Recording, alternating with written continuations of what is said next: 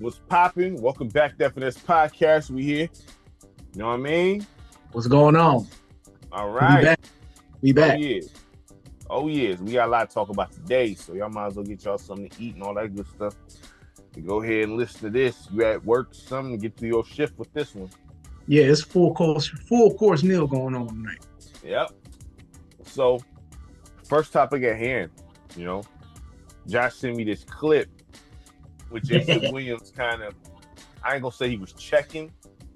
Would you say he was checking Patrick Beverly, or was he just addressing what he It said? sounded to me like he's just addressing.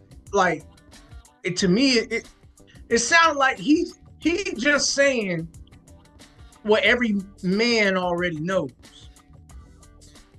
Or at least what every man already should know. And that is WNBA players beating NBA players.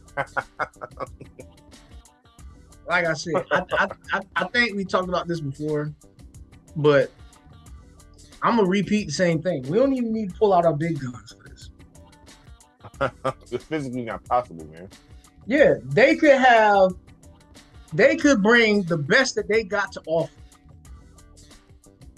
They can bring the best that they got to offer. They're going to struggle with high school kids. They have.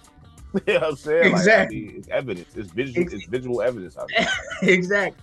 So Jason Williams said that his high school team can beat the best WNBA players, all-star team, whatever. You disagree with that? No, I don't disagree with that. Jason Williams, one of the coldest point guards ever played this game. And when you think about his high school teammate that he had at that time, Hall of Fame wide receiver Randy Moss was on his team. Oh, was he? Yeah. They say Randy Moss can really ball, though. Right. And we know the springs that Randy Moss got. Oh, yeah. The springs that Randy Moss got, look, WNBA players, as long as they've been in the game, they still struggling to dunk the ball. Dude, it's physically impossible. I be trying to be, nice about this, you know what I mean? But I get irritated by hearing this non-logical talk. I don't like non-logic. I like 100% logic. That's it. I don't, you know what I mean? I don't care about your feelings here when it comes to this, bro. What's the facts? I'm serious. Right. What's the facts? Right. And look, this is not a knock against females in WNBA basketball. No, it's to knock the ones that talk too much. Right. It's a knock to them. Yeah, it is. It is. You know because they talk too much. The moment you start feeling like you can take on a man in these kind of sports, that's when you start tripping. Like you said about the Clarissa Shields. She's crazy. But, she lost her mind, brother. Like, you know what I'm saying? Like, she got to have that Layla Ali situation because she get cooked over there. The thing is this, you know what I mean? When it comes to women's sports, and I be trying to be nice because I don't want nobody thinking I'm some sort of sexist or whatever you want to call it. But the real is the real, man. You know what I mean? Y'all complain about playing back-to-backs when you play 40 games or however many it is. It's not even like a half of the NBA season. You know what I'm saying? So you cry about that. You and your feelings about the girl, Caitlin Clark. You know what I'm saying? Y'all want attention. You know what I'm saying? Shoot yourselves in the foot. No. They want attention, but they don't want attention at the same time. Because you remember, I forget who said it. Was it Brittany Griner that said it? Where she was talking about now when you play at the game, there's people and they're loud and they're expecting you to play great and all that stuff. What do dudes deal with on a daily basis? You know what I'm saying? What do dudes deal with on a daily basis, bro? But she the same one that thought that she could beat DeMarcus Cousins one-on-one. No one believed that. No one believed that. Even the people saying that they think so don't believe that. There's a video of Kelsey Plum, man. You know what I'm saying? Kelsey Plum.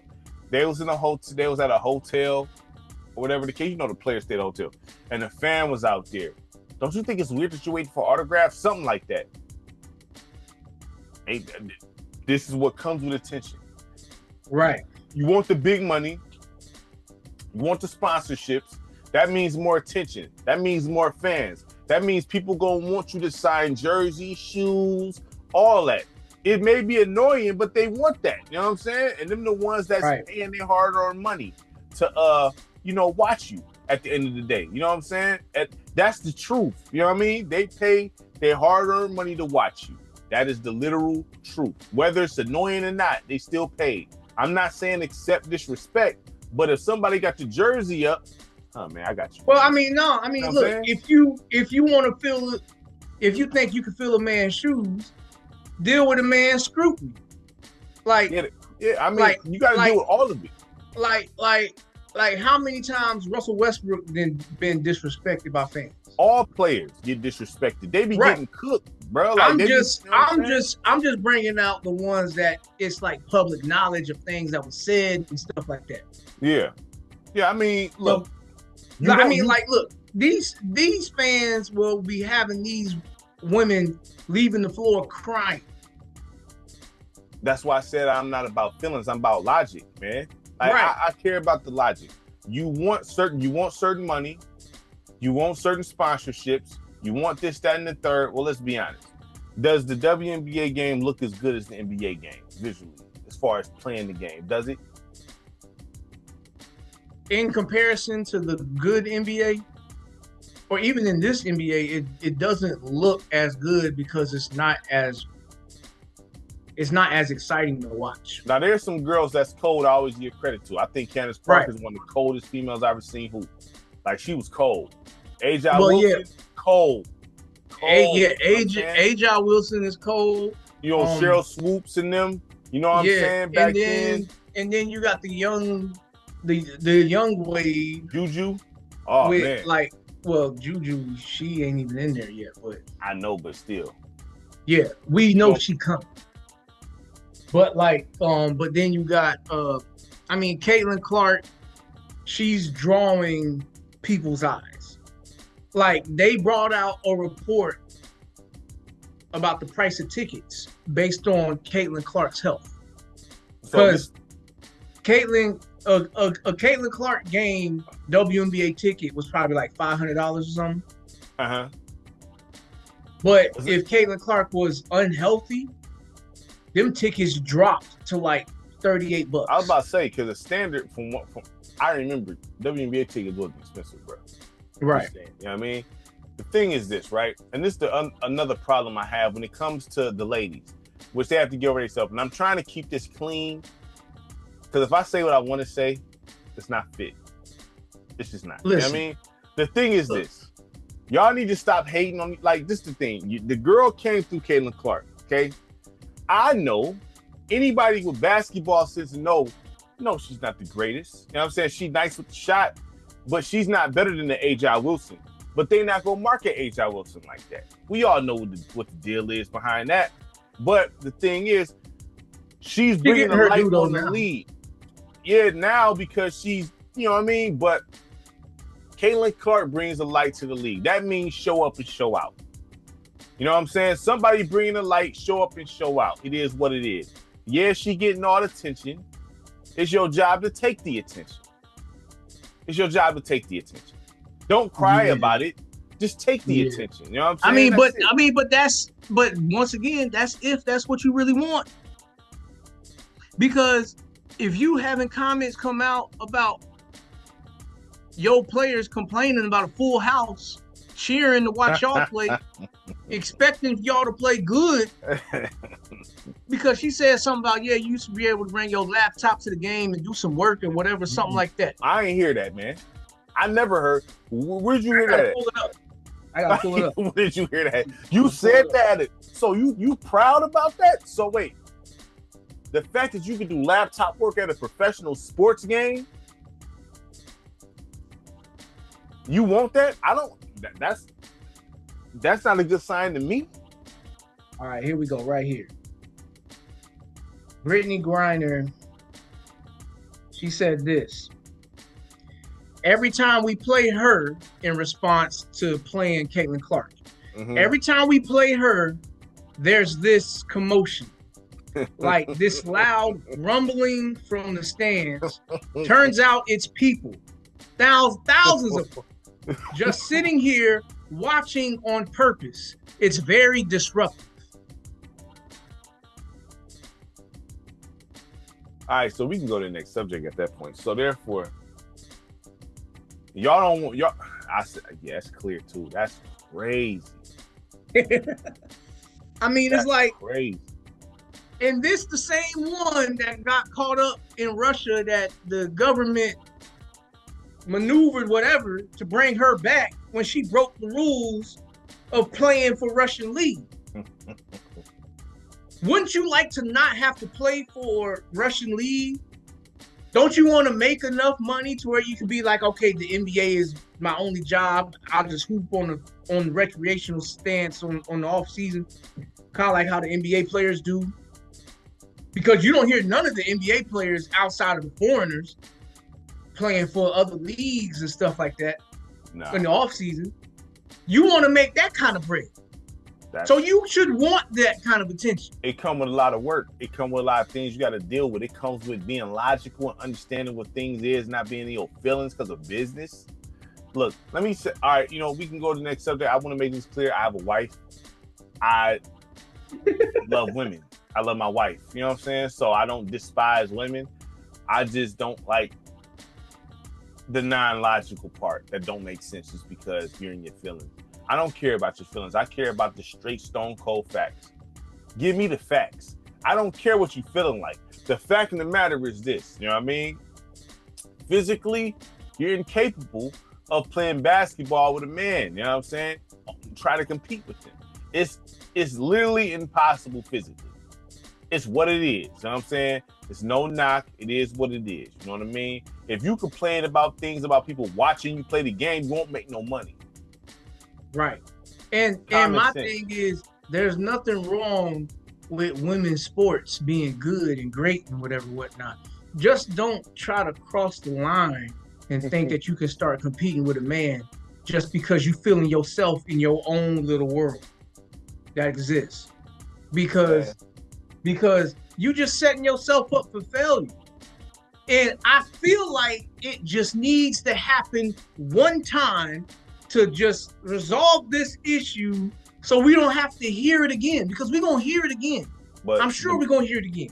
The man is in a lose-lose situation. That's the part of being the man. So if a guy boxes Clarissa Look, we got to have some dudes that's willing to just take one for the team, dog. If a guy boxes Clarissa Shields, he's going to be called a coward and everything else because he knocked her wig back. But she talk heavy, though. So where it's like, what? You know what I mean? But then if you give her the two-piece, then it's like, oh man, that's a woman. Did she have issues with her sparring partner? Yeah, dude uppercut her and put her down. You know what I'm saying? No, and he wasn't even cold. He just So I'm just saying, this is just like, this could go left real easy. Like this can go left real like when I say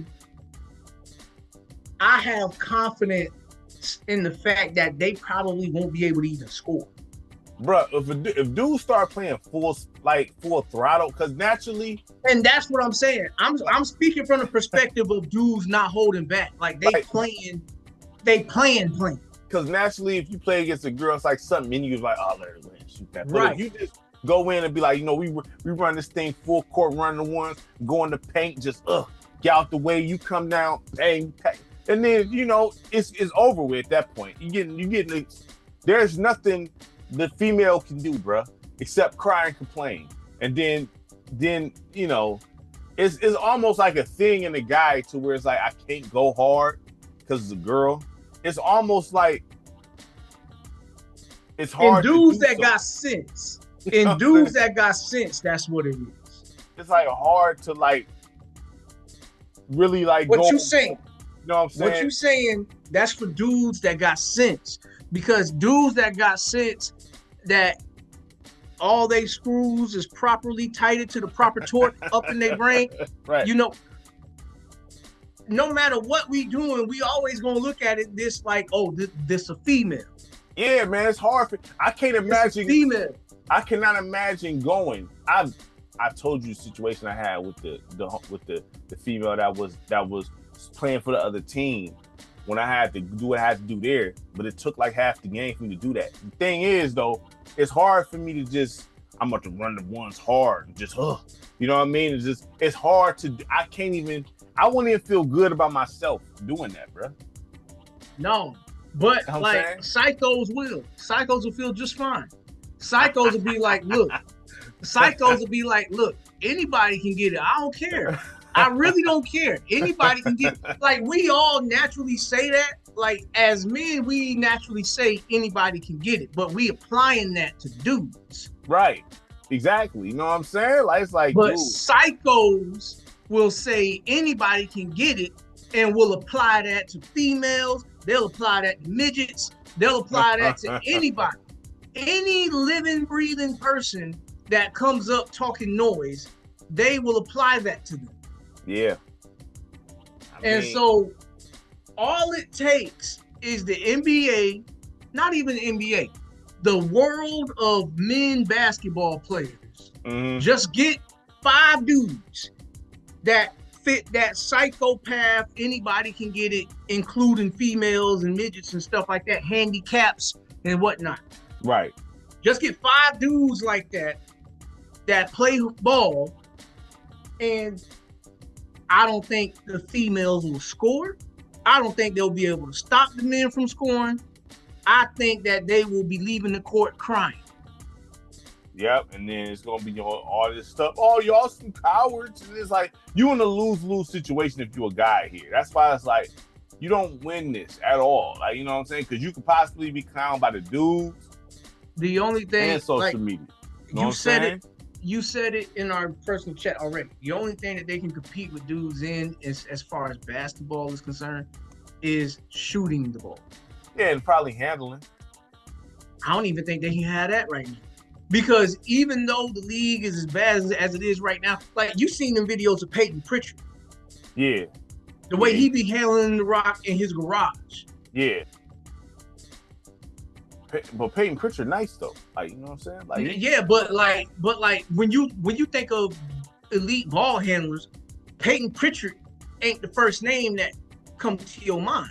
He's probably not even the first 10 names that come to your mind. Well, elite when it comes to the NBA. Let's put this in perspective, because people like to play semantics. That's annoying too, when people want to play semantics, bro. It's like, listen, when we talking this, it's people against their peers, not against the civilians, bro. Right. People against their peers, man, because it's like the common sense leaves. You know what I mean? All right. Well, I mean, like, I don't. Like, it's crazy. You know what I'm saying? Like, we don't need to entertain them idiots. Peyton Pritchard handles is not elite NBA wise, but the civilians getting smoked. You know right. Right. Yeah. You know what I mean? Like, that's just common sense. But the people, the dude that look like he don't got handles in the NBA will have handles. Every cat, anybody that wear the patch, dog walks civilians, bro. It's what it is, dog. There's no situation to where anybody that wear the patch, 12th man on the bench, G League, anything, they walk into an LA Fitness, they frying people, dog. That's what it is. There's nothing. And I mean, like Brian Scalabrine. Dog. We don't know him, bro. We don't know him for doing nothing in the NBA. We don't know him for doing anything in the NBA. Mm-hmm. But like, well, I say this. He was for the Nets. He was doing a little something. You know what I mean? Like, jump shot. I'm serious, dog. I'm not kidding. No. But what I'm saying is, that's somebody that people ain't even gonna think about. Nah, like, but some people don't even know who Brian Scalabrine is. You throw him in LA Fitness right now, he dog walking people now. Yeah, like he gonna look like Shaq without the athleticism. He cooking you with the jump shot, bro. When you a pro, you a pro. That's what people don't understand. So when they get in these comments, yeah, because people got to understand, they do this every day for a living. Right. For a living. Right. So it's a difference between me and you when we clock out of work and we be like, oh, I'm gonna go to the gym, get a few runs in. Yeah. Their job is to get the runs in and to do the drills that hone in specifically on this specific aspect of the game. So if it's knocking down the corner shot, they got the machine that they don't have to move. They just stand there and shoot and shoot. They can get 500,000 shots up in the corner in a matter of an hour. The point is this. This is what they do. It's how they get paid. That's all they do. You going to the gym having a good game here and there don't mean you qualified for this. You know what I'm saying? Like, you're not qualified to be talking crazy. Just because you had a good game and you get on the internet, you know what I'm saying, and talk crazy like, yeah, you know, man, I was just cooking these dudes. What, you go up to 12? Would you have 7? You know what I'm saying? How tight was the defense? Was there pros out there?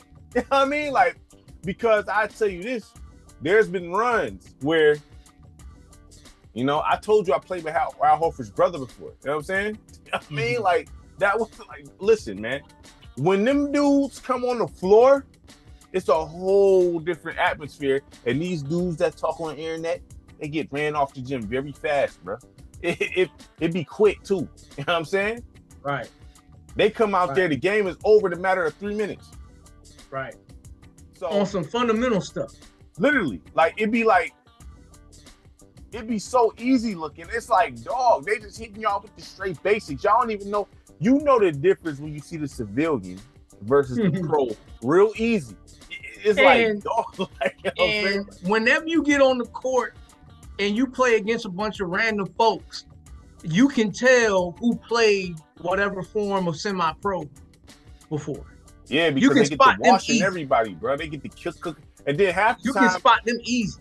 Half the time, they don't even want to say that they play semi-pro. They just be up there getting cardio until you say something. Mm-hmm. The minute you start saying something to them, then the game is over. You know what I'm saying? Like, oh, word? Okay. All right, give me the rock. Then it's over. You know what I'm saying? Usually they just be chilling, man. Like, you know what I'm saying? I'm just trying to get some cardio up. You know what I mean? The minute you want to start talking crazy, give me the rock. 3 dribbles to my spot, maybe less. You know what I'm saying? Shut the whole gym down. You know what I mean? That's how it happens. Right. So and you can feel like you playing good defense. You can feel like you right there. You can try all day. Man, I just see people try their hardest. These dudes not breaking the sweat, hitting them with 2 dribbles. Get off me. Bang. And they train and make shots with a hand directly in their face, bro.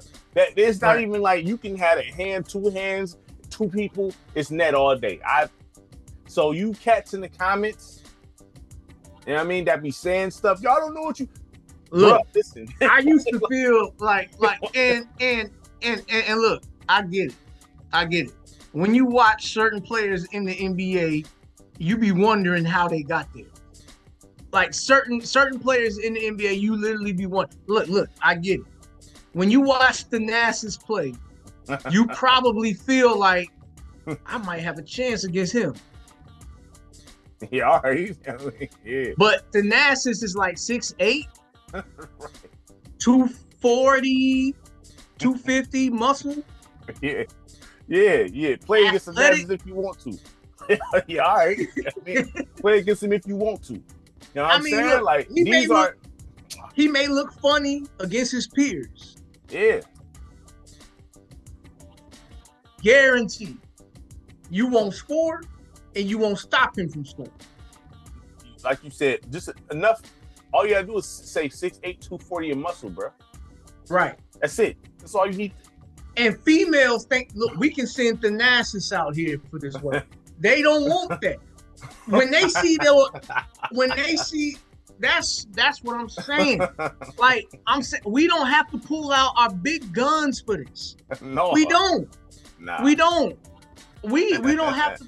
We can pull out the equivalent of a water gun by NBA standards. Pretty much. All right. We can pull out the water.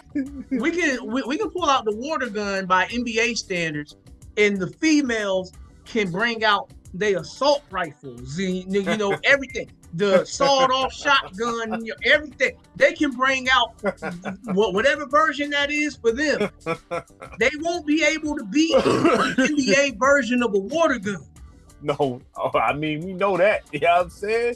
We know that. Yeah, I mean, like it's crazy. I mean, Man. like it's and look, it's not a bad thing. It's not a bad thing for that to be the truth. Nah, It's you not gotta a be quiet, man. it's not a bad thing. Exist in your realm of sports. For real. Respect the other realms of sports. Mm-hmm. Because the moment you start disrespecting the other realms of sports, start thinking that you can take on a whole different kind of human being. I don't know what weightlifting looks like for women, but like these are. Now I will say this. With the women bodybuilders, they cold. And I'm not saying they messing with dudes, but they be lifting some stuff, bro.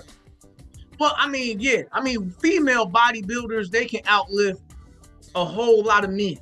I'm sure about that. But they can't outlift not one male bodybuilder. No, when they go against their own, no. But they can get close. Man, them chicks, they a different animal. Yeah, but you like, got assistants with steroids and things. So right, exactly. They don't even have breasts no more. You know what like I mean? they don't even have breasts no more. They don't. I'd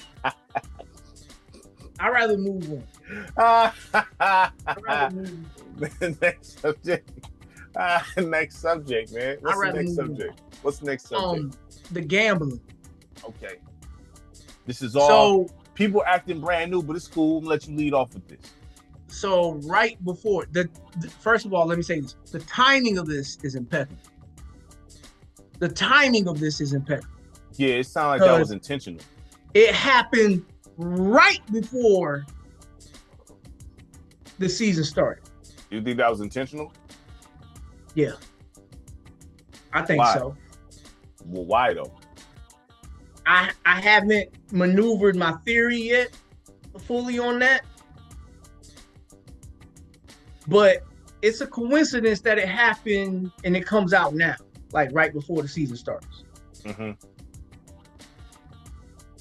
But okay, so the first two names that hit the table: head coach of the Portland Trail Blazers, Chauncey Billups, not involved in gambling on games as far as the NBA games. In that indictment, they just in Damon Jones' indictment, allegedly they described Chauncey Billups, bro, to a T. I'm just saying. Really? They described him. They say he a head coach. He live in Oregon. You know what I'm saying? He was just, they described Chauncey, bro. Okay. But they didn't go by name. I just want to put that out there to you. All right, my bad. I mean, I didn't read that. So if you know, you know. Mm-hmm. But initially, he was just involved in poker games, private poker games amongst millionaires. Right. Betting millions, probably billions. Yeah, and then Terry Rozier, he did it. Okay, I'm gonna just go ahead and say he did it. Because that clip that I sent you, yeah, beyond obvious. Like it didn't even look like the kind of mistakes that NBA players would make when they try. Yeah. I mean, you can't really like defend that, bro. Like, you know what I'm saying? He did. He did. And for the NBA, like, I get and I respect the NBA for trying to like be there for him initially, but you just made yourself look more corrupt because they said that he cooperated with them, handing him his phone so he can see, so they can see all the kind of betting and stuff that was going on, whatnot. And they said that they didn't see enough. But yet we got footage. Like, well, that's a way of telling me that, you know, you involved with this, but you just don't want no light shed on the ring. That is, unfortunately, that's like circumstantial, because you can't say, even though we know what we seen, you can't technically prove he did that on purpose in the court of law. in the court of law, you can't prove that he did. You can't prove that. You know what I'm saying? Like, you know, and it's unfortunate. Common sense doesn't win you a case. Common sense don't win. Am I wrong? No, that's why I say common sense. What they always say is not what you know, it's what you can prove. Right, exactly. So the courtroom is not necessarily about the truth. It's about what you can prove that can sway beyond a shadow of a doubt, man. Like, you know, so it's like, hey, we know what we seen. I looked at that like, come on, fam. Cut this out, bro. Come on, bro. And like you said, anybody that's played basketball can look at that and tell. Yeah, man, like, you know if somebody on that trash, bro. I tell anybody this. You know what I'm saying? I'm like, look, man, you know if somebody holding back. Be playing at a high level, I play at a high level, I guess you want to say. I know if somebody going in or not. I can look and tell, bro. Like, it's what you can look at, you can see. Like the Ja Morant situation, for example. He got an issue going. He wasn't going hard like that. You trying to jump into that? You trying to jump into that? I mean, no, we gonna wiggle in it, but I mean, we gonna address it. But I mean, you know, when the player, okay, let's move Ja Morant to the side. Remember the game with Kobe when they faced the Suns? All right, in the first round. Raja Bell. Yeah, that was that the series he got clothesline. But the thing is this. Yeah, that was Raja Bell. Where he didn't shoot for like the whole game to prove a point. Remember that game? Man, he didn't shoot for the whole game to prove a point because they said he was shooting too much. Like, you know what I'm saying? He like intentionally not shooting the ball. He's like, all right, I shoot too much, cool. And whatever. This is Kobe being Bryant. You know what I'm saying? He did Kobe that to prove a point to the team, bro. Like, the same one that said the only way to shoot yourself out of a slump is to keep shooting. Yeah. There was a game he didn't shoot, man. Like, he only had like how many attempts? Like, I forgot. I gotta look it up. But he intentionally did not shoot the ball. I don't know if it was game 7, because Kobe was wild in that series, bro. Because that Lakers team wasn't cold, bro. They wasn't cold. But I think it was they took them to a 7-game series. But he was getting criticized for shooting too much. So Kobe like, all right, I'm not shooting it. Let's see where y'all go now. Mm-hmm. You know what I'm saying? You know, I don't agree with that strategy in the playoffs. But hey. I mean, look, sometimes you have to do extreme stuff to show the people who's questioning your tactics and your motives that you right about what you're saying. And the only time that I would see that not working out, like that tactic not working out, is if you actually got some cold dudes on your team that you keeping the ball from. But if he was willing to let the other 4 guys that he was on the floor shoot, that goes to show you, based off of his standards and what his eyes tell him, he ain't got nobody on the squad. I mean, you know that Lakers team. Who they had on that team, dog? It was a Smush. You had Smush Parker. You probably had Luke. Was Luke Walton on that team? I forgot what year that was, bro. When they faced the Suns, I forgot what year that was. Because they went 7 games, I believe. That was also what was the big dude name? The white dude that they got. The first one after Shaq. You didn't call out Chris Mim, is you? Mim, yeah, Chris Mim. Chris Mim was on that team. And it's funny because Chris Mim's first game starting, I remember the very first game, the season opener for the Lakers after Shaq, when they had Chris Mim starting. He had good stat line. Like, he had a really good stat line. He had like 20-something points and like 10+ rebounds or something like that. I forget who they was playing, but I remember that's what his stat line was first time starting. I like Kwame Brown, so I like Kwame. I don't want to get flamed. I like Kwame. Remember, he had 31-19 before. I think I told you that. You said it didn't mean nothing. You know what I'm saying? He had 31 points and 19 rebounds, man, for the Wizards. Right. Yeah, for the Wizards. Yeah. Did it result in a W? Yeah, they won. You know what I'm saying? Because, like, every like back to what we were saying, right? In the NBA, there's so much. The players are so good. Every dog has his day. If given the opportunity, every dog will have his day in the NBA. Well, yeah. They say you can't really stop nobody. You really can test them. You know what I'm saying? Like, I mean, that's the elite dudes, man. Like, that's kind of the point that it's gotten to, especially with the way the rules is. The way the rules is contributes to that a lot. Yeah. Like if they allow dudes to actually play defense and they held the refs accountable for making bad calls, yeah, we will see a whole different game here. But because it's so offensively driven, mm-hmm. the style of play and everything cater into European style of play. Yeah. I mean, that's what you get. I mean, hey, the NBA is a bad product to watch right now. I can admit that 100%. You know what I'm saying? So I'm not about to sit there and condone what I watch. Oh yeah, because that was the DeAndre Jordan quote.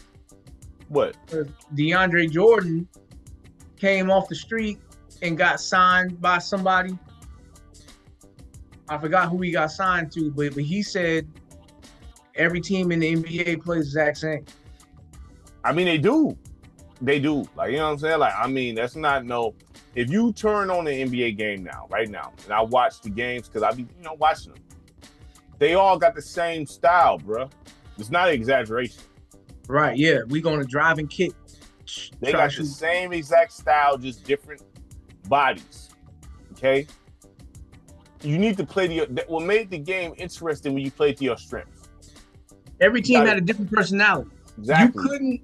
You couldn't play the Pistons, per se, the same way that you would play the Suns. Nah. Because the Suns, they had that very fast-paced Mike D'Antoni offense. They going to shoot the ball within 7 seconds of the 24 shot clock. Yeah, that's overwhelming too. That's the thing too. You know what I'm saying? Dealing with that's the. I would not want to deal with no squad like that, brother. Suns with Joe Johnson and them. Nah, yeah, man. Joe Johnson, Quentin Richardson, Sean Marion was over there. They had Jason Richardson too. They should have went. Nah, see that's when they was falling off. You know what I'm saying? When they was still solid, but when they had the Matrix, Quentin Richardson, Joe Johnson, Stoudemire, that was they should have went to the finals. They almost went to the finals with Alvin Gentry. Right, yeah. Why did they go to the finals, Josh? They didn't play defense. That was a team that tried to outscore you. Yeah. That was their recipe. We're gonna outscore our opponents. We're gonna score so many points that defensively we're not gonna have to worry about stopping them because they're not gonna be capable of keeping up with us anyway. Right. We're gonna score so many points. Steve Nash won 2 league MVPs off of that offense. I know you don't agree with one of them joints. I know you don't agree with one of them. I mean, look. Can I ask you a question about Steve Nash? Okay. Do you think he one of the great point guards? When I think of Steve Nash, I think one trick pony. And I think he's great. He's better than all of these cats running around right now. He's better than all of these cats running around right now. But when I think about the greats at his position, he's bottom of the list.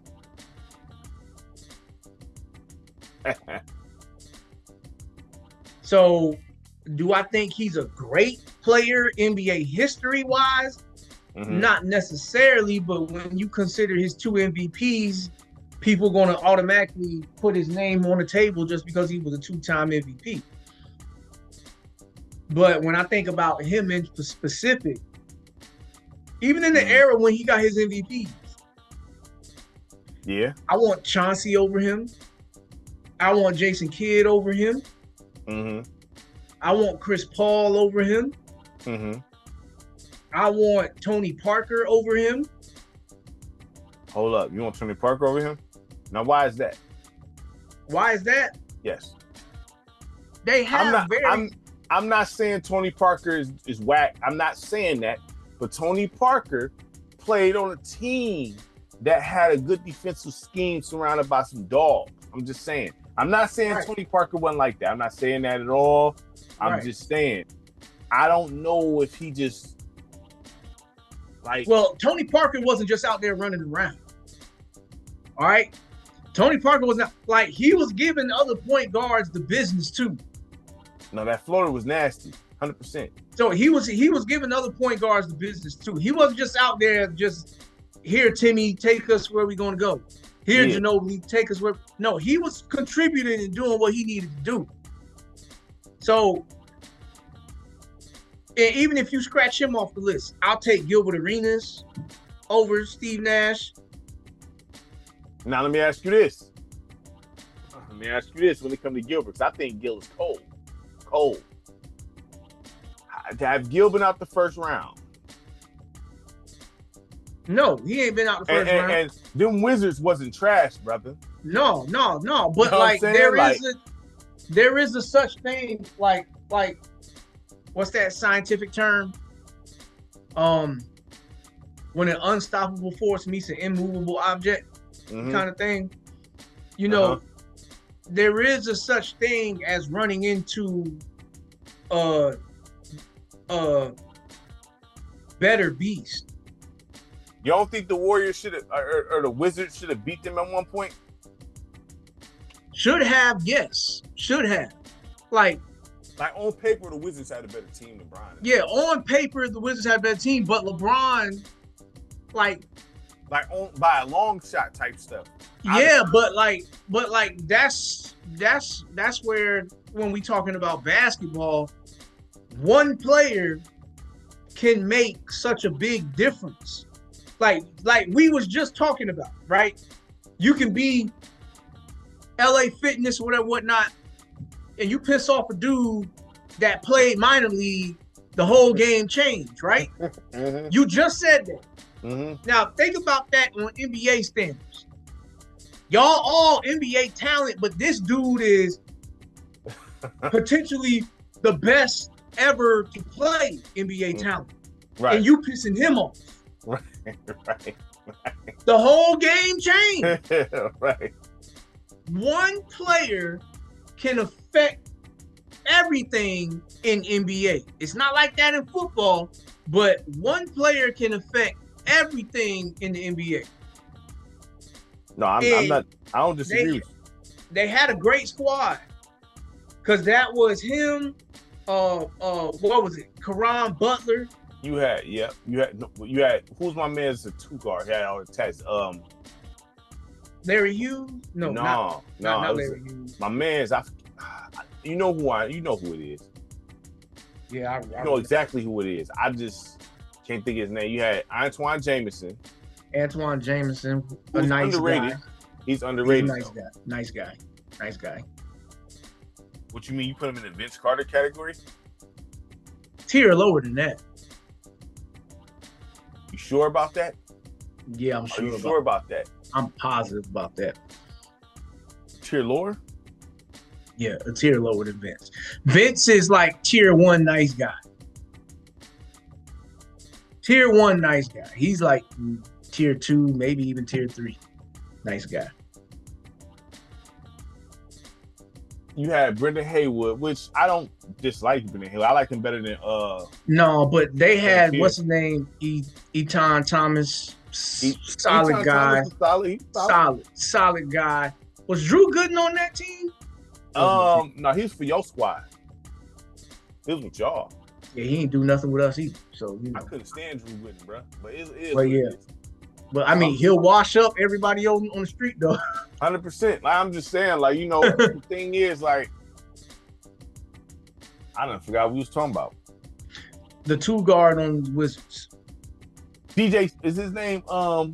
Deshaun Stevenson. Deshaun. Okay, yeah, I was about to say DJ Stevens. Okay, Deshaun Stevenson. He was solid. Yeah. Deshaun Stevenson was solid. That team was put together better. Deep. That team was put together better than LeBron. Shouldn't have just cooked them like that. No, he shouldn't have. But going back to what we said, you pissed off the one dude that's on a different. That's in a different. He's in a different atmosphere than everybody on the court. Mm-hmm. He's in a different atmosphere, and you pissed him off. Yeah, I mean, hey, but as far as the gambling goes, this is stuff that this is the thing. The NBA is not gonna go too crazy because they'd be hypocrites. No, right?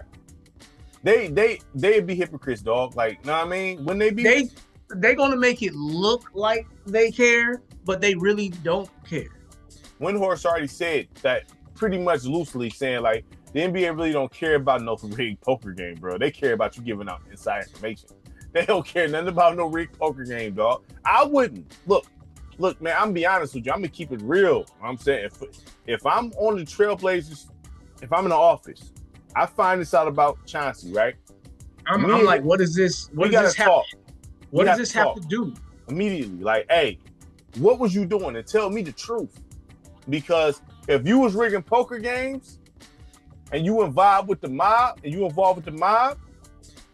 talk to me. Let me know what's going on. Because if you in deep with them like that, if you just was on some gambling stuff and then you got behind and you got a problem, if that's what it is, and you my mans, depending on our relationship, you know what I'm saying? Put me on the phone with whoever, because at this point, a billionaire can you can get on the phone with the mob. Hey, how much it costs to get my mans out of this? And we can end all this. You know what I'm saying? Here, boom. Don't ever do this again. I'm gonna try to get you some help. You do it again, I can't deal with you. But if you sitting here giving insider information, that's a whole different situation. You know what I'm saying? Then now you fixing games. And I can't be a part of that. But if you just got an issue, because nobody's perfect. If you just got an issue and you got tied in with the wrong people, you got in too deep, and you trying to get yourself out of it. Mm-hmm. We all got dough. Let me get you out of this. Look at it as a gift. Don't ever let it happen again. We ain't never got to speak on this again. One-time deal. Right. You know what I'm saying? One-time deal. All right. But if it's some old, you over here telling people the rotations and all that, and all injury reports, that's I can't deal with that because that mess up the whole organization. But it's a poker game. And he was just, from what I heard, he was recruiting people to come and participate in the poker game so they can get screwed. Yeah, they call them the face cards. That's what they call them. Damon Jones face cards, and then the guys, the victims was the fish. Right. So at the end of the day, that has nothing really to do with the NBA. The only reason why they care about it is because he's associated with the NBA right now.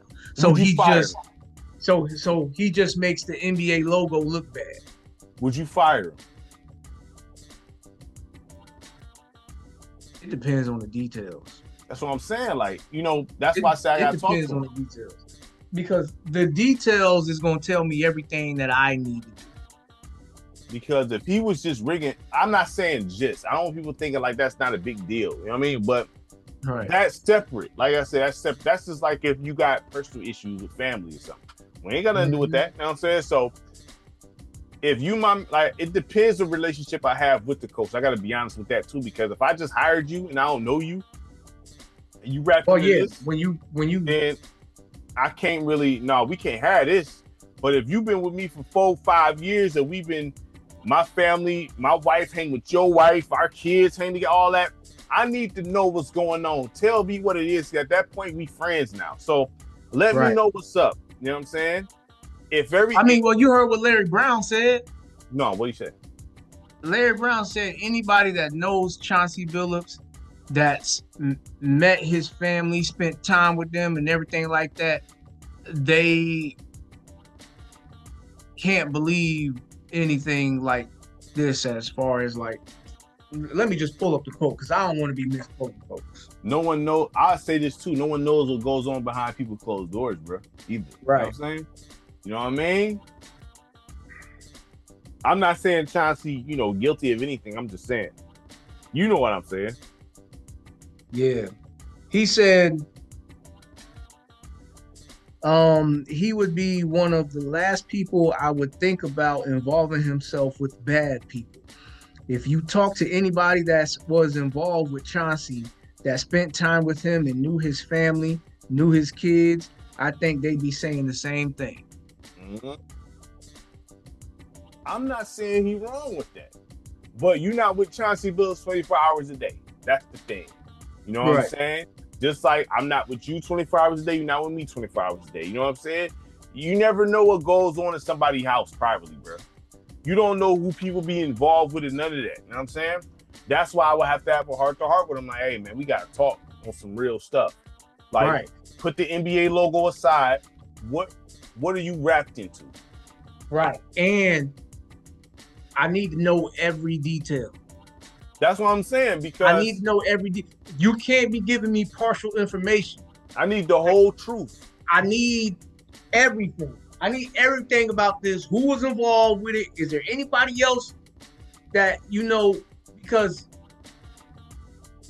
whatever you don't tell me, if I jump in this water to try to help you out, get out, whatever you don't tell me is going to come out. And then you're going to be asking me to jump back in the water again. That's what I'm saying. That's what the conversation coming at, because at the end of the day, the real deal is this. The mob, it's all about money. It's not about nothing else. It's about the dough. So there's a price to get you out of this. There's a price to get you out of this. There ain't no way you can negotiate a price to get you out of this situation. Because it's all about money in the first place. You know what I'm saying? They only care about their money. So what's the fee?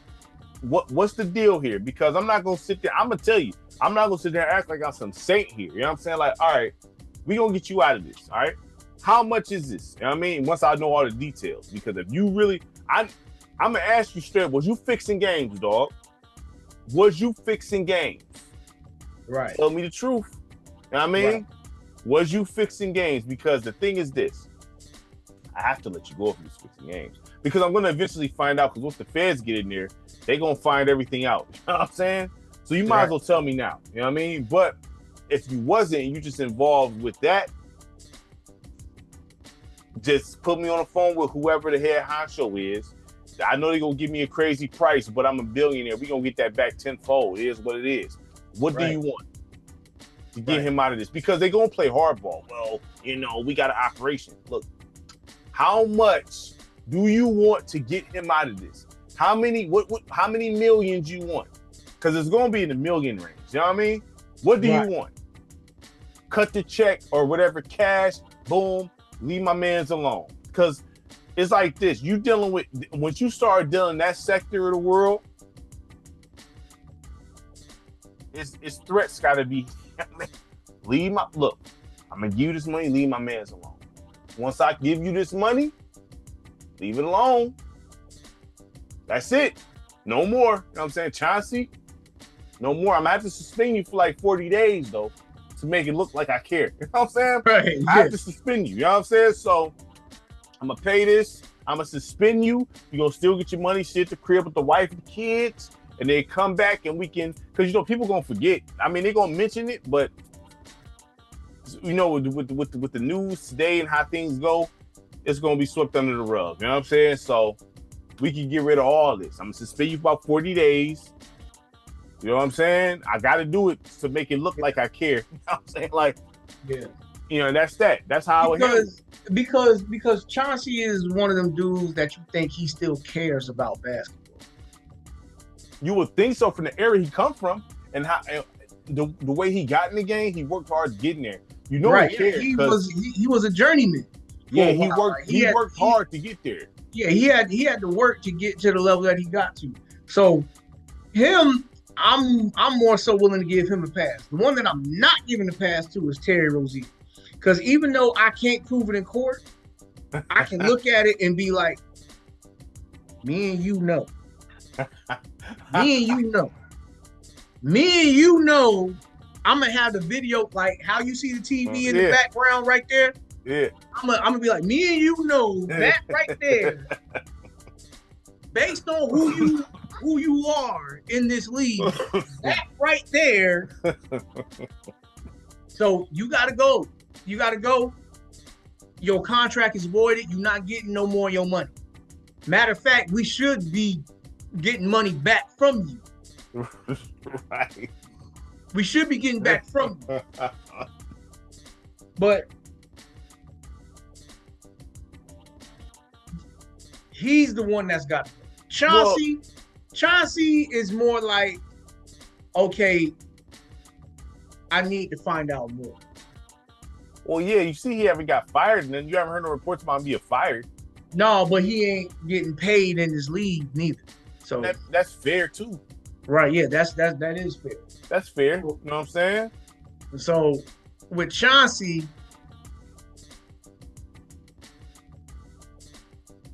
they talking about he probably messed up his coaching career. Who's his interim head coach? Splitter. Tiago Splitter. Tiago Splitter. Yep.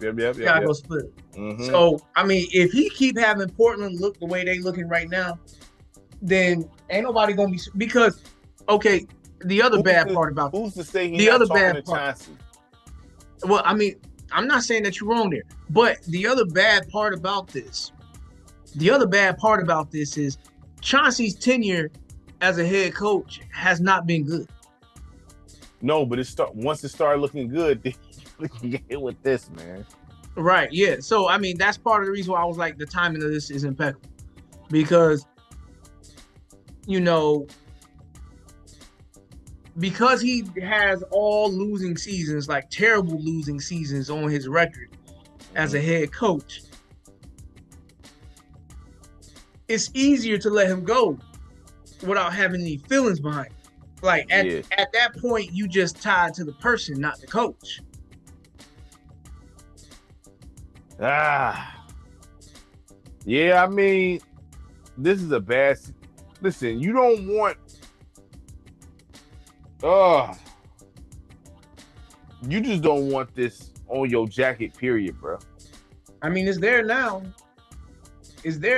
I mean, in his defense, he said, or somebody said, maybe his rep said something about he's looking forward to the day in court. Chauncey? Yeah. Well, that's a good sign, because maybe you never know with these situations. We got the details that we was given. We don't know what was going on. He could have probably, maybe, because when you get, he probably didn't know what he was effing with. You know what I'm saying? He probably didn't know. He probably thought it was legit business. Next thing you know, he probably didn't know folks was getting set up. They called him face cards. So, Right. Hey, just so, I mean, look. That means you about to snitch. I think it's fair to say me and you both are pulling for him to come out innocent in this situation, so that way he can retain his coaching duties or get. I think it's fair to say. Listen, he should be fired like last year. Like, you know what I mean? Like, technically, yeah. But we also understand how long it takes to build a team, especially when you start from scratch. Yeah. So I want to see Chauncey do well. Not even that. To build a team starting from scratch in this era, probably takes twice as long as it did before. You're not wrong there. I mean, because like when you a team like Portland, you're not a prime free agent destination for one, and then two, when it comes to the draft, with these players coming out, you got to first identify the players that's worthy of the pick as far as their basketball talent. Right. Then sift through them to see who's the ones that actually care about this game and has the personality that you want to bring into the locker room. And then the next thing is you got to pick through their background. Okay, even if they is all the things that we said, is there any red flags that we need to be aware of before we bring this dude in here? to be truthful, you can pull that up on pretty much like 90% of the league. So it's like, I mean, look, Chauncey, I hope it's not, even if he was involved, like, you know what I'm saying? It's like, if it didn't have anything to do with betting on NBA games, I mean, you was just running some other stuff on the side. I mean, maybe a suspension, but I don't know, like, bro, what are you doing with, like, why are you even involved in something like this? You know what I'm saying? My only concern, honestly, is you. I told you already. If I'm running a team, bro, I can't control all y'all. You know how crazy that you'll go trying to sit there and manage? Nothing better not come to my desk. Now, if it come to my desk, now I got to deal with it. But whatever you doing personally, I care. My players, I care about you handling your business on this floor. You know what I'm saying? If any criminal charges come up on you or anything and they come to my desk, now I got to deal with it. You know what I'm saying? Mm-hmm. If y'all out here, because I can't control all you. I cannot control y'all. I expect everybody to be adults. You know what's right, what's wrong. All that. You know what I'm saying? Like, I shouldn't have to, like, give y'all, like, run this through to y'all. You know what I mean? Right. You should know dealing with the mob what comes with that. Right. And if you knowingly dealt with the mob, that's what I'm saying. Like, I don't know how to do it. If you knowingly dealt with the mob, then you asking for it. If you knowingly dealt with them,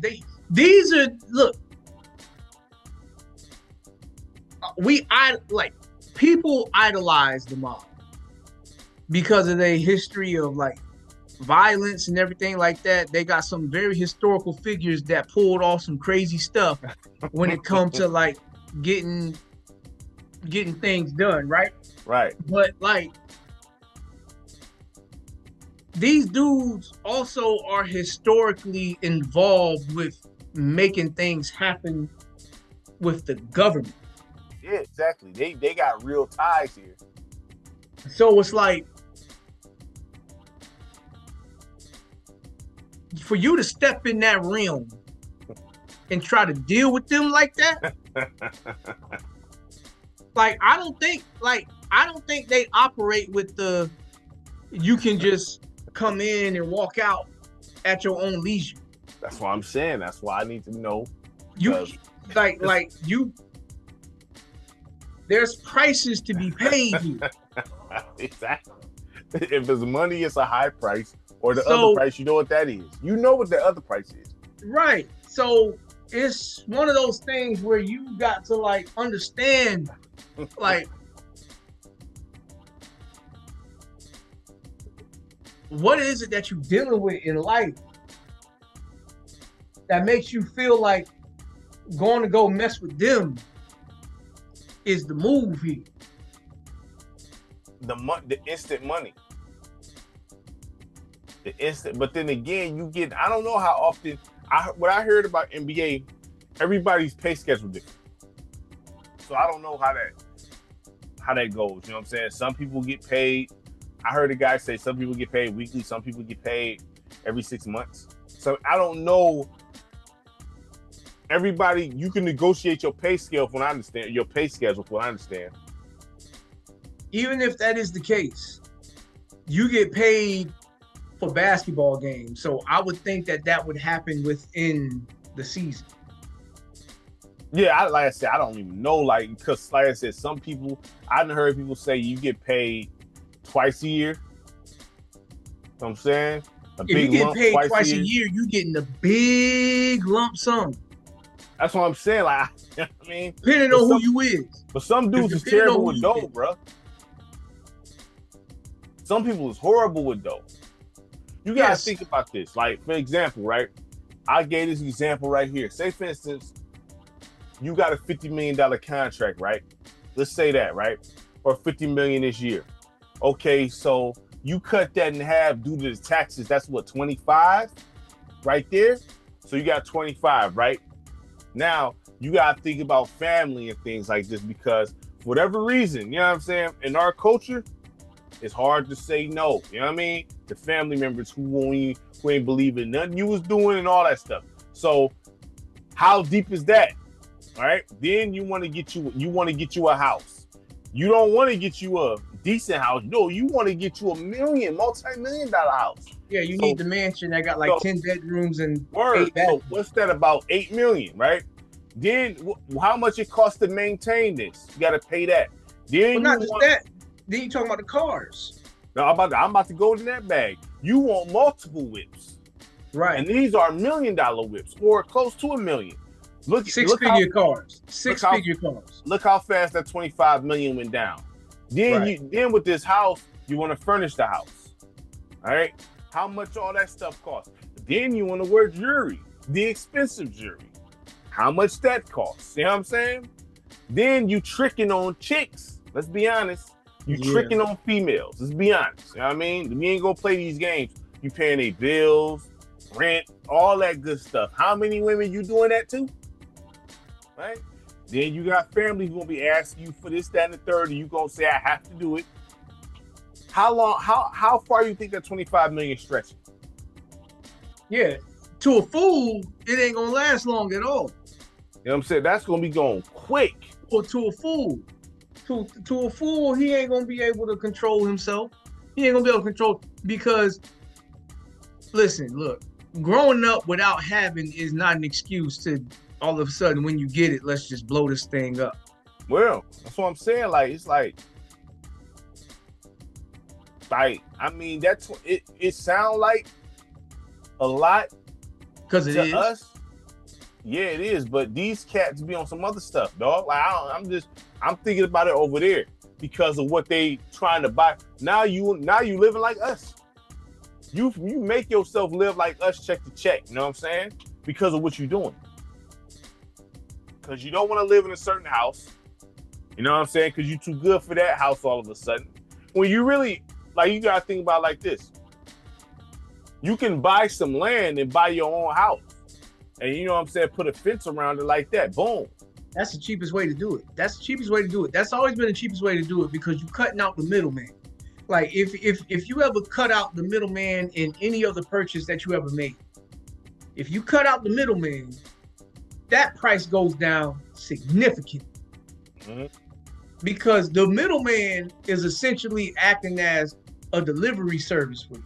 Mm-hmm. Oh, you want this? Oh, I'll go get it and bring it to you. I'm gonna just need me something to do that. Right. But if you go directly to the source and you be like, okay, I want this, I'll come pick it up. Or I'll have arrangements for somebody to come pick it up. Right. Then you get all your stuff at material price. Exactly. Like, it's not even going to be like, if we had the ability to do that as everyday people, if we had the ability to buy a piece of land and build our own house on it, because right now a decent house costs about $300K, mm-hmm. somewhere in that realm, give or take a few, a decent house. Mm-hmm. But that's going through a builder, a realtor, that's going through all of them. So you got a whole lot of middlemen that want their piece of the pie. Yeah. And their piece of the pie can be 50,000, 60,000, whatever. That could be their piece. When really truly indeed, the amount it takes to probably build the house, just building it alone, probably only costs 1.5. There'd be no excuse not to go to them. But see, I was listening to Whitlock, right? Mm-hmm. Whitlock said these guys rely so much on the agents to take care of everything for them, bro. Right. Which like is everything, your daily, like day-to-day functions, paying bills and all that, bro. But that just goes to show these players, they don't take that education serious. Because we already know the college has been ran like a business for a long time. And it still is to a degree. So for basketball players, it's worse than for NFL players. Because for NFL players, you have to stay 3 years before you even eligible to get drafted. For college players, a basketball season lasts what, one semester? We're not going to act like football players, not bozos with the dough. No. I'm not saying that they not. But what I'm saying is you got a higher likelihood of football players to take the education that they get serious. But even then, because they have to be there for 3 years. Not saying that it doesn't happen, but it's a smaller percentage. Most millionaires and billionaires don't even have an education. That should tell you something. Right. Seriously. Right. Like that should tell you something right there. Because school in certain aspects, depending on what you're doing, if you're going in the medical field, whatever, it's low key on some scam stuff, you know what I'm saying? But unless you're going for certain things like law, medical, things like that, you know what I'm saying? I mean, once you get past the fundamentals, then that's when things start to get real tricky. Because you still need to learn fundamentals of everything. Like, you're not born knowing none of that information. So however you learn the fundamentals, and I'm not saying that some people don't have the gift of just being able to figure it out. No, you have to be taught it. You know what I'm saying? But the thing is, you gotta be willing to learn. You know what I'm saying? Right. You gotta look for the information. Information is out there. It's not necessarily in the college place where you now all of a sudden $100,000 in debt, lifetime payment plan, and school debt.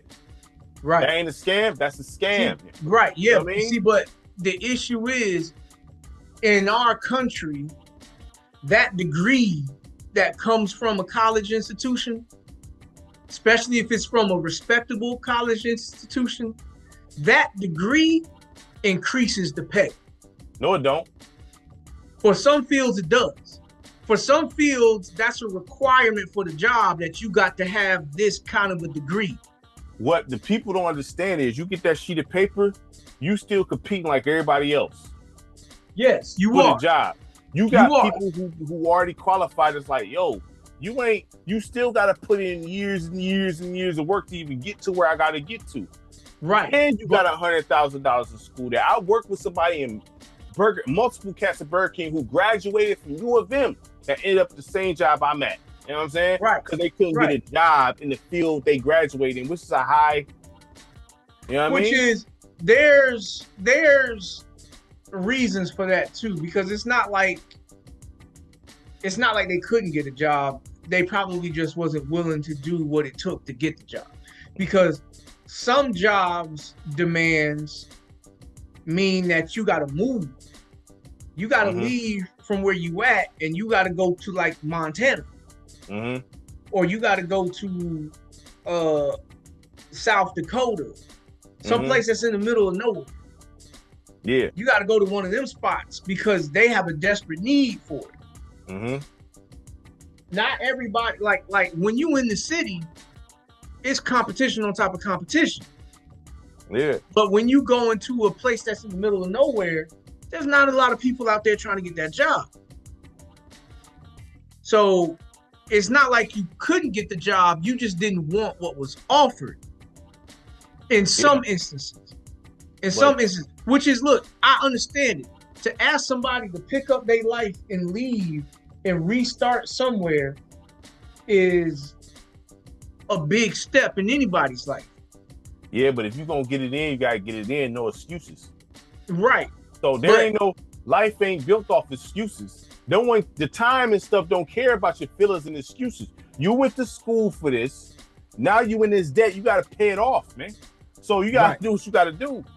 You know what I'm saying? But that's part of the reason why I wasn't going to go to college unless I had grants.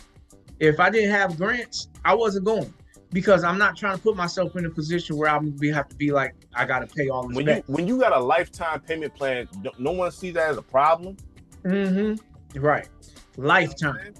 So that's crazy. But at the end of the day, there's no real education for success. It comes through trials and tribulations, and you got to keep pushing through things to even get there. You know what I'm saying? Right. Yeah. That's just the bottom line. You know what I mean? Yeah. Education just teaches you the know-how. Exactly. Theoretically. It just Exactly. teaches you the know-how. It doesn't guarantee that you're going to be successful in this. No, It but in just that, teaches you the know-how. exactly. So, but these dudes who come in the NBA, the problem is this because they leech off it. It's a business. It's business for a reason. You get these cats that had nothing. You throw them a pile of money instantly. They, for whatever reason, think it lasts forever. You got people thinking that $5 million lasts forever. No, it don't. Actually, if you think about it, if you have $5 million in your account right now, you have to live, in order for that to stretch for a long time, you have to live a basic life. You can't live no lavish life. If you want to live it the way you think you can't, like you have to live a basic life. You know what I'm saying? If me and my wife had $5 million in the account, you know what I'm saying? We can't go spending a whole bunch of money if we want to just kind of live off that. Yeah, I mean, you know, there is ways that you can make that happen. You just can't be willing to live the luxurious life. You gotta live a basic life. A You basic got life. you gotta live because if you think about it from this aspect, right? Most Americans don't even make 50,000 in a year. Most Americans don't make 50 grand in 1 year. Yeah. So if you do the numbers on that, right? Mm-hmm. Let's say you bought the house that the realtors and all the middlemen existed in, and let's say you paid $500,000 for that house. Mm-hmm. If you paid it off, cash and all, you got 4.5 left. Mm-hmm. Then you got your car. If you bought your car and your spouse's car, let's just say you didn't get the most luxuriant car, but you got you a good car. It probably cost you 50 grand. Mm-hmm. 50 grand, 2 times, that puts you at 4.4. Mm-hmm. So you got your transportation and you got your shelter right there. If you can't stretch 4.4 to get you comfortable enough to where you can live a good amount of time without stressing, because I would ideally think that you would still want to do something for work, like have some kind of an income, because you can't go through life every day just trying to be recreational. Bro, you gotta think about it. A lot of people don't want to do nothing. Right. How many people who don't want to do nothing, bro? That don't want to do anything. And those is the type of people that there's no amount of money that will fix them, that'll help them out. There's no amount of money that will, because they just going to burn through that.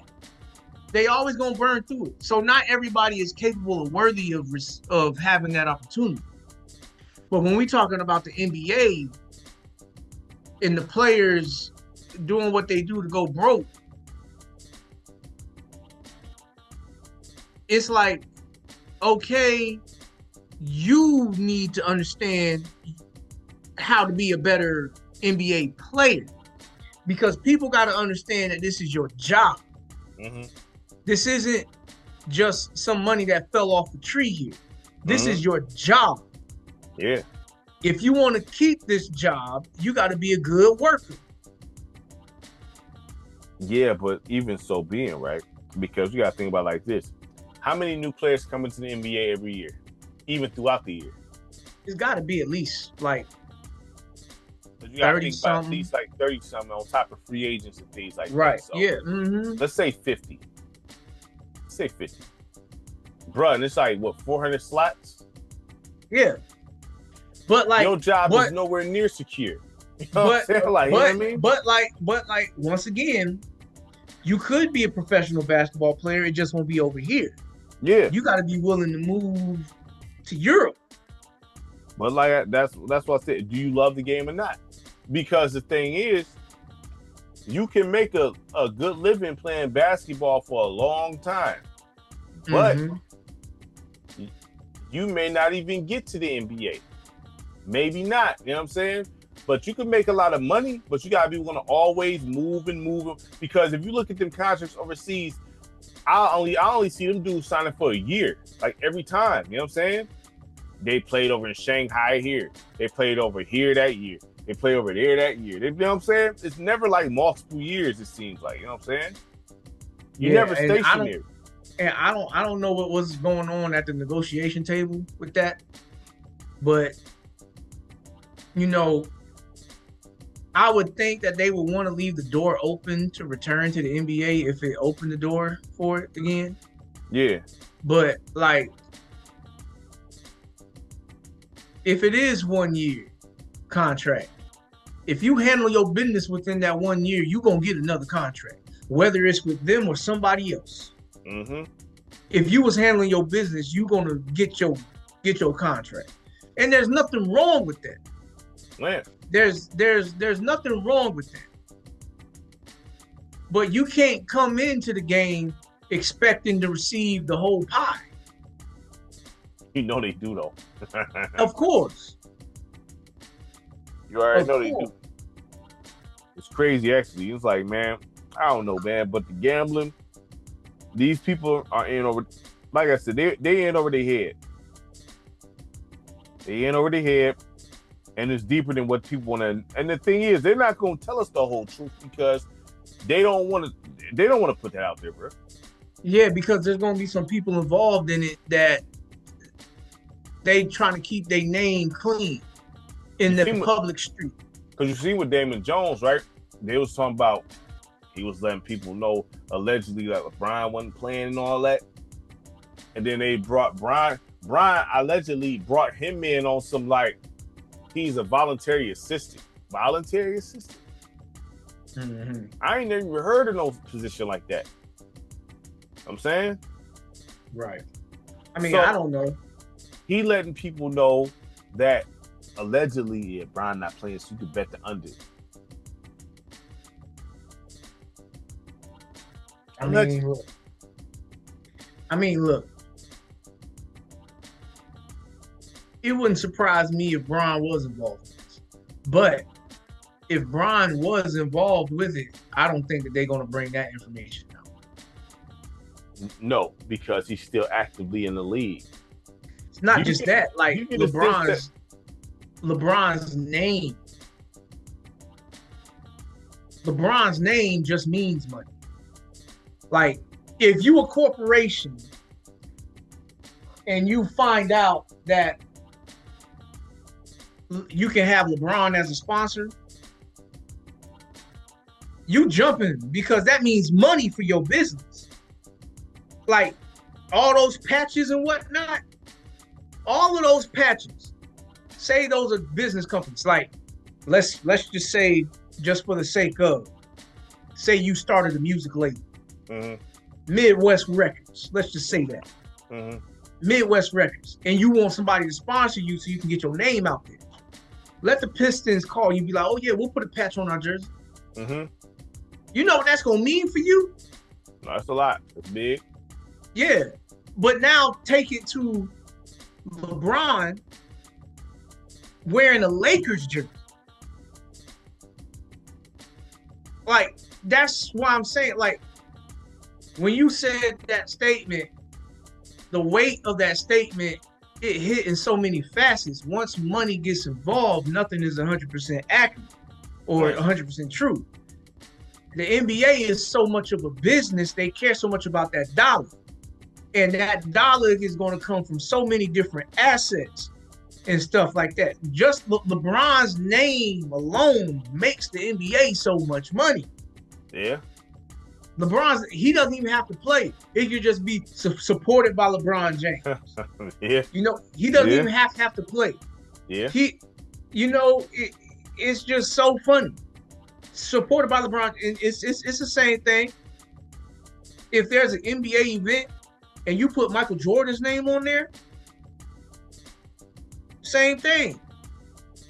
Michael Jordan, and then if you hit players that come from local places, that's going to be legendary for them. Because if you go to neighborhoods in California and you be like, yeah, Paul Pierce is going to be supporting this because he's from Inglewood, right? That's going to mean something to them. Yeah, so what you're saying, they protect him probably. If he even if he is involved, they're going to protect him. That's what you're saying. Even if he is involved, they're going to protect him. because he means too much money. If LeBron was to abruptly end his career because of this mess, the NBA is losing a ton of money. And they're not losing it with him not playing? They losing a little bit of it now because he's not playing, but they not losing all that could be lost.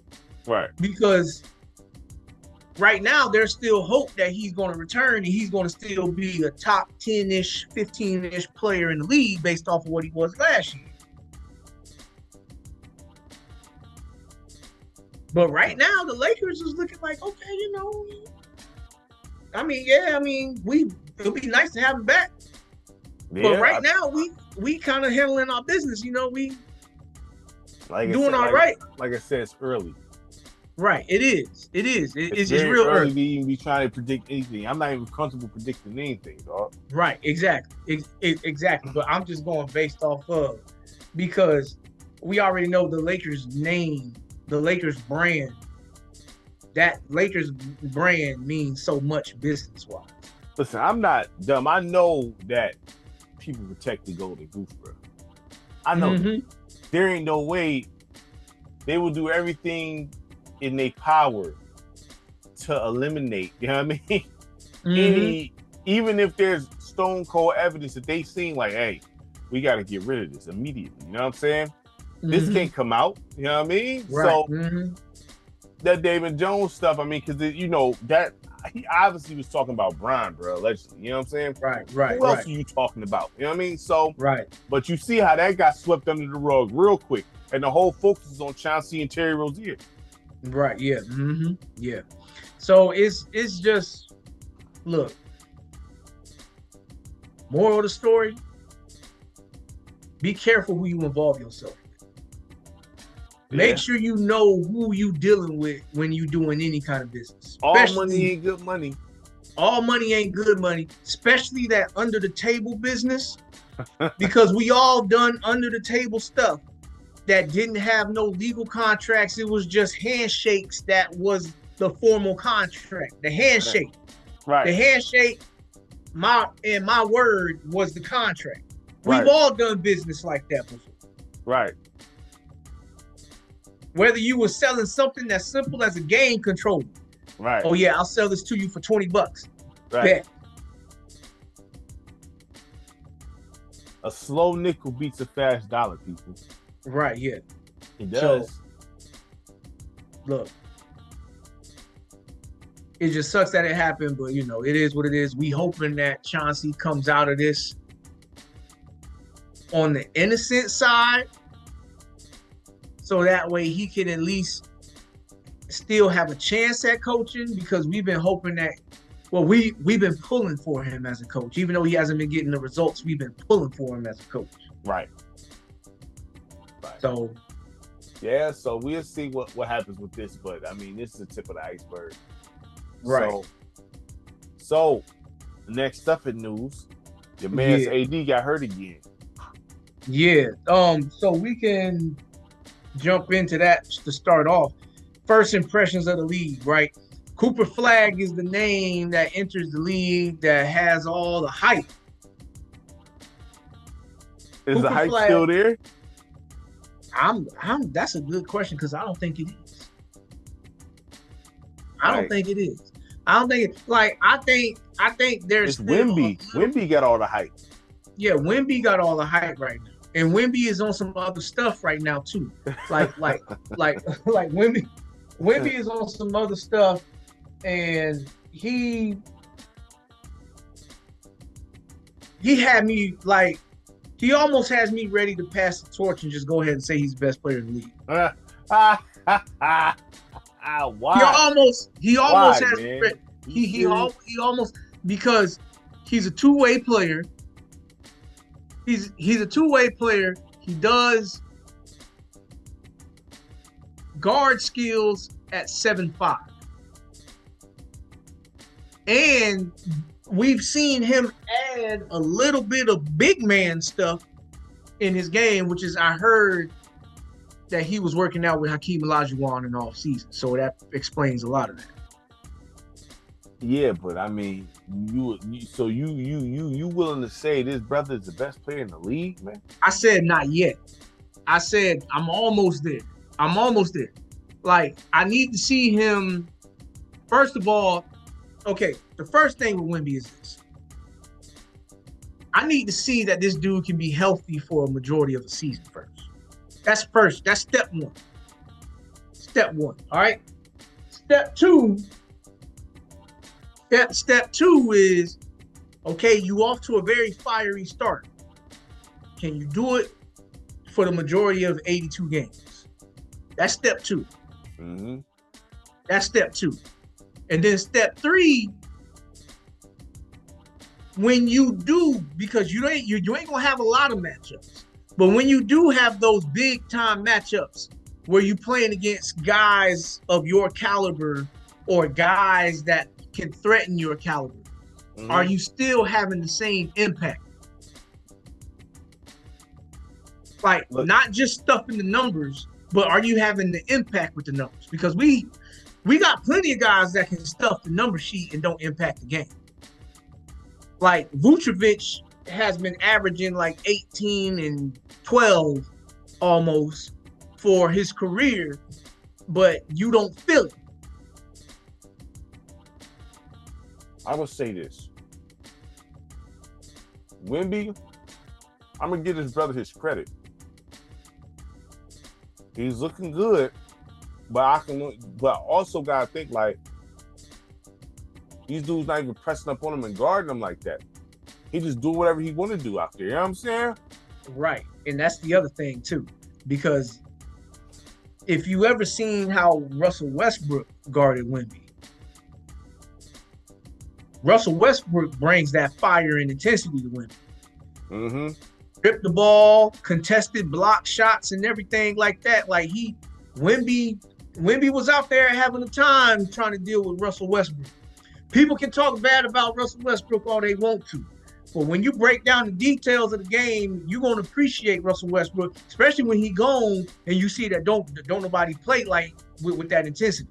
Well, we know that. He gives you, it's easy to coach a guy that work hard like that. Just okay, so you going crazy here, tone this down. Take that there. You know what I mean? Like, we like to, that's what the coach is for. So, right. Wemby, I give Wemby his props. Because this year I'm like, he's doing his thing, right? Do you think the Spurs gonna get a championship with Wemby as the head man? Not currently constructed.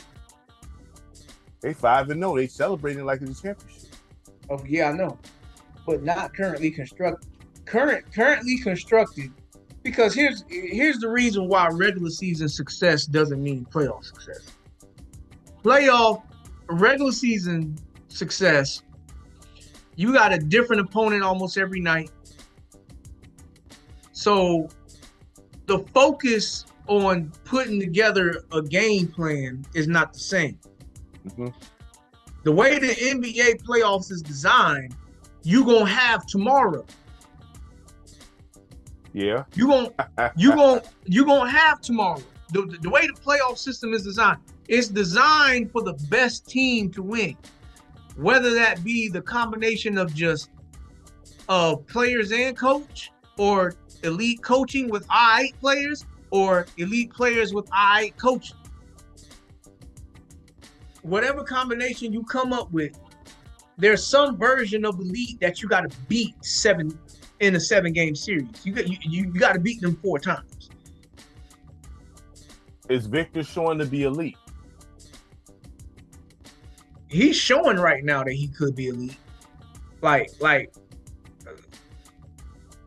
So the only player that I felt like that really had a chance to defend him at his size, at his position, was Anthony Davis.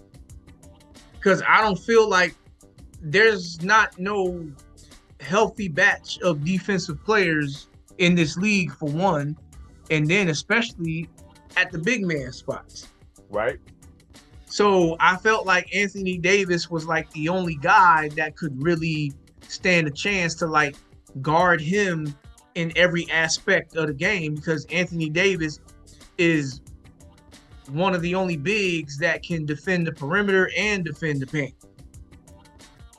Well, so I'll say this. All the hype they giving this man, calling the alien and everything, he should be able to take that team to the finals. Don't he got Fox with him? Castle? Well, Fox, that's the other thing. Fox hadn't even played. Fox is out. Mm-hmm. He's hurt. So when Fox returns, there is a such thing as chemistry. Yeah. We need to see how do they work together. Do they mesh properly together? Cool. Because Fox is not no point, like no real traditional point guard trying to get folks the ball. Fox is a scorer. At least for the last 4 years of his career, that's what he's been. What true point guard the Spurs got? They don't.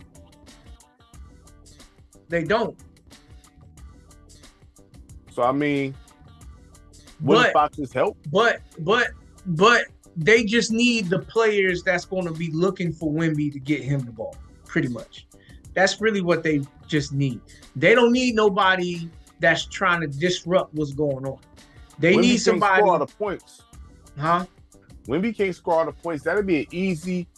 You know, it's crazy. Unless Wemby averaging 100 points a game, right? He needs help.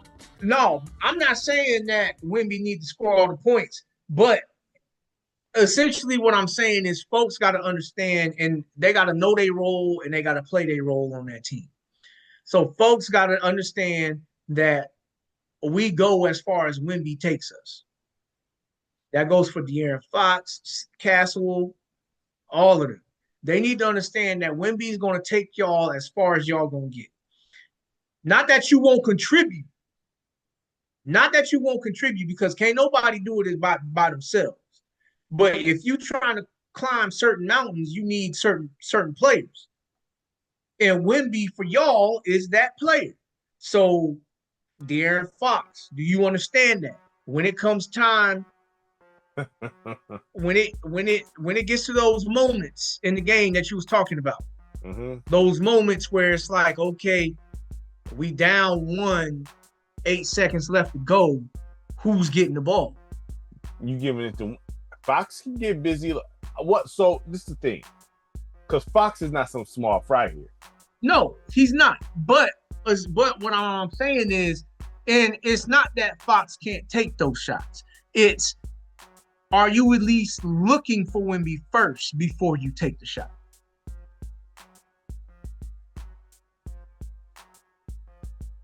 I'm not mad. Oh, so this is my thing with Wemby, right? Because if you can name me in the history of the game, and I don't care what era it is, what 7'4", 5 player lasted that long throughout his career? Like, right. Because Murassan, he didn't, and he wasn't even athletic like that. He was just huge. How long did Murassan play?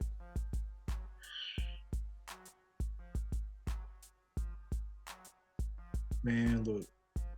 He didn't play that long, fam. George Murassan, what was that, 2-3 years? He was like 7'7", dog. Like, you know what I'm saying? Right. Big dude. Right.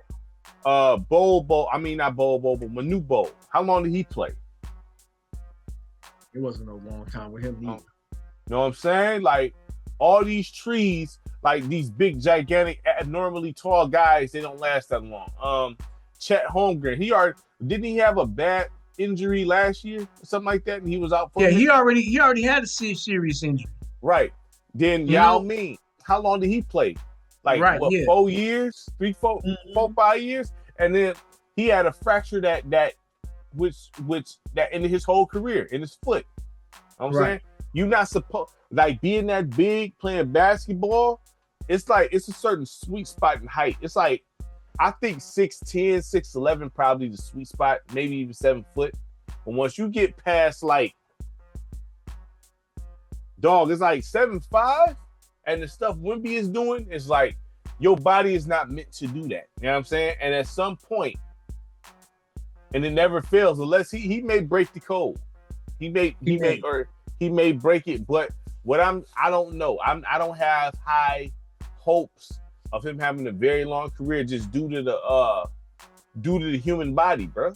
Because if anybody can name Any guy that's past 7'1" that played over 5-6 years, please let me know. Especially playing the way Wemby playing. Well, that's why I was saying the first thing that I need to see from him is that he can have a healthy season fairly. He doesn't even have to play all 82. If he can last 65, 75 games, then that's a fairly healthy season for anybody. Right. You know? So if he can consistently last that, that's check one. Okay, he's there. He's available. We will have him. Right. You know? But then that's when that's when we get down to the nitty-gritty. Because in that conference, your matchups are going to be Nikola Jokic. You're going to have Oklahoma City with they bigs. One of you in Chet, and then Hartenstein over there. Sacramento got Sabonis. Houston got Sengun. You know what I'm saying? Clippers got Zubac. You know? You're not mentioning a bunch of world beaters either. No, but like these are your matchups. And these are guys that can compete with you and be better than you in certain aspects potentially. Like you ain't gonna be moving Zubac around as much as like Zubac got weight on him. Right. Zubac can move you around. Right. Right. So how you gonna deal with that in the 7 game? Because you got to understand that in a matchup, even with somebody like Zubac, you physically not going to be able to move him around and get to the spot that you want. You have to come up with a game plan to get around him, because going through him is not an option for you. Yeah, it's different playing in one game, but they don't play him another time for another month versus every other night. Exactly. That's what I'm saying. So that's why I was talking about like last year when Cleveland was number 1. That didn't mean nothing to me. Right. Cleveland being number 1 meant nothing to me because Cleveland's problem, they didn't address it, and they still technically haven't addressed it. But they brought somebody in to kind of try to help with it, but they still small at the guard spots. But they was number 1. In the 82-game season, they was number 1 in the East. How you number 1 in the East and get bounced out the first round? Yeah, I mean. Because when we look at them squads on paper, Cleveland versus Indiana should have got swept.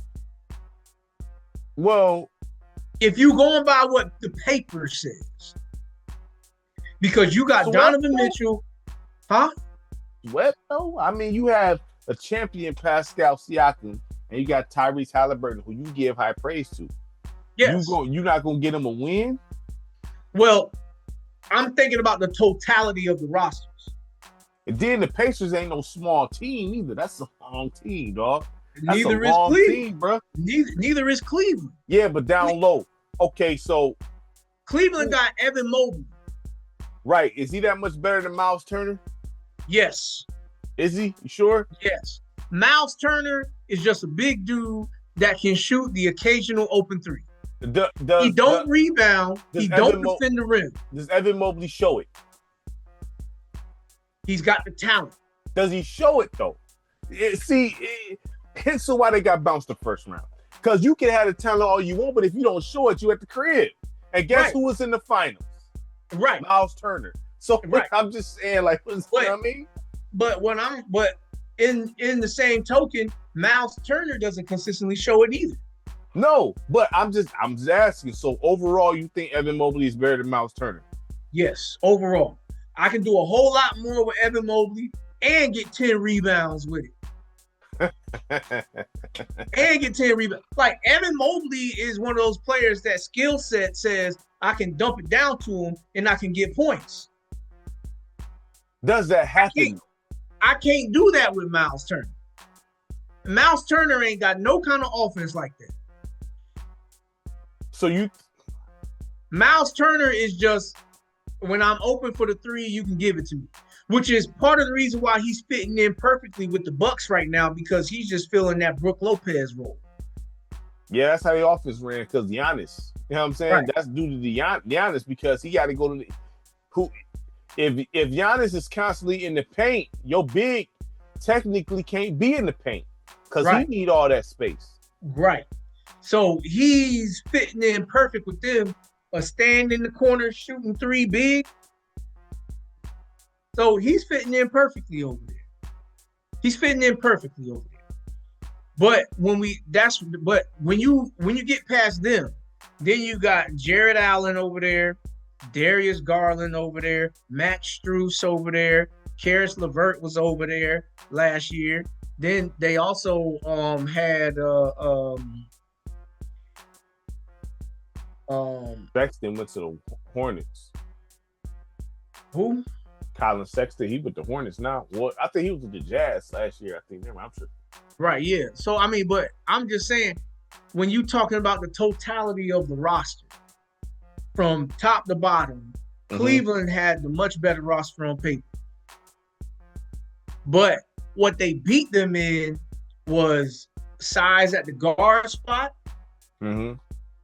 Because Halliburton being 6'4", something like that.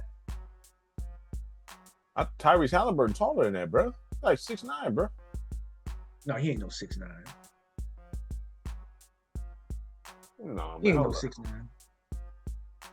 No, hold on. Let me pull the phone out, bro. I'm pulling it up right now. That brother is not no 6'4". Like 6'8" or something, bro. Tyrese Halliburton 6'5".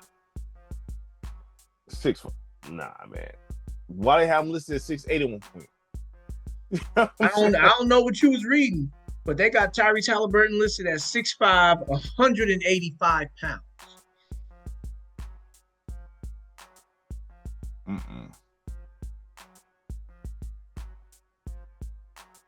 Okay, well, 6'5", 185. Either way, that's still taller than the 2 6-footers that you bringing out there. You start. You know what I'm saying? So it's like, and then we can't talk about the Pacers and not bring this up. Rick Carlisle's elite coaching ability. That was the biggest trump card. Rick Carlisle's elite coaching ability.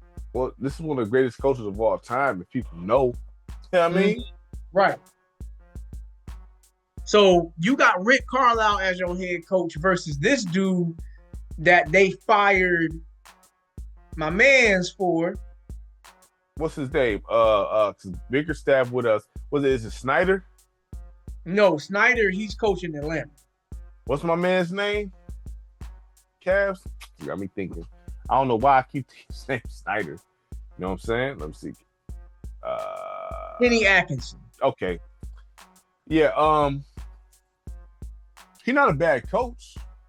He's not a bad coach. But he's not Rick Carlisle, though. Right. So he's still learning some things. Let's just say that. He's still learning some things. I mean, look, Cavaliers, like you said before, throughout the year, you didn't believe in them anyway. So, I mean, it's not a shocker they got bounced the first round. Not to me, no. And I don't think Zoe changes much. As much as I love Zoe, I don't know. I can't bank on him being healthy. No. The only way that Zoe would change something is, one, that he stays healthy, and two, they insert him into the starting lineup. I thought he was starting now. I don't know. I haven't watched Cleveland. I know he started the other night. I'd say that. He started the other night. You know what I'm saying? Because the perfect lineup for them, if you got a healthy Zoe, you start him at the point, then you got Donovan Mitchell at the 2, Matt Strus at the 3, Evan Mobley at the 4, Jared Allen at the 5. And then you have Darius Garland come off the bench, be the 6th man. That team scare you? No, but that's the best chance of success for that roster. Like, for example, if you had your team where you wanted, and Cleveland is on your calendar, you look at the roster, you're not like shaking, are you? Like, you're not like, oh, we got to deal with If I'm Orlando, No, if you had your team, however that team is in place, it don't have to be all superstars, but you got your team in place. You comfortable with your team. You comfortable with your team. You know what I'm saying? How it's built. That's going to be dependent on matchups. You looking at Cleveland like they spooky? No, but like in the playoffs, it's going to depend on matchups. What matchups do I have that I can throw at them to deal with this? Because they made the playoffs too, so they're not bad. So but you said 7-game series, and they have problems with that.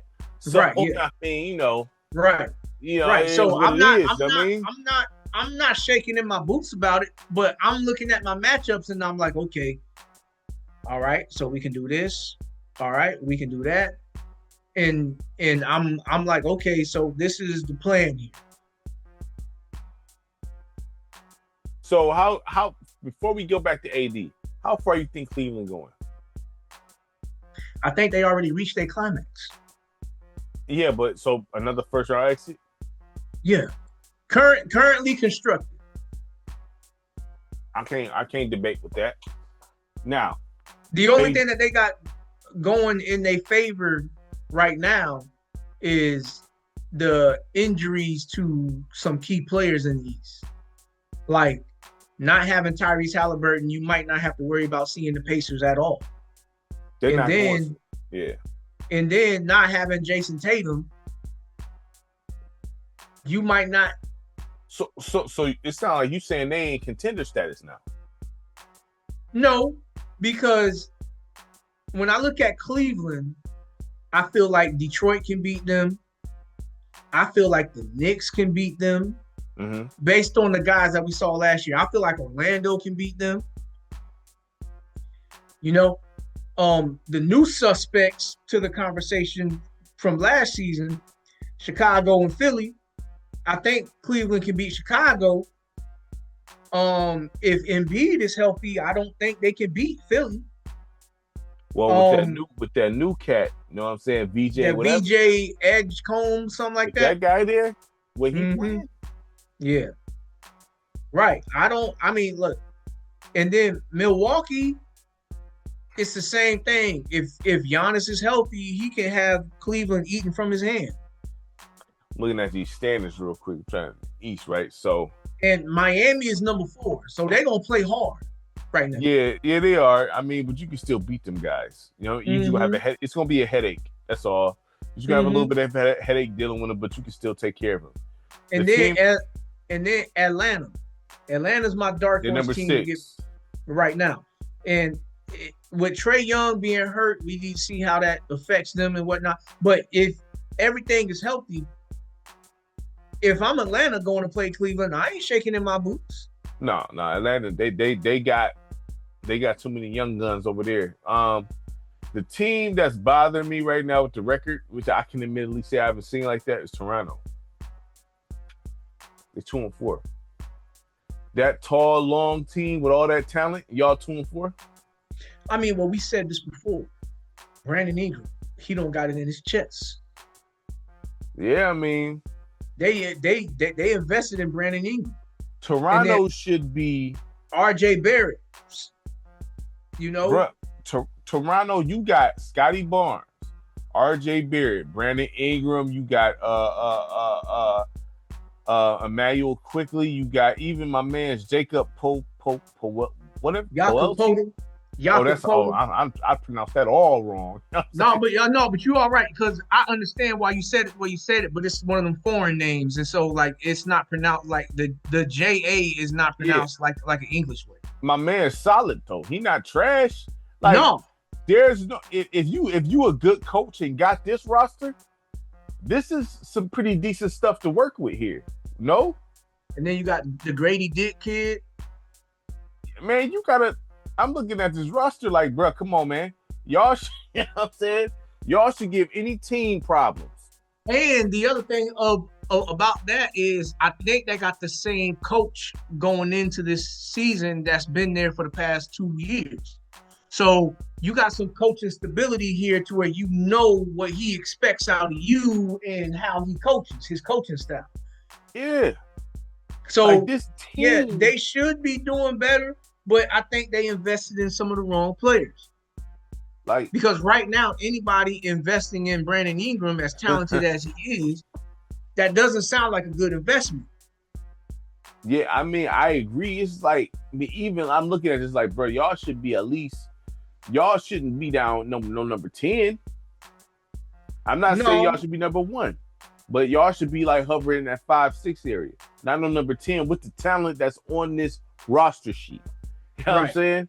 Right. I'm saying with the talent, the abilities, these players, because none of these players quickly ain't garbage. No. The Jakob guy ain't garbage. Brandon Ingram is not garbage. He just have a problem showing up.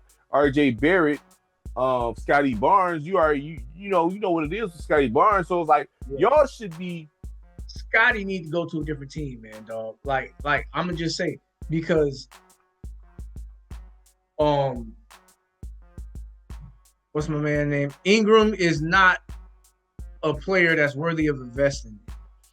RJ Barrett himself is not a player worthy of investing heavy in. Mm-hmm.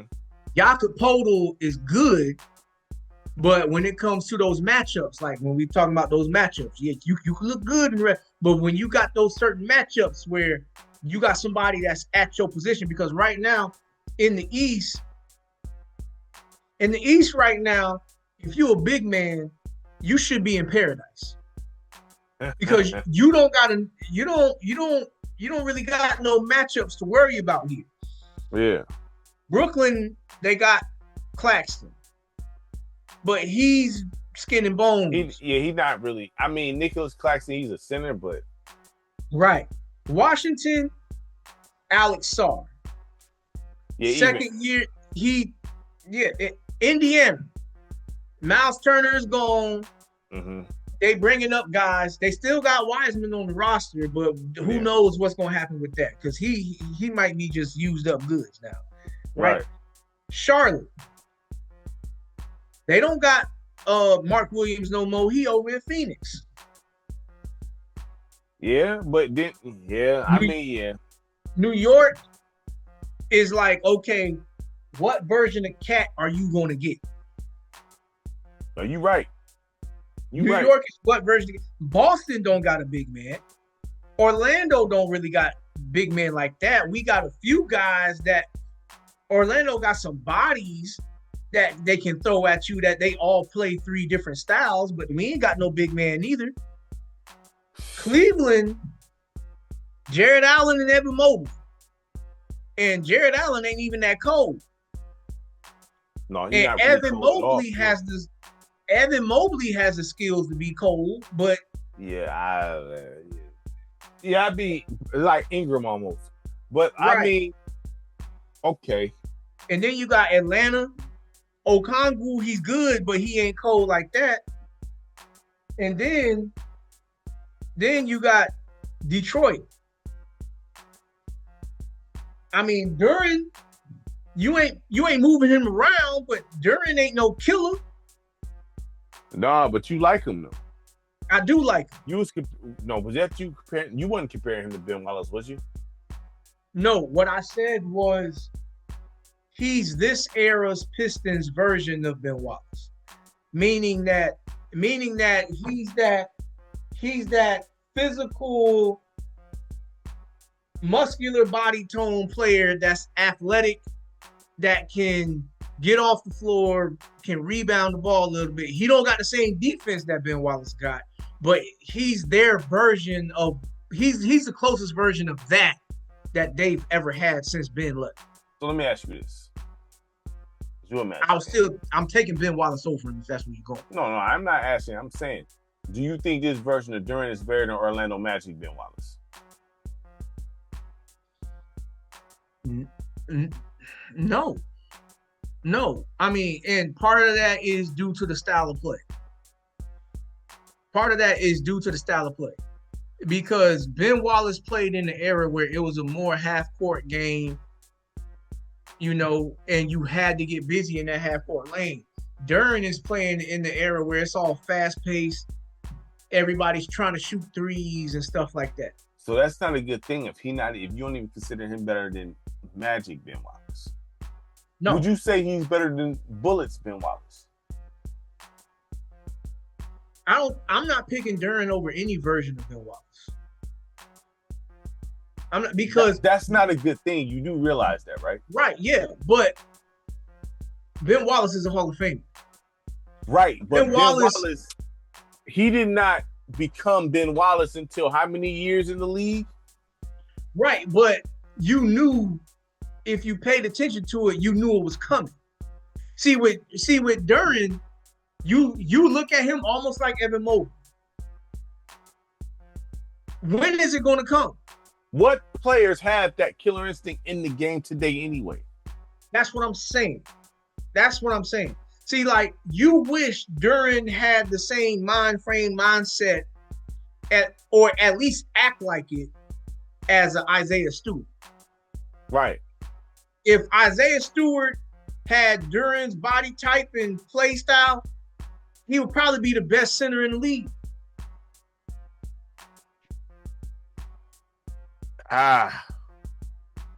But once again, just going back to my point, a big man in the East, you got nothing to worry about here.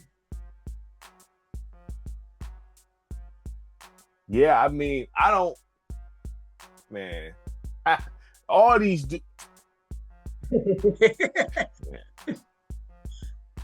And once again, we're talking about this on the NBA level. We understand on the street level, they washing everybody.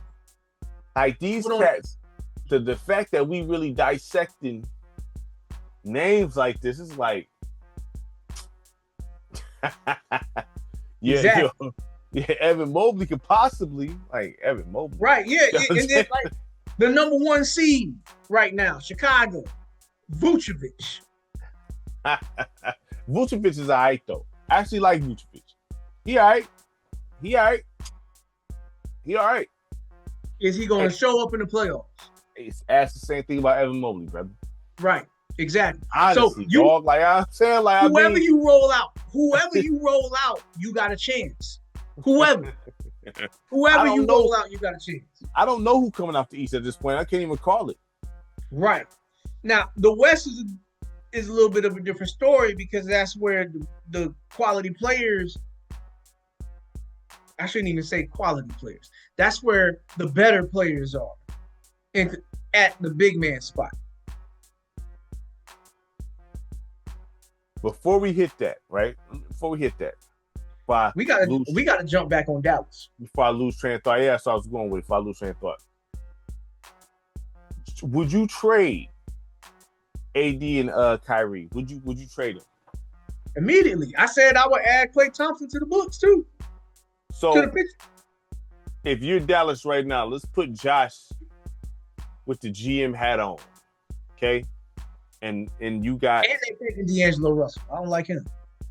Well, y'all just signed him because Kyrie was hurt. So I mean, and you can't trade him. You can't trade him yet due to you got to keep him for a while, right? Because you just signed him. So right, but like you asking me, yeah. So you asking me, the first opportunity, he out. All right, cool. So what moves are you making? Because are you building around Cooper Flag, or are you just what you doing here? Honestly, I'm not building around Cooper Flag because I don't see franchise cornerstone type of player out of Cooper Flag. Now I'll trade them players to try to get some other players. Like if I'm going young, I'm gonna go young. Okay. I'm gonna go young. I'm gonna holla at a number of teams that got some young players that I like. I don't know what kind of package deal I can get for Kuminga, but I'm gonna try to get Kuminga. I don't know what kind of package deal that I can try to put together to try to get Derek Queen, but I'm gonna try to get Queen. I'm gonna try to get Queen. I might even holler at the Pistons about Ivy. Who you giving up for Ivy? D'Angelo Russell. I low-key wouldn't even be mad at that as a Pistons fan. Y'all can have D'Lo. Give me Ivy. You know what I'm saying? Because I'm not investing in mediocre players. So what's Especially- Ivy? What is Ivy? Ivy, to me, because he's still young, And he's a He's a- Detroit guy, by the way. He is that Pistons jersey, but Right. is he really like that? Ivy to me is when he plays and when he plays when he's healthy, he's a poor man's Russell Westbrook.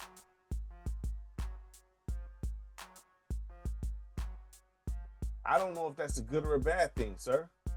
In what That's- aspects? Like, what do you mean? Like, That's a better option than D'Angelo Russell. okay, all right. That's What's a better option because when I say Russell Westbrook comparison, his relentlessness to attack the basket in that fast-paced style, like Okay. that's Ivy. Yeah, I got you. So I got I'm gonna take Ivy over D'Angelo Russell. I'm taking Ivy over D'Angelo Russell. D'Angelo Russell, he already had his chance. He already had his chance to prove himself to be a cornerstone franchise player. All right. He messed it up, not only with his play, but with his. Cornerstone franchise player for D'Angelo Russell. He had his chance When when he People got drafted by LA. people viewed him like that, Yeah. even Think after about he was drafted, he was viewed as a franchise player. Potential franchise player because he was what? He was a top 5 pick. I remember him for the enemy, Ohio State. I remember that. Right. So anytime you draft in top 5, that's a potential cornerstone franchise player that you draft. You should not be drafting, this guy's gonna be a role player for us at that spot. You shouldn't be drafting like that at that spot.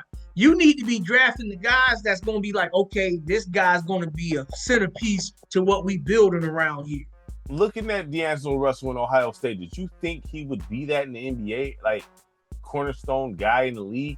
Even looking at him in Ohio State, I didn't see that.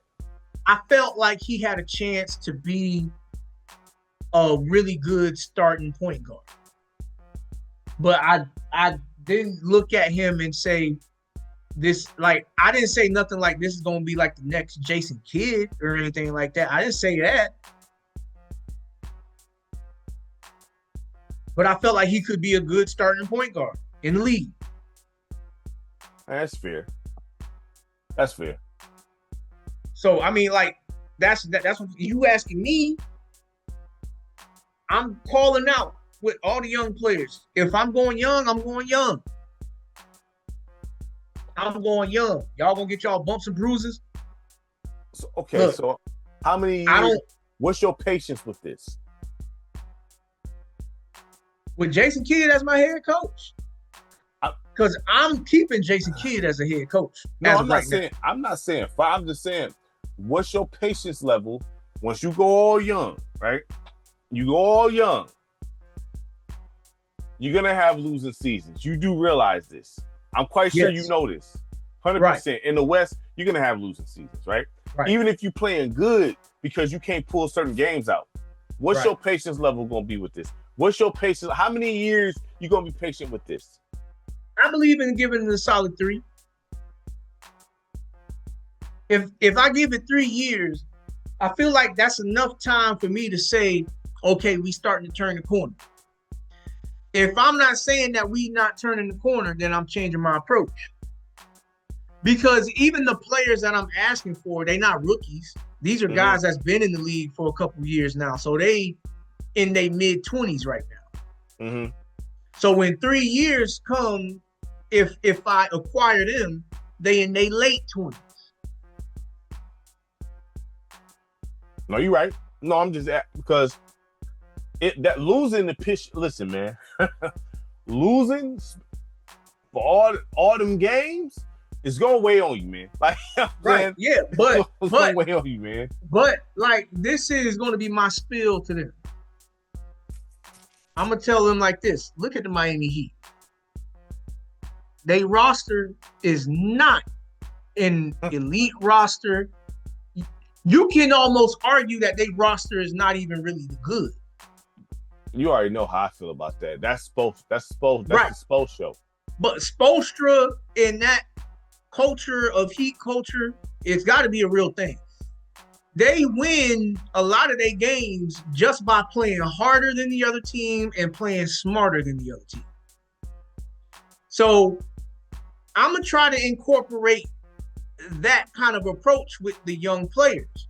We're going to play harder and we're going to play smarter. But we're going to definitely play harder. Smarts is going to come with time. But we're going to definitely play harder.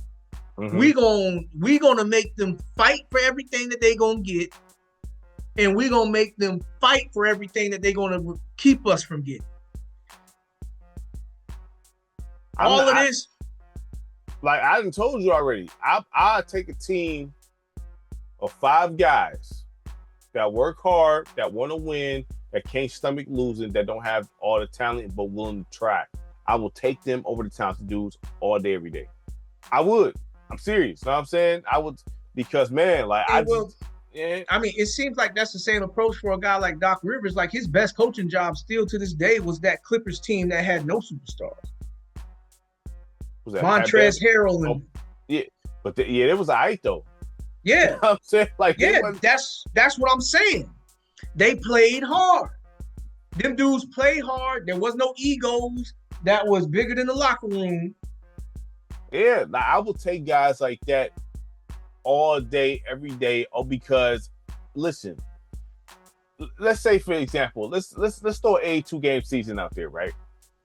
You take a team that play hard, that play every game like it's their last, that know how to play their position right, mind you, that play their position right. You got a good chance of winning every night, and you will mess around and be in the conference finals before you know it. You know what I'm saying? Like, hold up. They in the conference finals? Right. All because you looked at these guys like, whatever. And they out there blitzing you the whole game. Right. Because that's part of what OKC is right now. I can't necessarily say that Oklahoma City is so overwhelmingly talented team. MVP? They place MVP of the league? The flopper? Yeah. The cover athlete of 2K? The flopper. SGA? Flopper. Yeah, the flopper. The flopper. You have a problem with Shai Gilgeous-Alexander. You have a very big problem with Shai, bro. I have a problem. You low-key hating on Shai a little bit. I have a problem hating on Shai a little bit, bro. I have a problem with floppers. You acting like Shai not cold, bro. He has talent, yes, but he's a flopper. Is he cold or not? Is he a flopper or not? Is Shai Gilgeous-Alexander cold or not? Without the flop? Delete the flopping. Is he cold or not? He's a good player. Without the flop, he's a good player. He don't like Shai, man. He don't like Shai at all.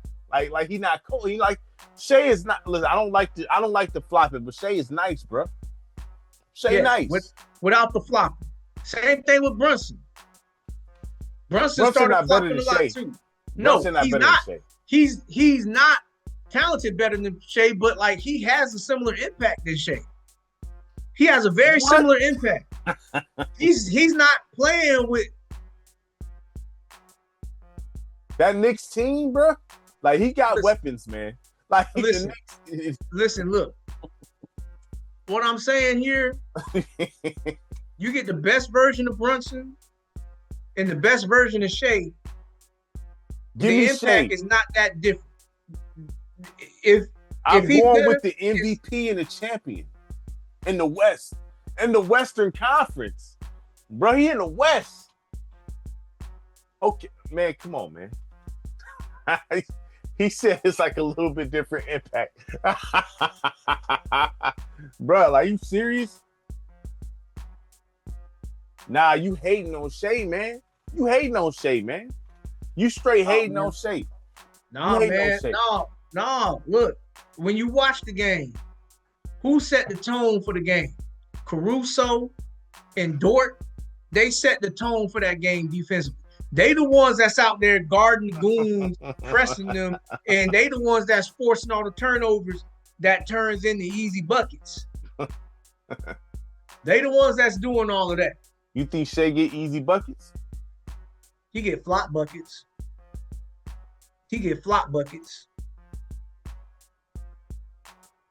Can't nobody argue with me on that. You don't think you hating on Shea a little bit though? If I'm hating on a flopper, then that's well deserved. Listen. He don't get the MVP of the league credit. He don't get a Finals MVP credit. Nothing. Best player of the league, he don't give credit to, man. That's crazy. That's crazy. Like I said, bruh. He ain't show you nothing out of all that. He ain't show you nothing. You think they just gifted him the MVP? Yeah. Just like they gifted him a lot of the wins. Just like didn't they just gift Michael Jordan some wins? Do you have a problem with the Thunder? Didn't they just gift LeBron James some wins? No. Didn't they just gift Kobe Bryant some wins? You claim I hate the Lakers so much. Not that these players aren't talented, but the NBA does gift a lot of things. They gift a lot of things. You claim I can't stand the Lakers. You say this. You don't like the Thunder. Just admit it. You don't like it. All right, then. Just admit it. You have no good words to say about OKC. Nothing. Nothing good. But at the same time, I can keep it real enough to where I think there is a possibility that they can go right back to the finals. Oh, really? Yes. Because when I look at the state of the league, okay, San Antonio. Okay, Wemby can probably get off. But when it comes to them defensive pressure, how they going to handle that? I need to see that. De'Aaron Fox needs to be there in order for them to have a chance. Okay. Portland, don't stand a chance. LA, don't stand a chance. They already showed that they don't stand a chance, with or without LeBron. And then they added Ayton to the picture. That made them worse. Yeah, Ayton is low-key pissing me off a little bit, dog. I ain't gonna hold you up. Low-key, Ayton is making me to be a fool. I don't like this because, Ayton is playing soft, man. I'm not. Ayton's supposed to, man, whatever. Right. Ayton's having me hot, bro. I ain't gonna lie. He be having me hot, dog. Right. He do. Clippers. I'm almost feel like Mark Williams might better fit. I mean, they still ain't using Connect. I would listen. If I'm Connect, I'm gonna just say just wait it out, dog, and leave. It's not like they're probably not gonna resign you no way. You know what I'm saying? So it's like, just wait it out. I'll be like this. Look, just go in the gym, work on your game. You know what I'm saying? Stay fit like you're supposed to. Work on that game, and then get up out of there. You know what I'm saying? Get up out of there. You don't think there'll be teams that won't connect? Yeah, there's gonna be teams that won't connect. There's gonna definitely be teams that won't connect. Like the only thing is, Connect has to maintain a level of interest in himself to where when that time comes, his name is going to hit the table before the new young players. Now, what you mean? Every year, there's young players coming into this league. Mm-hmm. Young players that have potential, young players that have a chance. The next draft class could potentially be Kion, Bryce, Boozer, Son, and whatnot. Am I going to want Connect over them? Do you see anything special with them kids? I'm just being honest. I haven't seen enough from them for me to say.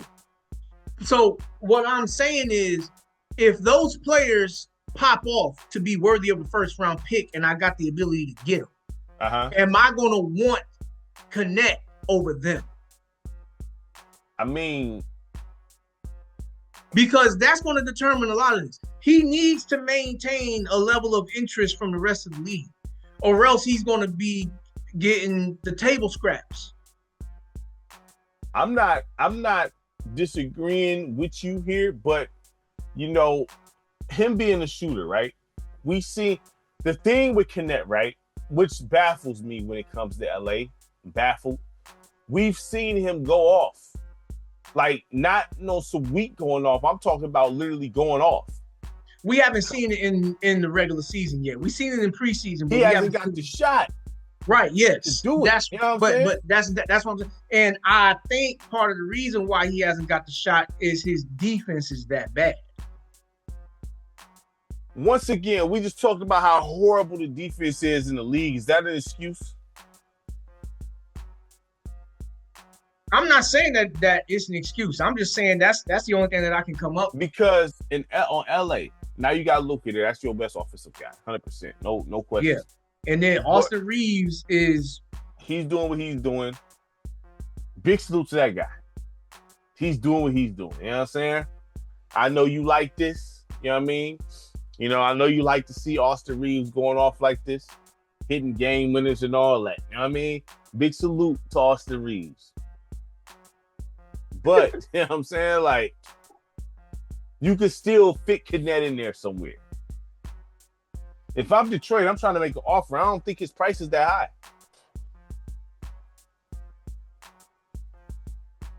I low key would, man, listen. I'd be like, hey. Look. I'll trade Ivy for Kenneth right now, bro. Right now. Kenneth's a shooter, bro. But that's not the move that they would want, though. I don't mean I won't ask.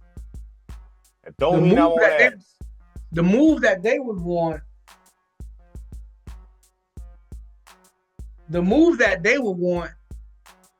would be like Durham.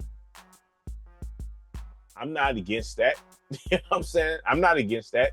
Like say you did a Kenneth.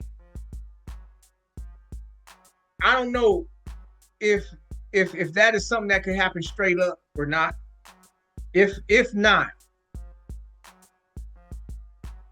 say I throw Ayton in that deal.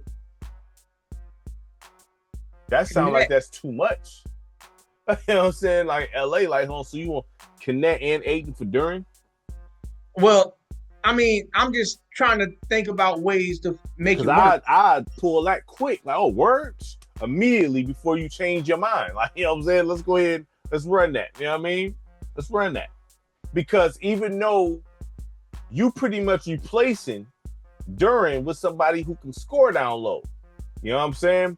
You just said Duran ain't really got that dog in him like that. Right. Neither does Ayton.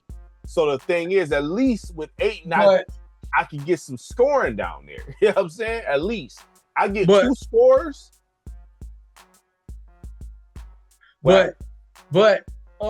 So right now, bottom of the 9th, Toronto had bases loaded. Grand slam? No, they couldn't score off. They couldn't score off. No, it's going to the 10th inning. They had a chance to end the game right there. How mad would you be, brother? Bases loaded. You couldn't get a base hit? Dog, you telling me, dog, man, look, I'm throwing chairs and everything. Is there betting involved? Is the mob involved in this too? I don't know. I don't know. But anyway, back to that. What I know I'm gonna get from Duran is can't no big man in this league just push him around. Mm-hmm. Can't no big man in this league just push Duran around. Duran can get as physical with anybody in this league and whatnot. So right now with Duran, it might take some talking to. And with the greats that wore that purple and gold, one conversation can change a lot of how he might play, or at least his approach. I mean, technically, it should take that for Ayton too. But Ayton's been in the game for so long, and he's been the same type of player for so long, I think that you can't change him. But Duran is still young enough to where I feel like you can still get to him. Right. I mean, look, I'm going to take if you talking about Ayton with Kenneth, man, say less. I'm not even going to let you keep talking. Let's pull the trigger now. I get 2 weapons I can at least score on the off. Duran gives me nothing down low, bro. Nothing. He gives me nothing down there. Nothing at all. You know what I'm saying? So, really. But you talking about like because you talking about like keeping Ivy in the deal, right? Like, well, no, I mean, I still, keeping Ivy in the deal, Connect and Ayton for Duran and Ivy, because yeah, I I'm do not that. talking about Duran by himself. I thought you were saying that. I'm like, that's crazy. No, You know I'm what not. I'm saying? I'm not talking That's Duran by crazy. himself. I But still do it. I do it. But yeah, because you said Ivy at first, and I said, okay, I don't think that that's the one that they really gonna go Because I for thought you them. meant just Duran alone. I'm like, that's too much, No, dog. Like, you I know what I'm mean, saying? I mean, technically for Ayton and them, Connect for Duran, bro, alone. technically for the Lakers, that would still be a better deal No, for I'm not. I think it works out for both squads, to be both honest. You know what ways. I'm saying? Now that gives, like you said, that gives the Pistons offense a chance to look a whole lot better than it does right now. That's what I'm saying. Like, when I look at the Pistons, bro, Cade, he can score, but that's not something that he does. Like, he not no aggressive scorer. You know what I'm saying? Like, he not aggressive with it like that. You know what I'm saying? If you get a Connect in there, we've seen what he can do when he got a shot.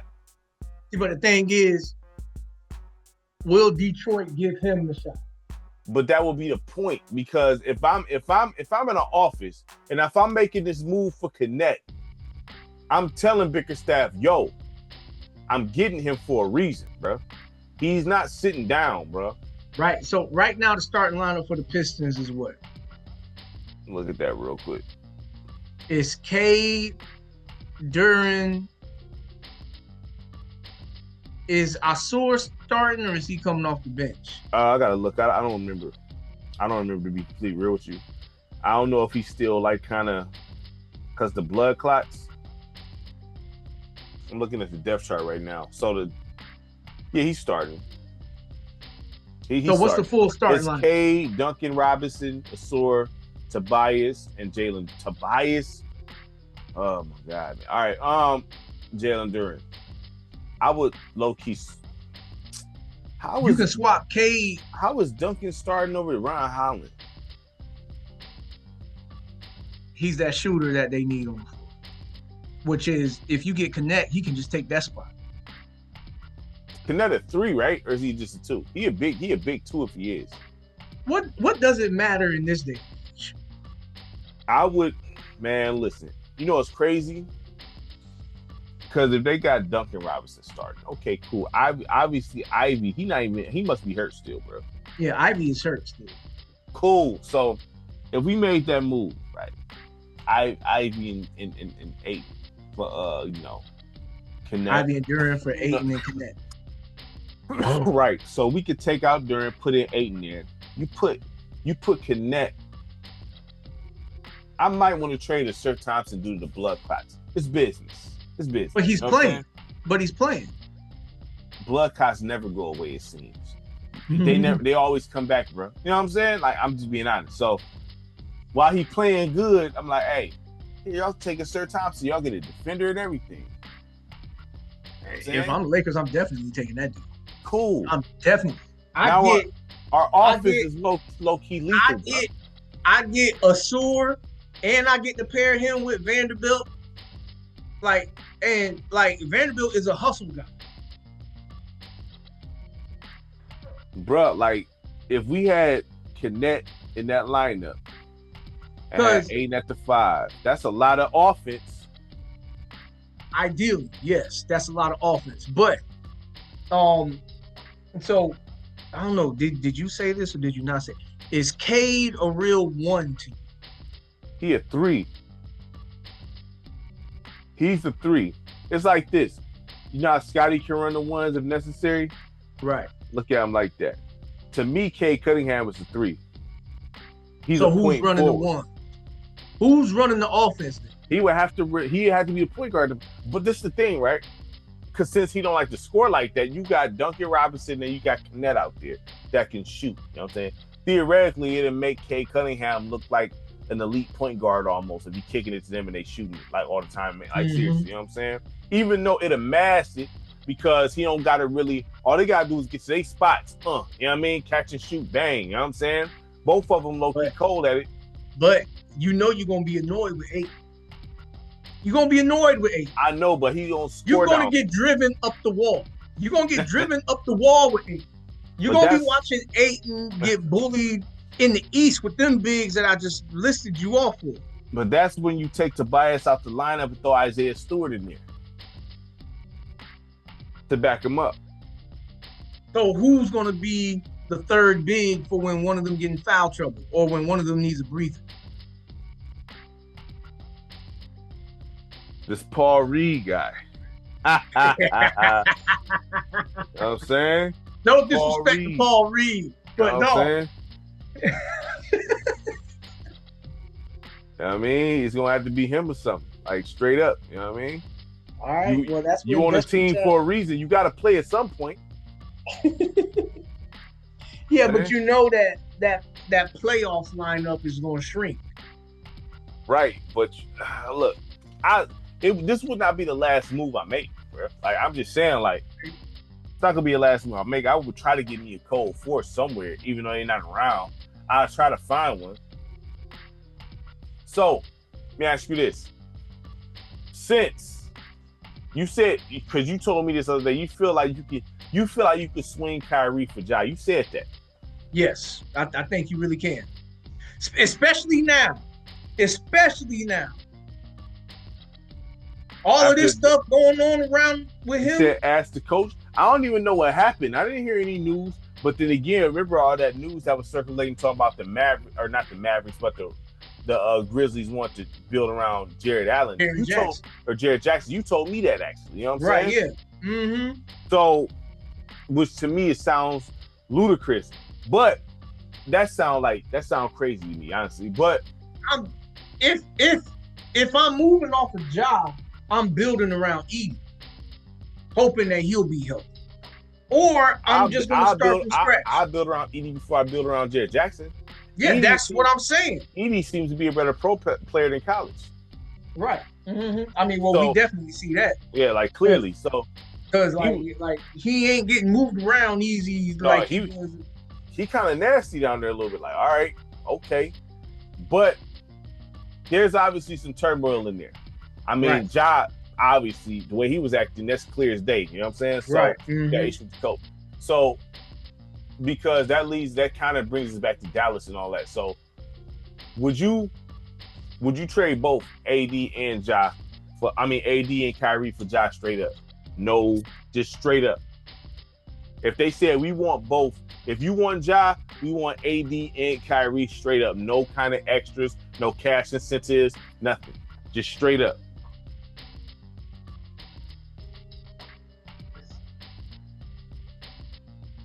No, you can't have none of our big man. Just straight up. You know what I'm saying? Right. Yeah. Because I don't need a big. If I'm Dallas with Lively and Gafford, I don't need a big. So would you do it straight up, or you thinking? Or could you think? The only thing that's holding me back is I would need to have a one-on-one conversation with Ja Morant to see where he's at. You know, because even though like he might be getting played by the coaches, he kind of did some of this to himself. Because when he had the opportunity to be the guy, he kind of burnt his own bridges. So I would need to see where Ja Morant is at. Okay, I hear you, but this brother hasn't been in trouble in like 2 years. Right. I mean, how long does it take for him to have a clean slate? You know what I'm saying? You're right. So, I mean, look, initially, I would get rid of them both for that right away. I would. But I would just need to make sure that, because if I'm bringing in Ja, then Ja is my franchise player, not Cooper Flag. No. So, no. I mean, I'm not disagreeing with you there. I mean, obviously. But that'd be a nice combo. Yes, a nice they little both 1-2 slash. punch. because they both slash a lot. So if Josh slashing, kick it off the, you know what I mean? You know. And you still got the size. Look, you still got PJ Washington over there too. That's what I'm saying. Like, your front court is set, low key. You straight. You know, and so it's like, okay, right now, what I need is what Kyrie normally provides when he's not available. And on top of that, Kyrie, if we being honest, he's on the back end of his career now. That's what I'm saying. So these injuries, the injuries he's having, it's just gonna keep coming. Those aren't injuries I want to hear. This ain't like a twisted ankle and nothing, like a jammed finger. You talking about what he tears? ACL? Something like that. Something like that, but he ain't gonna be back till January. Whatever. Exactly. Whatever. Get longer than that. So the thing is, like I said, I'm like this with it, dog. If I'm like this with it. Kyrie, you my man's, dog. Hey, look, but this is business. You can't be on eating up my cap like this, and y'all not available. I just can't. Right. Business wise, this just don't make sense, man. You getting your money, I gotta move you, man. Like AD, I don't even want to talk to you, brother. Like, I don't have no words. You played about 3 quarters for me? How long did AD play for the Mavericks? Exactly. I'm serious. Like he played a half. They got the whole AD experience the first game. Like he played 1.5, then came back, played. He played how many games did he play? Look, it don't matter. I told you 30 games. It was quicker than that. I said give it 30. I said give it 30. You know what I'm saying? It was way quicker than that. Like 5, 6. Like that's crazy. And it's a serious injury. It's an Achilles injury. They won't say it, but you see the reports. It's an Achilles injury. What's the lower leg injury, dog? What is it? They trying not to, because this is a normal tactic the media do to when they don't want to say what the injury is. You've seen this happen. Oh, this is just soreness, and then a week later, oh, he tore this. He's out for this, because they keep prolonging him sitting out. You know what I'm saying? Keep saying, oh, he's going to be evaluated next week. He's going to be evaluated this week. All to tell you later on, oh, he tore this. You know what I'm saying? Right. Because you know Dallas is going to erupt if they say he got a torn Achilles, bro. Right. They gonna flip, bro. Right, yeah. They gonna flip. They ain't even care that Kyrie got hurt like that. But because the main key of this trade was AD. Because that's who you traded Luka away. Right. So Luka over there in shape. Now I'm saying dropping 40. You got this cat here who gotta have goggles first. Bro, he had every injury in the world. What injury has he had, bro? Every injury. He didn't had it. Mm-hmm. Let me ask you this. If this is a torn Achilles, is this the end of his career?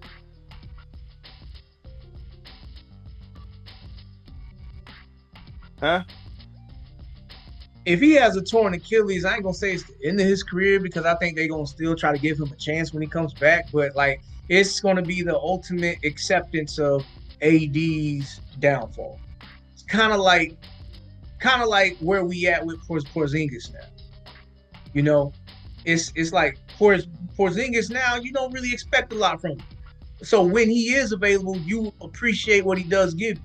So you bring him in with the understanding that he can be a part of the team, but he's not going to be a valuable part of the team. That's where he's going to be at. He can be a part of the team, but he's not going to be a no valuable part of the team. So whatever he brings to the table, we're going to be all right. Right. Okay. You assign him? You assign AD? It depends on the dollar amount. That all depends on the dollar amount. If he out here still wanting $40 million a year, no. Bro, he can't get that. I'm gonna be honest. Like, I mean, I don't even want to give him $10 million a year. Like, you're not available, bro. Like, I want to pay. Yeah. Listen, I'm all about availability, bro. I live by availability. You know what I'm saying? That saying, your best ability is availability. That's a true saying. That is a very true. I don't care when it comes to a team. When it comes to a team, I don't care about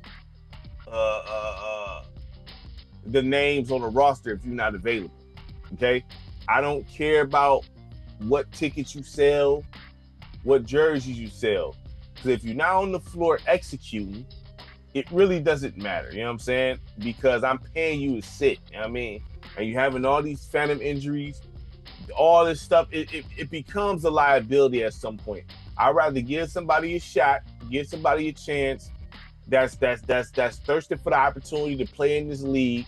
That's healthy, and it's gonna give me something. You know what I'm saying? I can't pay somebody $55 million a year, whatever it is, to only give me, let's say, 15 games, 20. I can't do that. That doesn't even logically make sense to me. You know what I'm saying? The other issue with AD is this too, because you got to factor this into the AD equation. Even when he is available, what version of this dude is you getting? Yeah, he already inconsistent. We know that. That's clear. That's clear. You know what I'm saying? That's 100%. You know what I'm saying? Evident. You know what I'm saying? Mm-hmm. But the thing is this, man. Like, oh God.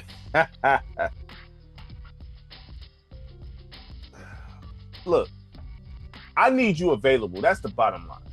I understand injuries. I understand the swollen ankle. But sometimes I understand you tearing something. That's fine too. But when this is happening on a year-to-year basis, bro, year to year, mm-hmm. I can't invest in that, man. I feel for you and all that, but I'm trying to win. This isn't like I need to win, man. I'm trying to win. I want to put myself in the best position to win. You know what I'm saying? And I want to give players a chance to play this game. You know what I'm saying? And have I can't, man. How much of AD's injuries do you think is comes from his play style? Because he tries to play like a guard. You already know I don't like my big man playing like guards, bro. I don't like that. But 7 foot, I don't condone that under any circumstance, bro. Right. But like, how much do you think his playing style is a contribution to his injury? That's a contribution, like Joel Embiid's. You know what I'm saying? Like, right. That's the same. When you that big, right? That's my issue with Wemby. You doing all that now. That's not gonna last for a long time, man. Like, that's not you not supposed to do. Like, look, man, like you big for, like, it's like looking at wrestling, right? You look at wrestling, you got the big 7 foot dude that's not mobile like that. You know what I'm saying? His body is not meant to do that. You know what I'm saying? Big brute guy. When you 7 foot, what's Anthony Davis? 6'10", 6'11", whatever? 6'11", okay. I think. Bruh, why ain't you down low? Hey, give me the rock. 3-4 post moves, up, fake, up and under, boom. It's a lot less. He ain't got no post moves. It's a lot less issues on your limbs, fam. And then you can patrol the paint. You got long reach. Bruh, what's his wingspan? Right. Why ain't you down there patrolling the paint, man? You could be grabbing heat, man. Listen, I don't care how much you want to say, like, Stone Age on my team. If there's a cat that's walking in my gym that's 6'10 plus, you're in the dotted line. There's no ifs, ands, buts, and maybes about that. Unless you Dirk Nowitzki, and I just can't deny this. It's like this, like Luka, right? Luka can't play a lick of defense. But him being in shape allows him to be at least better. Right, but he can't play defense at all. But he's so elite on the offensive end, you put up with it. Like, man, listen, we got this kind of. Right. He's so cold on the offensive end, you can't.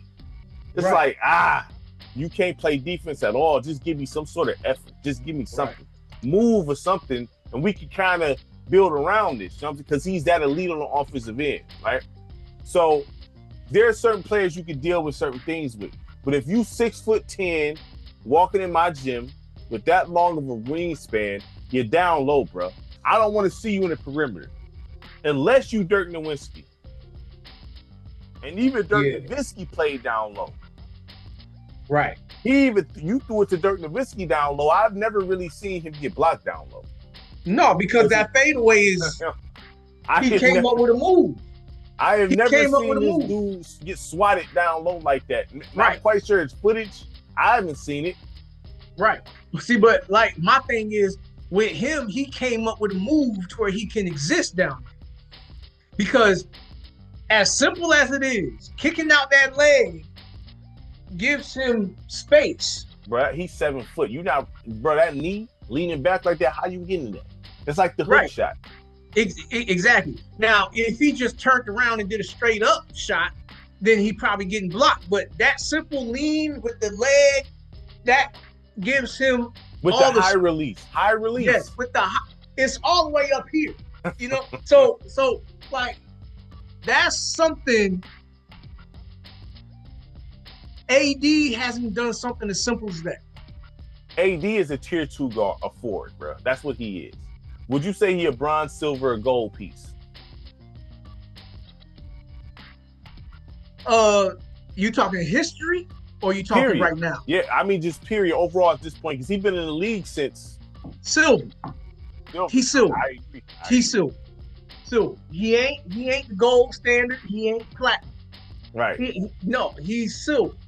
He's silver. Hold on. Because so should we add a platinum to this? So should we add gold? Well, I mean, bronze? I'm just going by the whole 2K badges thing because you know they got the platinum, they got the gold, they got the silver and the bronze. See, I'm thinking like because I always just did the 3 pieces, but if you want to add the platinum to this, that's a very small amount of dudes. Right. The platinum piece? Who's the platinum pieces? The platinum pieces is like your Tim Duncans, your Kevin Garnett's. You know, those are the platinum. Garnett platinum or gold? Garnett platinum. He platinum? Garnett platinum. I'm not disagreeing. I'm just double checking here. Garnett, you know as far as a power forward is concerned, Garnett is platinum. Okay. What is Amari? Amari, to me, he's another person whose body portrayed him.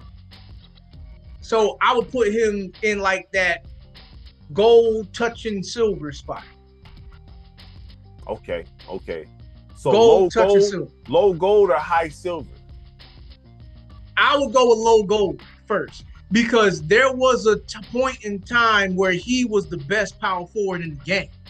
Okay, I'm not disputing that. Never said that about Anthony Davis. I'm not disputing that. I got a tattoo style because of how Amari's tattoo is on his forearm. You know what I'm saying? Because I seen that, how he got the words on the, you know what I'm saying? Like, you know, I like that style. So it's like, I mean, let me think of a guy. AI, obviously he's platinum, right?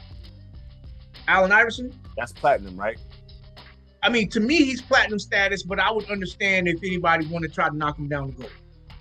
Vince Carter. But to me, he's platinum status. Vince Carter is gold touching silver. Oh, he low gold? He could be low gold to me.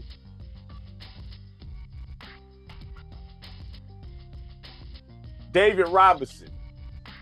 Because you argue with me about David Robinson, brother. Oh, he gold? David Robinson gold? He gold. David Robinson is gold. 70 points? He actually was the first one to have the first quadruple double, but they wasn't recording it at that time. He gold? The Admiral? I'll put him at gold. The Admiral? Yeah, I'll put him at gold. Okay, Rodman. Dennis Rodman? Yeah. Just because he's a one-way player, I feel like he would just be silver. I can agree with that. Just because he's a one-way player. But I'll take his silver over Anthony Davis. Yeah, Rodman give it his all. I'm gonna take Rodman over a whole lot of dudes. You know what I'm saying? Okay. Steph is obviously a platinum piece to you, isn't he? Or is he? You know what I'm saying? Like I have my reservations about that, but I'll put him at gold. That's what I'm about to say. Like because Steph, he's a one-way player. Like to me, you're gonna automatically be gold if you are a defensive liability. Mm-hmm. If you are a liability on defense, it don't matter how cold your offense is. you can be attacked by some basic dudes. Okay. I'm just double checking. Yeah,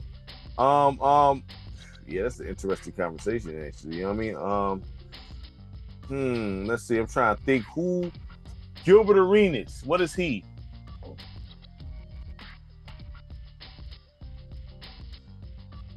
I feel like Gilbert Arenas is like silver touching bronze. Oh, low silver? Yeah.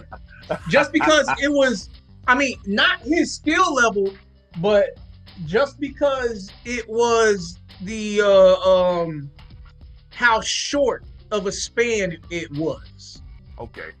For him. Okay. Like if we would have got more of those Washington Wizards Agent Zero years, then he would have been up there for me. But if we just judging dudes off of one or how many years was he elite with the Washington? What was it, like 2 or 3? I know 08 was like 07 was like the year. You know what I'm saying? Right. Yeah, you're right I give about 3. Right. So to me, he didn't do it long enough. So Brandon Roy will be a what, low silver? Brandon Roy, unfortunately, like we didn't even get what we needed out of him. Like, and this is just going based off of what their NBA career was, not what their talent was. T-Mac. T-Mac is gold. Gold? T-Mac is gold. Because his body portrayed him, but when he was there, he gave you everything. He wasn't a liability, and he can guard the best on the other side and be the best on the other side too. Like he, to me, if T-Mac would have never got hurt, he would have been platinum easy. Carmelo. Gold. I can agree with that. Gold. I can agree with that. Carmelo's gold. I can agree with that. No, what is Kobe to you? Platinum. Platinum? Kobe's platinum. Kobe's platinum. Like he, two-way player, killer instinct, all of that stuff. Like Kobe's platinum. Lamar Odom. That's bronze. Bronze? That's bronze. All right. Paul Gasol. Paul Gasol is gold. Gold? I don't consider him platinum. You put him up there. You put him gold. He not silver. Paul Gasol not silver. Well, I'm thinking about Paul Gasol, what he was doing in Memphis. It took him a little bit to adjust to America, you know, playing in the NBA. But like when he adjusted, it was no problem for him. Okay. It was no problem for him. He could hang with those other guys. The only guys that he couldn't hang with is those platinum dudes. And it's not that he would get dominated by them. Like he would still put in his 2 cents, but it's just that it wasn't enough. It's like watching Chris Bosh trying to beat out Dwight Howard. He made his plays here or there, but from the overall aspect, he wasn't touching Dwight. Okay, I see.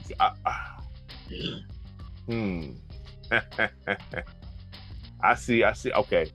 You like that grayscale stuff, huh? I do, actually. I'm not gonna lie. I mean, because I think that make a person think, really. You know what I'm saying? Because you put the grayscale out there, because people say who their favorite is, but you know, you got to actually really look at it on some real stuff at that point. Like, right. Because I could look at Melo and be like, yeah, Melo my man's and all, but you know, I gotta keep it a stack here. You know what I'm saying? Like, right. You know, if Melo, you know, I gotta keep it a stack about Melo. You know what I'm saying? He is a gold piece. If someone said silver, I can't necessarily. Yeah. I ain't in agreement no more. You know, I can't really go crazy, but I'm not going to agree with you. You know what I'm saying? I can't go Paul crazy Pierce. about it. Pierce,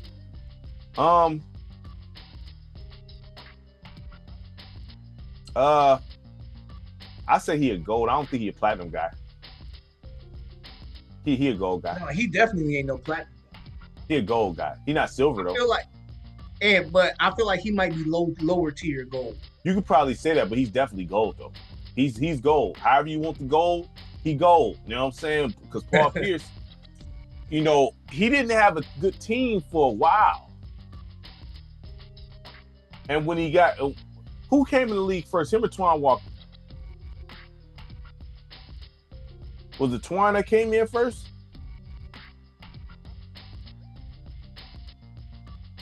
I think so. So when they linked up, then, you know, and they had who they had, Tony Delk and them over there, Aaron Williams and all that, Eric Williams and all that. Yeah. The Celtics wasn't nothing to sneeze at. You know what I'm saying? Paul Pierce, he's definitely a gold piece, bro. Like there ain't no, I can't go below the gold for him. Okay. I can't go below the gold. All right. D Wade. Dwayne Wade? Yeah, D Wade. The guy who won the championship the second year in the league, I think. Right, yeah. As the head guy. Yeah. But, you know, he was surrounded. We can't act like he wasn't surrounded. Did he not single-handedly dismantle the Pistons, bro?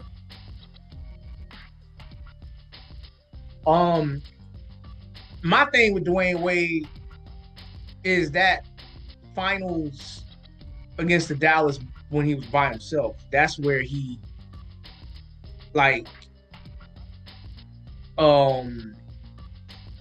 came up, his clutches that he's ever came up, because he was living at the free throw line. For me, Dwayne Wade, I'm not like jumping at platinum. I'm not jumping at platinum, but I feel like gold is the perfect fit for him. Jermaine O'Neal. I feel like Jermaine O'Neal is gold. And he could be like that Paul Pierce lower tier gold, but I feel like he's gold. Okay. Rasheed Wallace. Ooh. If someone sat there and said he was a silver, I couldn't be. I mean, you got to think about the totality of his career, right? Right. Bullets, Trailblazers, Hawks. He was with the Hawks like a game. I mean, don't even count that. Pistons. Then he went to Boston and New York, right? If I got all that right. Yeah. Would you say his best year statistically was with Portland, right? Right. But he won with us. Right. Now, was Portland being screwed by the refs? We know this. Right. 100%. Yeah. So them and Sacramento. So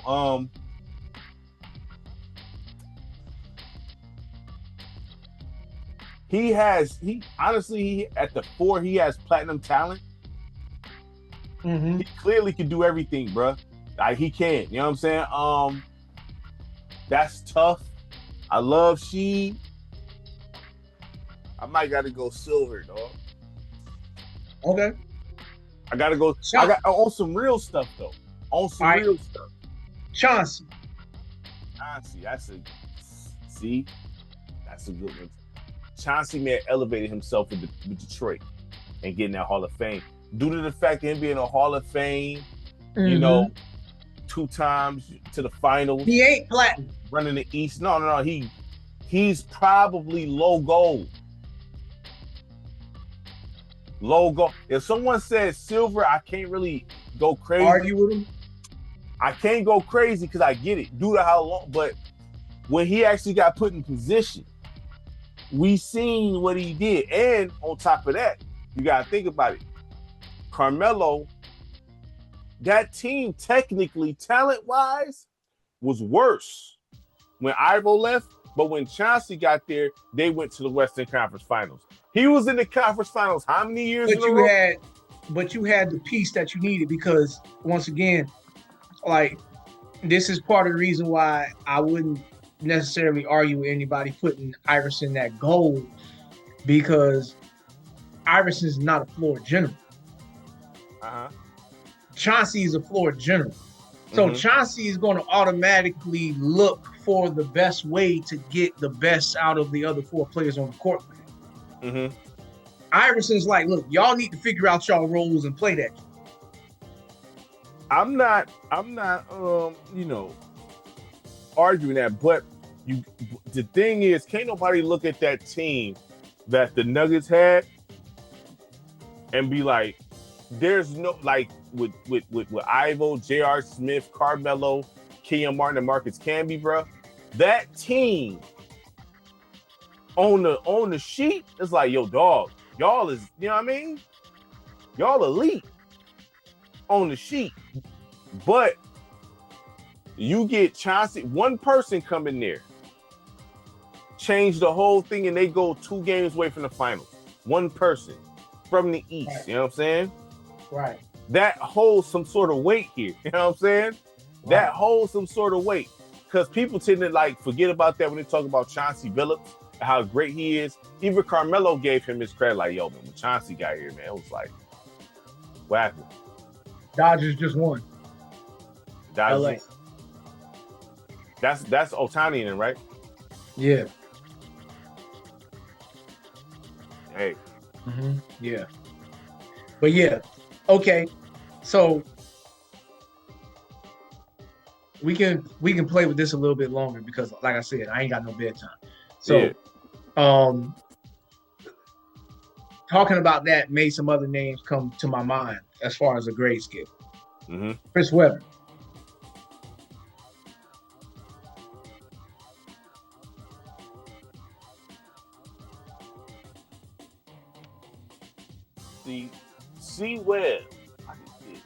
C-Web.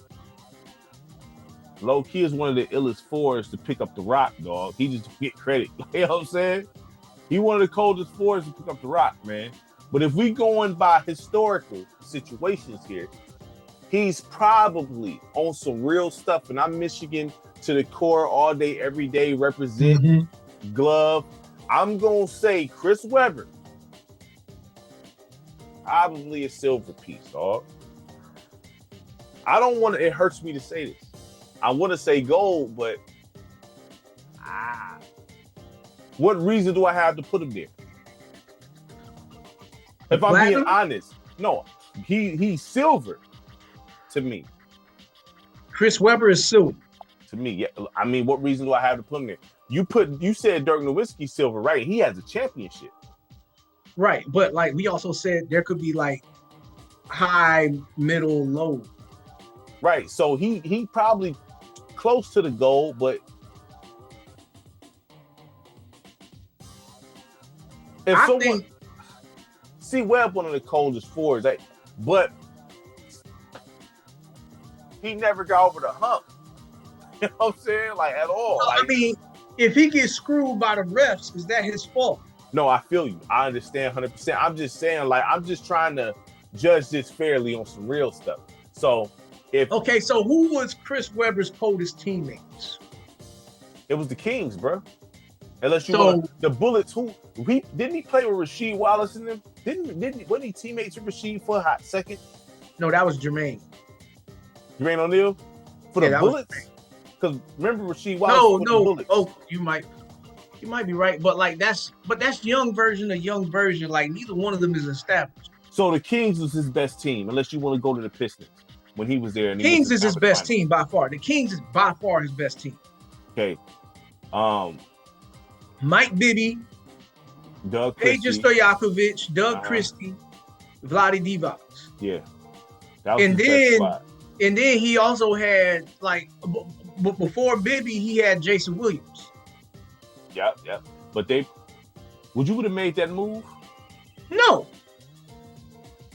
I would have kept I would have kept Jason Williams because I feel like Jason Williams, to me, I think Jason Williams is better than Mike Bibby. I was just about to ask you, you think so for real as a point guard? To me. A point guard, at the ones, he's better at the ones? To me, I think he's better than Mike Bibby because he brings an element that Mike Bibby don't bring. Like that whole street ball style, fast paced court, tricky passing and stuff like that you can't like necessarily like telegraph because it could be coming a whole different way than what you used to. Mm-hmm. Okay. Now, devil's advocate with Jason Williams. He wasn't doing none of that when he was for the Heat. He was playing regular. He was playing regular basketball with the Heat, brother. And like, how much of that? How much of that? He won a chip round? with that. How much of that is Pat Round? Exactly. So the thing is this: you can't play like that and win no chip. Like you. No, you can't play like that consistently and win no chip. But you can throw it in there every now and then. And you know I love Jay Williams, but you can throw that in there every now and then. So you wouldn't say Bibby fit that core better than Jason Williams?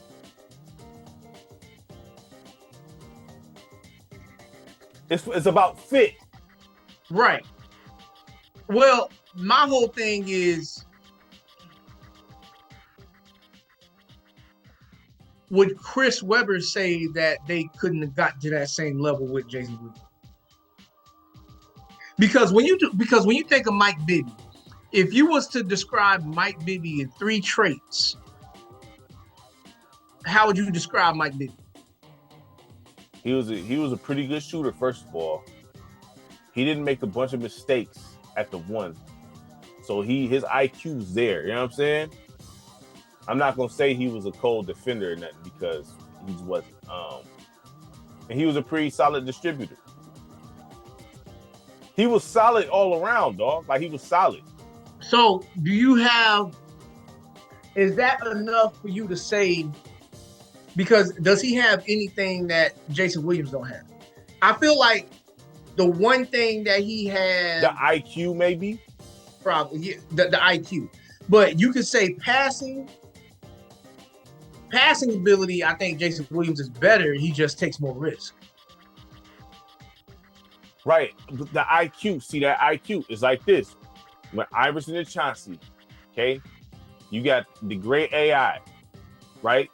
If any person casually, you know what I'm saying, a casual fan will look at the sheet and be like, Chauncey Billups instead of AI, not knowing because Chauncey's a real point guard. How Chauncey run them ones. Okay, so Chauncey's a point guard. Jason Iverson Williams is a 2 guard.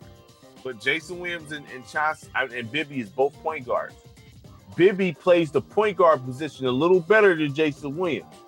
As far as IQ getting dudes in their spots, the pace of the game, I think Bibby plays the half-court game better than Jason Williams, dog. At that time, Jason Williams couldn't play the half-court game that good. And in the playoffs, you got to play half-court basketball, no? Right. Would you agree with that at least? Yeah. I'm agreeing with you. But for my taste, I feel like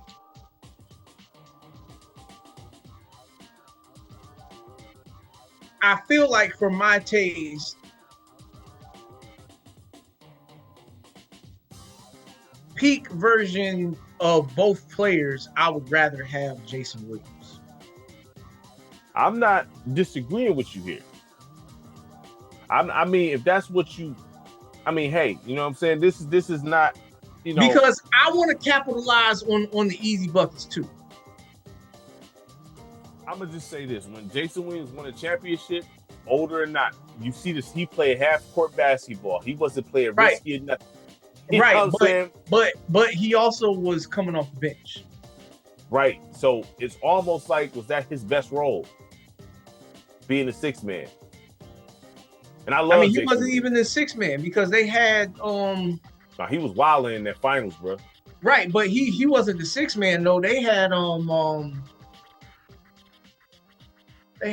who did they have there coming off the bench? Wasn't Antoine Walker on that team too? Yep. Quan was over there. So that was the 6-man right there. That was a 6-man. That was a school. That was a school. Now, okay, you just made me think of something. Would Chauncey Billups and Allen Iverson been a better pairing than Chauncey Billups and Carmelo Anthony? It depends how Iverson feels about that. To be completely honest with you, because he was having challenges with Detroit. That's because they wanted him to come off the bench. Right. I mean, I'm not saying that should have been the case, but I'm not saying that. But I mean, his style of play, I didn't think it fit Detroit style. I don't think it fit, to be honest with you. I don't think it. Is it fair to say that when Detroit traded away Chauncey Billups, they traded away their identity? Yeah, because if you hear the things Chauncey said, right? If you hear what he said, right, about how he did things when it came to Detroit, he knew how to lead that team. Right. And chemistry is a cold piece. You know what I'm saying? Like, it's all the chemistry is very, very important. Like, I can't stress how important chemistry is. You know, right. and Chauncey had that with them. He played with them for how long? Iverson, at that point in time, Iverson was not going to change. He's the guy that he's going to be. Allen Iverson was not. He wasn't. People don't want to admit Allen Iverson was over the hill at that time. Yeah, when you move because he got drafted in what was that, 96? Yeah. So talking about he played for the Pistons. What year was that? 2008. Nine? No, yeah, it was around 2000 because T-Mac earlier than that. Nah, it was around that time because it was. Oh, you're right. It was 2009. You're right.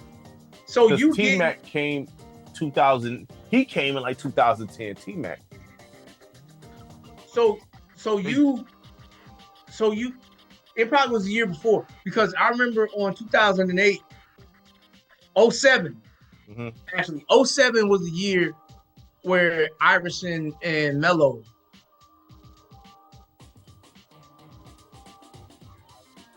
and whatnot. And then it was like the next year, right? The very next year.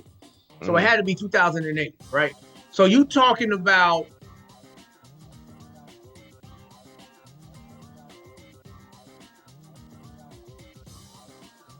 past the 10-year mark of this guy's career. You're past the 10-year mark.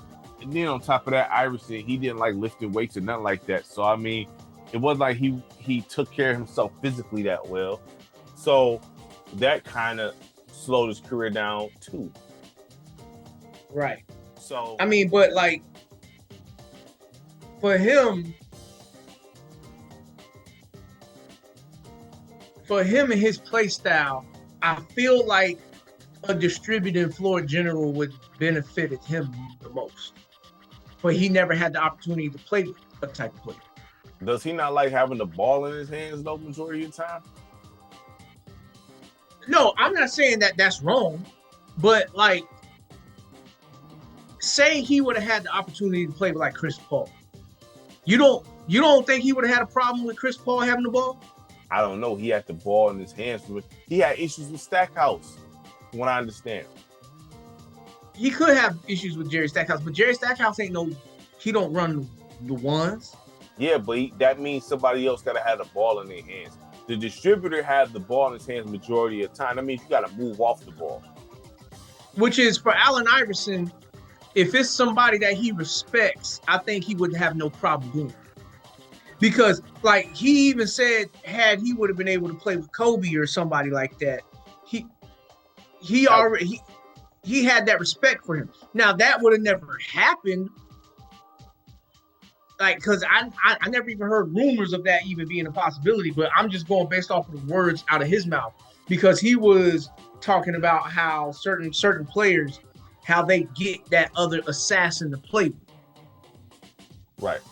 He never got to play with somebody like that at his peak. I would have to. I mean, I think Chauncey would be good for him, but yeah, Chauncey. I think it's about maybe him. Jason Kidd. Maybe Jason Kidd. Yeah, of like course. Because you ain't gonna have no issues with Jason Kidd having the rock because you know he is. Yeah, pretty much. I mean, AI. I think AI. Man, AI. If he just, there's some things AI did wrong in his career. That's all I'm gonna say. AI could have been. Because he approached it with a street mentality. He didn't approach it like as a professional. He had to learn how to be that. And he technically never did. AI, I mean, because if he worked on his jump shot, had a more consistent jump shot, like, man, he already had defense. I mean, he can get steal. I mean, if this brother play the passing lanes, he plays the passing. If he would have just did certain things, man, like, you know what I'm saying? Like, that's all. He would have been well with Chauncey, but I have issues with, because he's so used to having the ball in his hand. It's easy to say that until the ball is out your hand. And then, right, but that's why I said you have to have somebody having the ball in their hands that he respects. Yeah, I mean, because I think that kind of stuff matters. I think that kind of stuff matters. You need to have the respect of your teammates. If you don't have the respect of your teammates, when it comes time to being on that floor, it's like, you know, like, I need to be able to trust that you're going to be able to contribute properly to the team for us to win. Yeah, I'm not debating that at all in any circumstance. I'm just, with certain players, it's easy to say certain things until you in that position. And a guy like AI, he had the ball in his hands in high school, Georgetown, Philly. And when he played with somebody who could share the duties, there was a problem. On somebody's side, I don't know whose side it was. Somebody's side. The thing was, like, well, there's other things too. And then remember this, when Ivo went to Philly, remember Carmelo got suspended for like half the year because of that fight. You mean when Iverson went to Denver? Yeah, and Carmelo was suspended for like half the year because of that fight. Right. So he was there dolo for like half the year. Right. So we never got to see that full potential. No. So Carmelo, I mean, Ivo always had the ball in his hand. It's easy to say, oh yeah, you know, I could have, until you maybe just a couple possessions where you wasn't the best option this time, you done got mad because he dished it to so-and-so because he was in a better spot than you. You want to know why I feel like Iverson would have given in to such a thing? Losing that final series had to teach him that he can't do it by himself. Because up until that point, he probably had the belief that I can do this by myself. But when you ran into Shaq and Kobe, you ran into Shaq and Kobe. You sitting here looking at, okay, that's Shaq and Kobe. Who's my guy? It could have been Stackhouse. See, people. Stackhouse wasn't on that team. It could have been if they never would have got rid of him. Because I'm gonna say this, I strongly feel like this, because that Lakers team, right? What made the Lakers team what it was Shaq and Kobe. The rest of them, the rest of them dudes, they was average. Nah. So if you, who was they three over there? Was it Buford? Rick Fox. No, Philly. Was it Buford? Oh, Philly's three was let me was see. It Tyrone Hill? No, Aaron McKee. Yeah, so you take out Aaron McKee, put in Stackhouse. Rick Fox is not stopping Stackhouse, brother. Right. It's not happening. Right. So he's getting buckets on Stackhouse all day. Right. I mean, Rick Fox. That's so it kind of somewhat it kind of the scale goes like this. You know what I'm saying? You know what I mean? Because the thing is this: you got Shaq gonna get what he want down here. We know that. Right. You know what I'm saying? Regardless. Point blank. But now you got Iverson, you got Stackhouse. So Kobe gonna have to switch back and forth with who he's gonna guard here. You know what I'm saying? So he wasn't switching back and forth no more. He already made the commitment that Tyronn Lue was going to chase around Iverson. Right. So that wouldn't have been. So he would have just been guarding Stackhouse. Yeah, and Stackhouse, he done got buckets on Cole. You know, Stackhouse is underrated. First of all, you know what I'm saying? Stackhouse is underrated. He is not. He is an underrated guard, man. He just played in the league with Kobe, T-Mac, and all them. But he can play with him. Stackhouse can play with him. So I'm not saying that you're making invalid points here. I'm just, you know how the imagination works. You know, you start asking what if questions. That would have been an interesting series if he had Stackhouse with him. Right. I'm just saying. I mean, I don't know. Is that something that Larry Brown was behind? I have no idea because allegedly Iverson was going to get traded to the Pistons, bro. Right. That was going to happen. So I don't know. You know what I'm saying? So I mean, it's a list of things. So it's just one of those what ifs. All right. So back to the tiers, right? Since we talked about them, other players popped in my head. Yeah. Derrick Rose.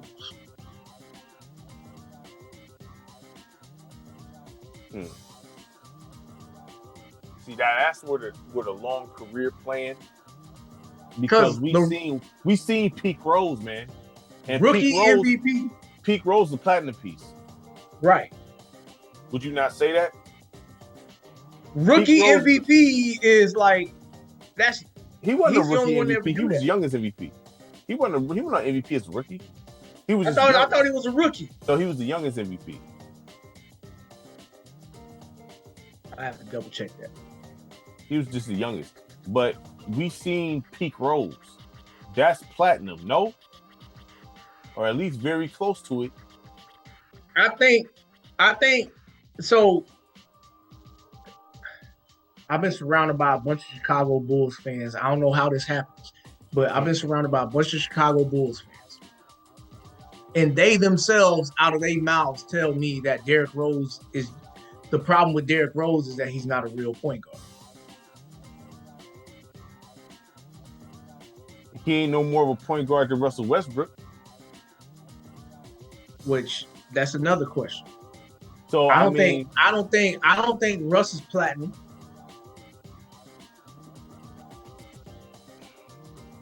I don't think Russ is platinum.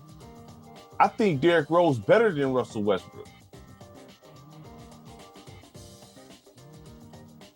I think I'm talking about peak versions. I think he's better than Russell Westbrook, dog. I think peak versions of each player, I can see a debate. Peak versions of each player.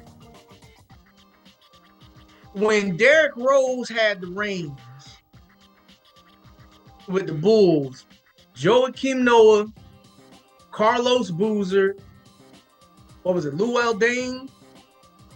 Yeah, Luol was there. I believe he was there. Young Jimmy Butler.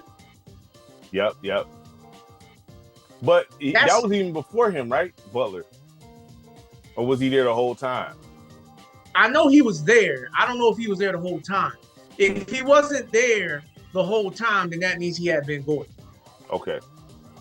All right. So that's his team that he's working with. Would you say peak version of Russell Westbrook came during or after the reign?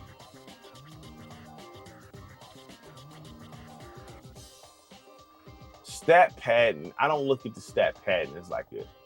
Right. So like, to me? That's I don't know how you view that, but to me, I'm just looking at this like stat padding because it didn't result to nothing. I mean, he didn't have players either, so. So you averaged triple double and did what? What did it do?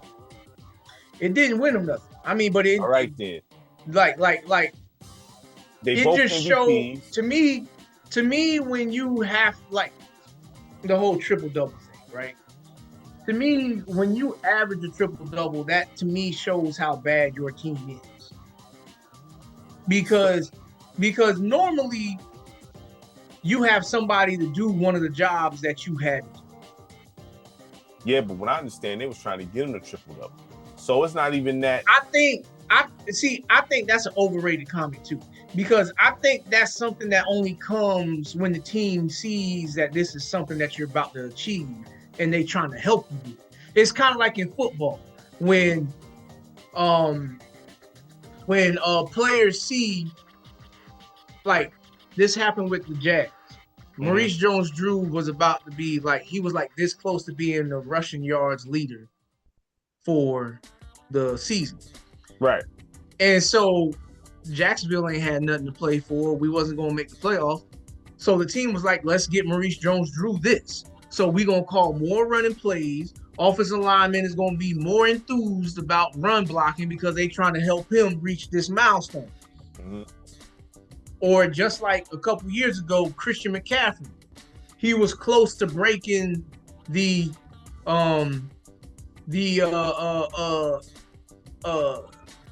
most consecutive games with a rushing touchdown from his perspective against the Jags. And they kept forcing him the ball, trying to help him to break that record. So I believe, so when it comes to the Russell Westbrook thing, when they were supposedly helping him get, I believe that became a thing when they seen that Russell Westbrook's play was naturally kind of going there and they was trying to help him get there. I'm not going to like challenge that. I'm just saying like, because I don't think that happened from game one. I don't think it happened like that from game one.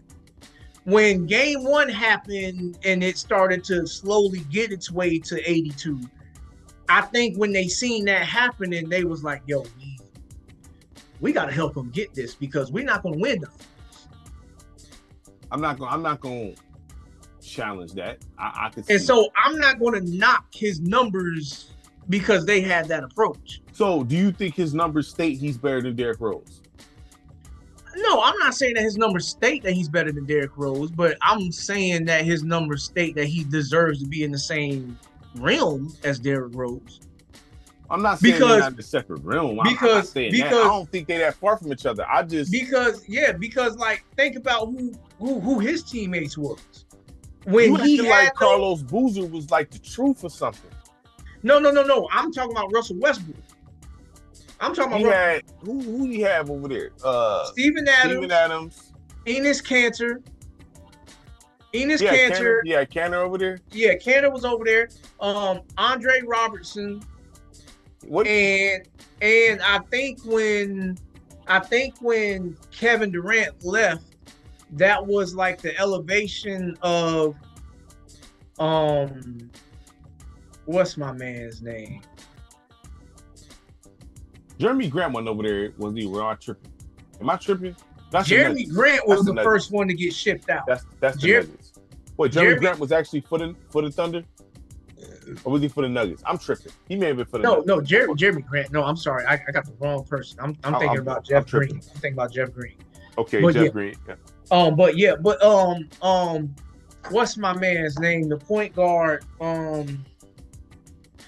He played with Paul George.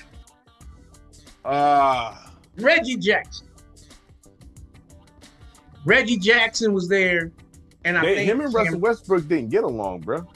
Right, but like when they got rid of Kevin Durant, Reggie Jackson kind of got elevated, and then they drafted Cameron Payne too. So You look at that squad. Which one would you prefer? Would you prefer that Oklahoma City team, or would you prefer the Chicago team? So we looking at Joakim Noah, Boozer, Luol Deng, Jimmy Butler, or Ben Gordon, whichever one. I think it was Jimmy. First of all, Joakim Noah. I love Joakim Noah. He's a hard worker. God, man. Would you say he cold like that to you, Jimmy Joakim Noah? The question is he better than Steven Adams? At what necessarily? Because I mean, if you ask me on the real, I mean, what is Joakim Noah cold at? Like, honestly, like, what is he cold at? So Joakim Noah, I think he was the first version of a big man that can orchestrate the play. You know what I'm saying? Like, what is he good at? Like, if I throw it to him down low, what is he doing? You know what I'm saying? Well, see, like, neither one of them is those type of players. But Joakim Noah, I could confidently say that he's a better rebounder than Steven Adams. I can confidently say that he's a better defender than Steven Adams. So he's a better defender and a better rebounder. Mm-hmm. All right, well, I mean, you gave me some. All right, fine. I mean, well, I'm not going to debate that. I mean, because neither one of them, like. And then Joakim Noah wasn't, like, he was in the runnings for MVP one year. No, he wasn't. League MVP? No, he was not, bro. Not in the NBA. Was he? I thought he was in the runnings for that. He was never in the running for league MVP. Maybe defensive player of the year. Yeah, maybe. That's probably what it was. But then, so then when you compare Carlos Boozer to Enes Kanter, I mean, Boozer for the Bulls was, I mean, dog, like, Boozer's best years to me was the Jazz. And that was the poor man, I guess you want to say Stockton and Malone, poor man's version. They tried to run it like that, but they just didn't. So Boozer to me never really was. I don't even got him ranked like that. Like, he not even. But was the Chicago version of Boozer better than Enes Kanter? I don't know, man. I can't confidently say that, dog. That might be even, because I can't confidently say that, man. Enes Kanter was low key, kind of unguardable now. Kanter was straight. He was tall. You know what I mean? Like, Kanter was all right. I'm not saying he was super duper cold or nothing, but Boozer played hard. Boozer played hard. But then they also had Taj Gibson there too. Can't forget about that. That was Taj. I like Taj, even though he wasn't, like, you know, he was cool though. I like Taj. He was like an energizer kind of guy. But Boozer to me, man, if someone said Kanter was better than him, I'm not about to have a screw face. I'm not going to have a screw face about that.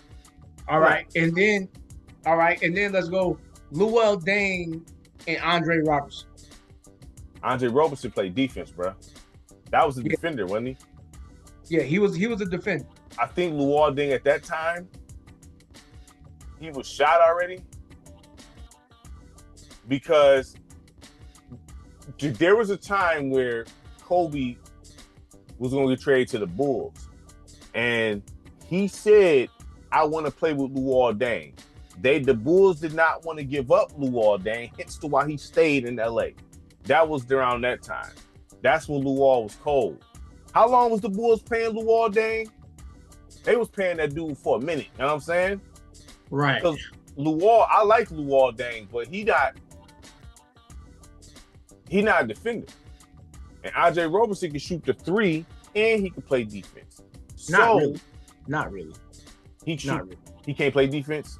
No, he can play defense, but shooting you gonna leave him open? You're not leaving Andre Robertson open, brother.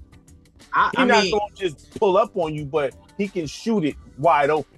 You know what I'm saying? Yeah, but Andre Robertson was not like no lights out. Like, if we leave him open he take 10 shots, I'm not saying he knocked down, but you're not gonna we're just gonna leave Robertson right here.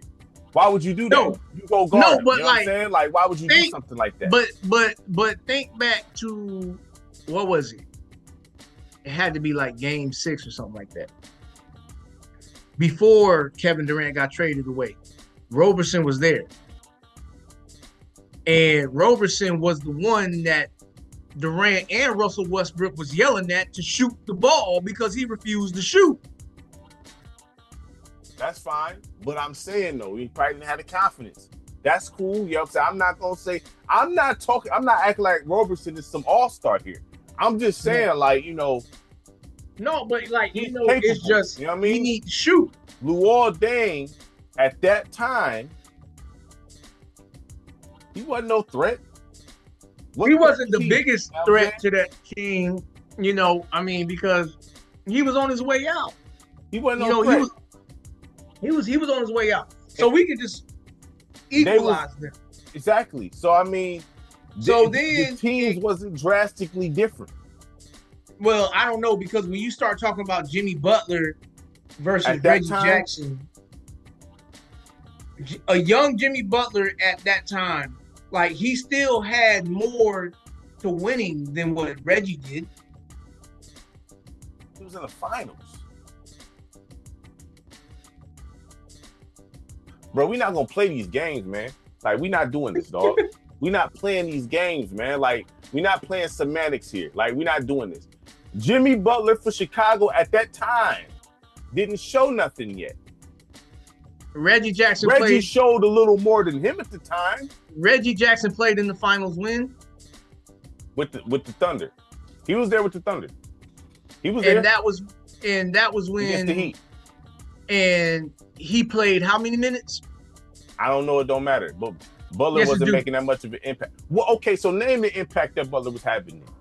Let me hear this impact Butler was having. Butler was the young potential dude. You know, he had the defense and he had the athletic ability at the time. Athletic ability. Not like elite, but like he played hard. Break this down, please. I'm not saying that it was some lights out obvious thing, but I think Butler didn't make noise till Rose left. Right. Probably because Rose had the ball. And probably because Rose wasn't a real point guard. And if Reggie Jackson didn't make any noise, Pistons wouldn't have traded for him thinking he was going to do some stuff for us. So, I mean, he did something over there for a team to view him like, oh, yeah, you're going to come over here and do this. You know what I mean? At least, now Butler, once Rose left, he showed what he could do. Then once he went to Miami, it was just... When Rose got hurt, and he was out for that year, and then he came back, and then he was out again for another year. That's where Jimmy Butler's name got made when Rose got hurt. Pretty much, he was gone. You know what I'm saying? So, I mean, that's what I mean about when he left. I mean, he wasn't there. You know what I'm saying? So, And then you had Tom Thibodeau or Scott Brooks. They both got flaws, man. I mean, honestly. Right. You know what I'm saying? You could probably say Scott.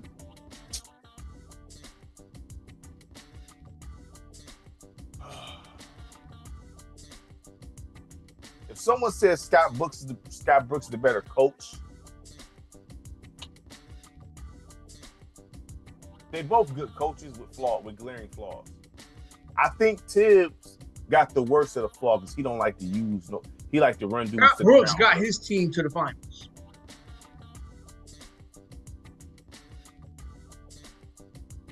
Yeah. Now he was heavily loaded. Yeah, I mean that's tough to. He was heavily loaded. Right. Tibbs showed he can coach though, bro. He gets in his own way. Right. Tibbs, it's not like he can't coach. Right. But I'm not saying that he can't coach. Use other he understands players. something. He understands something. Yeah, he don't understand rotations, man. Right. That's exactly what it is. Use the rotations, dude. You have other players for a reason. It's like he lose all trust. You know what I mean? Like he's like, I'm I'm dying by this. No matter what, you hurt, just drag the lady across the court, man. We can make it happen. Like, come on, man. Like, use the other players, man. Like, I don't understand. Like, use them. Just drag your leg across. Yeah, man. You good, man. We can make this happen. No, you can't make. That's probably why he hasn't. He won a championship as assistant, right? Yeah, he was the Doc Rivers assistant with Boston. Okay, I guess the defensive coordinator. You know what I'm saying? So, I mean, he knows. He just, for whatever reason, it's like a block there. He cannot. It's like he has a problem using the bench. I don't know what's his problem. Did he ever address this or why he does that? I've never heard him address it. So I don't know. I've never heard him address it. I just feel like that's just something that's just in him. And he won't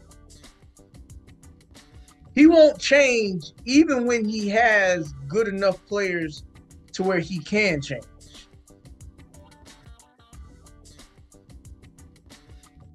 I really think that's what it is, because there's no reason why. I mean, I'm not the biggest fan of these players, but like Cameron Payne, they had a foreign dude. I got his picture. Like I know what he looks like. I just can't think of his name. What team was he with the Knicks? Yeah, Knicks. So this is before he got fired. What year roster was that? Was it? This last year's. I'm gonna go 2024, 2025. Okay, so you got the foreign dude, right? What was the position? I know you ain't talking about Landry Shamet, are you? Shamet. Shamet? Talking about him? Yeah, Shamet. Yeah. That's what I'm talking about. Shamet. I'm not the biggest fan of Shamet. You know, I don't really care for Shamet too much, but he does make some shots. And from what I've seen, he played hard. Yeah. Like, why are they not getting no clock? Yeah, even if it's just 5 minutes. There's no excuse to not use your. There's just no excuse, bro. Like there ain't one excuse you can make. There's not. That's like JJ Redick last year refusing to play. Yeah, no excuse. He only played 6 players. There's absolutely no excuse. He only played 6 players, and one of them was 40 years old. There's not one excuse to make. If there's other guys, you gotta find a way to make this happen. You know what I'm saying? And that's how a lot of guys make their name in the playoffs too, coming off the bench, showing what they can do with the bright lights on, because they got a shot. You gotta do it, man. Like, you can't just man. Nah. Yeah. So, I mean, I would say this. I prefer Derrick Rose. I'm not gonna debate if anybody say Westbrook is better than him. I'm not gonna say that. I'm not gonna debate that, because they both kind of got similar. Like, they're very similar, actually. They're both MVPs. Got the same style. I think Russell Westbrook is more willing to pass than what he was. I don't think Rose want to pass. I don't think Rose. He developed into a pretty decent point guard in his later years, bro. With his later years. The dreadlock Rose? We talking about Chicago. We talking about Chicago. Chicago, it's like he wasn't necessarily really willing to pass like that. He was just running the system. Because you know how them young players come into the league. Young, athletic, can run all over the place. They feel like they can jump over anybody. He could, though. I'm saying, like, Derrick Rose was bugging. You know what I'm saying? And it seemed like nobody had a problem with how that offense was ran, because the team just rallied around Rose. So it's like, if you feel like Westbrook is better, I'm not going to debate that. I would just say I prefer Rose. You know what I'm not saying that he's better. I'm saying that I think that they, from what we got to see, the prime version of each player, I think that they. Where would you put Ja Morant in this equation? Because he ain't nothing but an offspring of them two. Right now, Ja is like down, like right here to them. Okay. Because he's That's the where same style of player as them. He could be the same style, but you got to achieve the same kind of success. No, I'm just saying, like, you know what I mean? He the same style. He from that tree. You know what I mean? He's literally from that tree. I mean, so you wanted to hit, what about Shedeur you want to hit? I don't want to miss that. Well, I mean, we still got, I still got some NBA stuff I want to bring up. Oh yeah, let's go. Because I was looking at this. Because there's another player in the league that had a significant weight loss in the offseason. You talking about Zion? Zion. Or somebody? Okay. I mean, they haven't won a game. They haven't won a game. Hold on, dog. That don't sound right. They 0-5. That don't sound right. I thought they won something. Hold on. I could have sworn they won the game. I ain't gonna lie. Hold on. They 0-5. I'm wilding. Okay, dang. Really? So they 0-5. DeJounte Murray, Kevon Looney, Trey Murphy, the third, who I think is a solid player.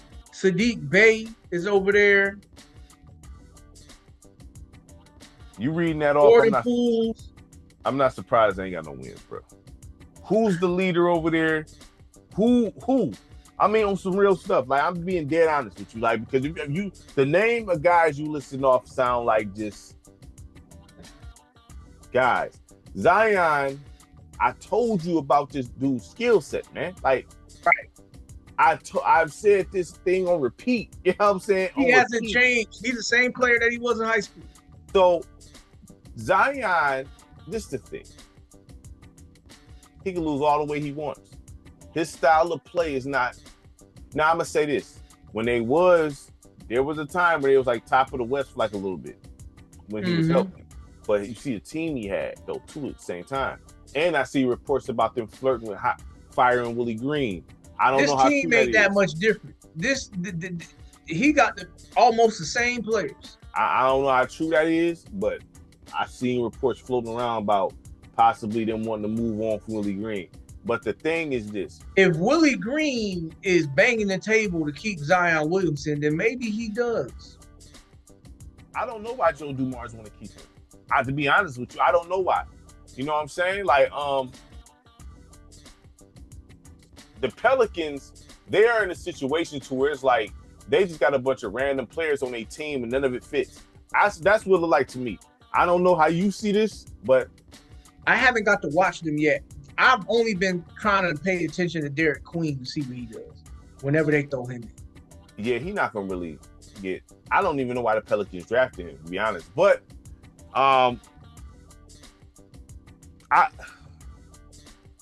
when you throw Zion on the trading block, like, I mean, when you be making calls like I would have been did that. Zion would have been gone. Like, cause Zion would have been gone. Especially after I drafted Derek Queen. I would have been like, all right, y'all, so it's pretty obvious where the direction we go. So we gonna let Derek Queen, he's gonna get the opportunities here. Right. Because we have nobody else here that demands that from him. The team is just so mixed up and just like, they don't have I don't see anything. Let me pull up this roster because you got these cats, man. Let me pull this up right now. Actually, I'm about to pull it up right now. I want to look at this because Jose Alvarado, I'm not no Jose Alvarado guy. I'm going to be honest with you. The only thing that he got in his skill set that really impacts the game is that, like, stand in the corner, wait for your point guard to walk up the court and come behind and sneak. Yeah, peas ball activity. You know what I'm saying? Sadiq Bey, he's a guy that's. And the crazy part is his brother's 6'8" and everything, you know. But the thing is, the best time in Sadiq Bey's career was in the Pistons uniform. He's a system guy. He's effective in a team that's like, he's not gonna help no bad team. But if he's on a winning team, it's weird because what he does, he's like a role player to the team, right? So his impact is going to be with a team that's winning that he can kind of boost that, but he can't boost a losing team.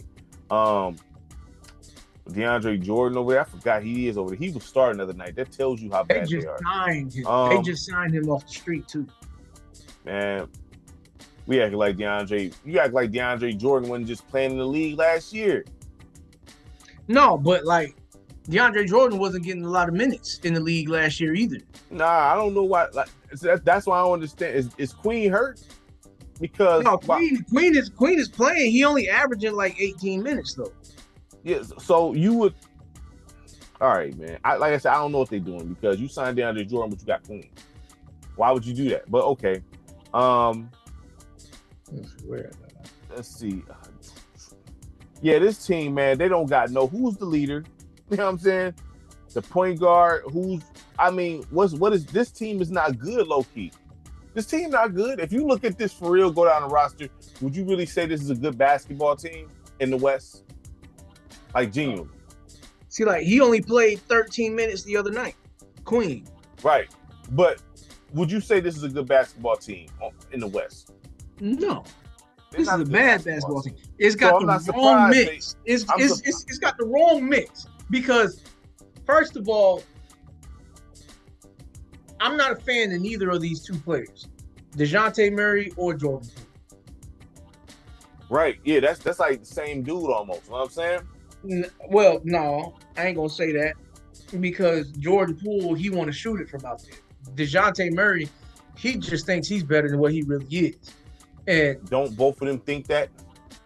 Yes, they both think that, but at least Jordan Poole got the shooting game at least a little bit to where he can shoot it from outside.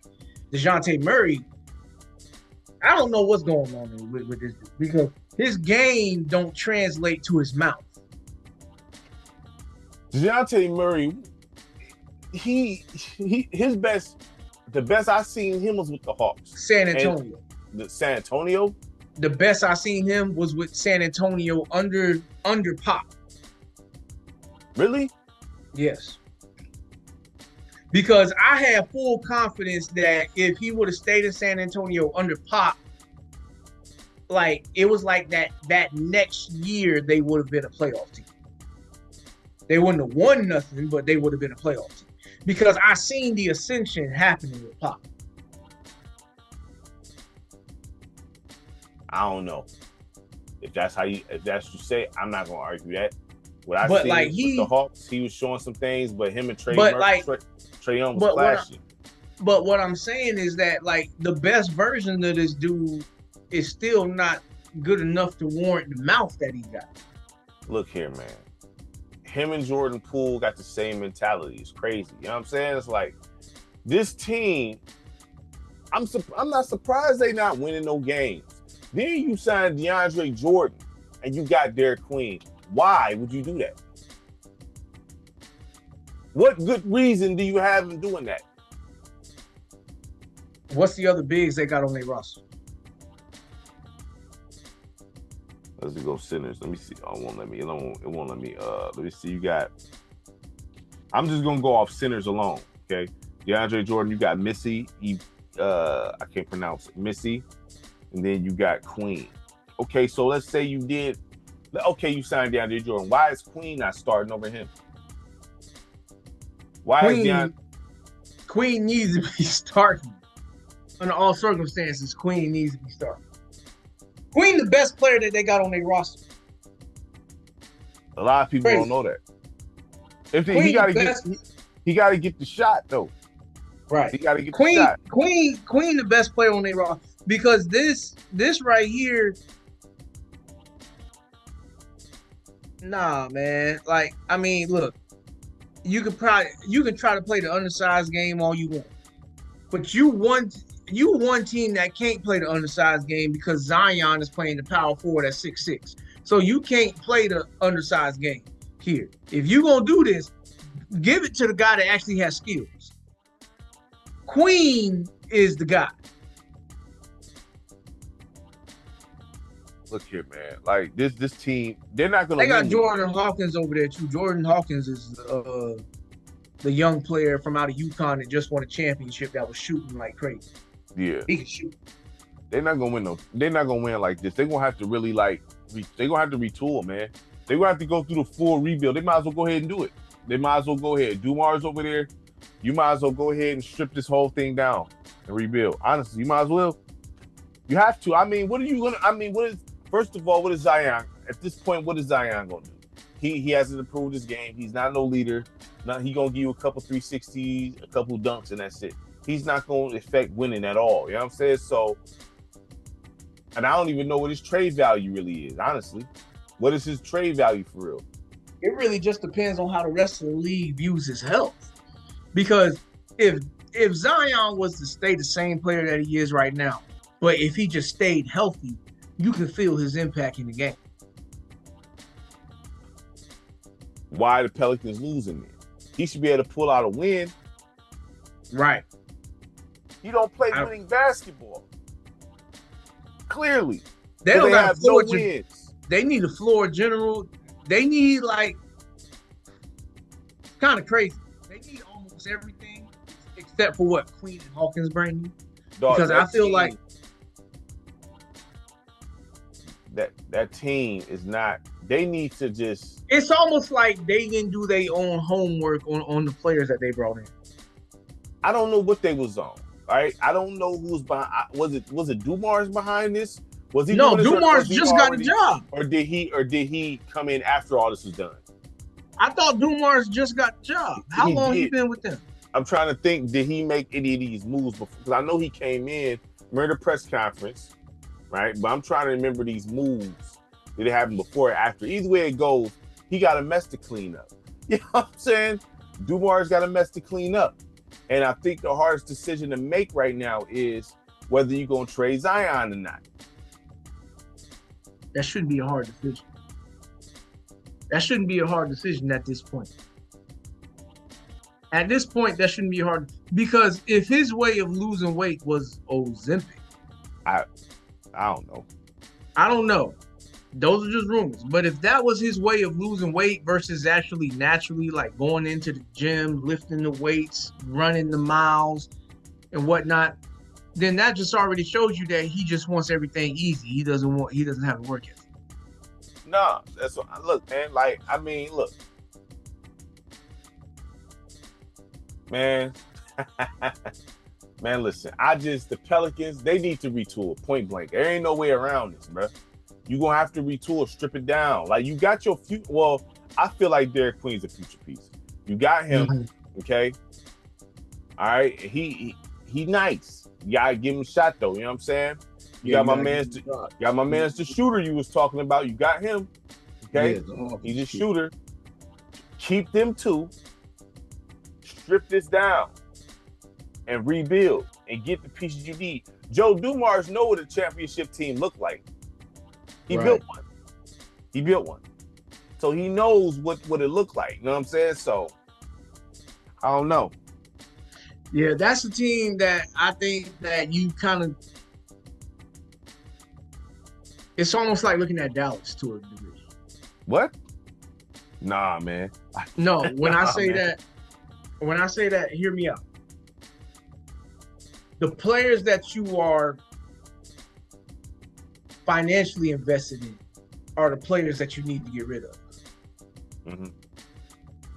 Like how Dallas is financially invested in AD, Kyrie, Klay Thompson. Mm-hmm.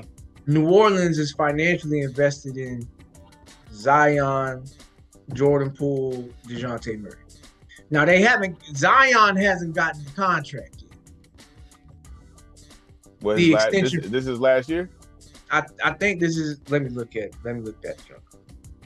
Oh, while you looking it up, about to grab some water real back. All right. So Zion's contract. Oh no, I'm sorry. I stand corrected. Zion signed a 5-year, $197 million contract with New Orleans.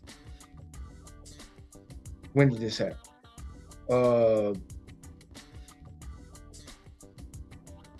In 2023. So that his contract is expiring 2027. So this year he's making 39 and a half. Next year he's making 42. And then in 27 he's making almost 45. So yes, they are financially invested in the Zion. Zion needs to get traded just like how Anthony Davis needs to get traded. Jordan Poole needs to get traded just like how Kyrie needs to get traded. DeJounte Murray needs to get traded just like how Clay needs to get traded. Like, these are all players that they not cheap. And you can't win with them. Well, DeJounte Murray not cheap? No, DeJounte Murray ain't cheap. No, I'll look up their contracts right now. Let me see it.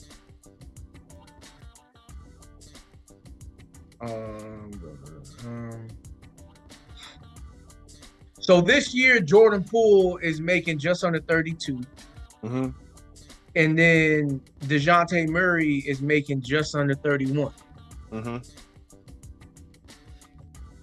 I mean, so that's not like, in NBA terms, that's not like crazy. It's not super crazy, but that's still a lot of money to pay for guys that you ain't winning with. Yeah. I agree with that. I mean, I'm not like, disagreeing in any circumstance. Am I disagreeing here? I'm not, I'm just saying, like, they just have to retool the team, bro. Like, there's no easy way of doing this. They just have to rip the Band-Aid off and just go ahead and do it, man. Honestly, I mean, because in the league, at some point, you're gonna have to rebuild, man. Like, there's no way around it. See, but the advantage that they got over Dallas, they already got the two young players that they can build around. Well, I'm saying, so they might as well just go ahead and get rid of the bad weeds. Especially when you ain't winning with them. You ain't win no game. Bro, like, just go ahead and you got the new what president of operations, what do you want to call it? Go ahead and the Zion thing hasn't been working, fam. It hasn't. Get rid of. I mean, do you keep Willie Green or do you fire Willie? To be truthful, I don't know how good or bad a coach he is, because the Pelicans look like when they had a solid team, they was top of the West for a little bit. And then boom, Zion gets hurt. It's like, it's hard to tell how cold of a coach he is. Well, no, let me take that back. Because you got Spoelstra, who can just get his dude humans and they in the playoffs. So never mind. They in the playoffs. You give him breathing humans, they in the playoffs, dog. Like, straight up. Real. Real, like, I mean, so. I mean, yeah. Let's just say that. Yeah, I mean, you can't. It's like him and then Rick Carlisle. Second. So I can't really, because when you see, I say this. You're a coach, you're supposed to be able to get the best out of your players and figure out what they're good at and put them in positions to execute. Right. And that means adjusting the style of play. That means adjusting the style of play. You can't just, depending on your players, what your coaching style should be, honestly. You know what I'm saying? If you don't got no shooters, you should not be running no offense when you shooting. You all slashing, cutting to the rim. You know what I'm saying? Like, you should be able to fast break opportunity as much as possible. You should be able to have the ability to coach to your players' skill set. So, in that theory, Willie Green probably should be cut. Because if you give Rick Carlisle this same team, yeah, I don't think that they'd be bad like this or supposed to. I'm just being honest. Right.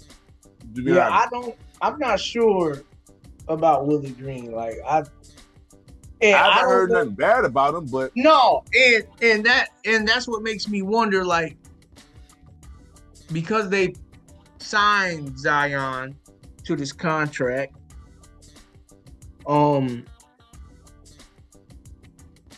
is that something that Willie Green is being forced to do? Is he being forced by the higher ups to be like, okay, look, Zion is still our guy.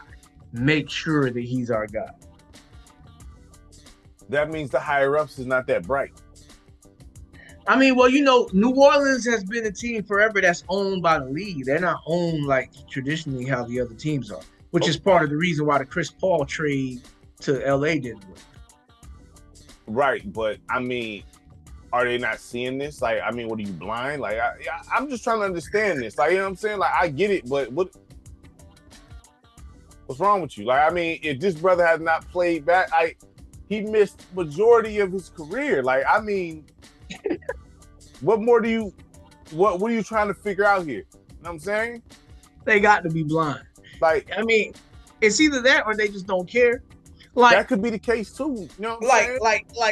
like, you know, like, so I hate that this is the case for a team in my favorite team's division.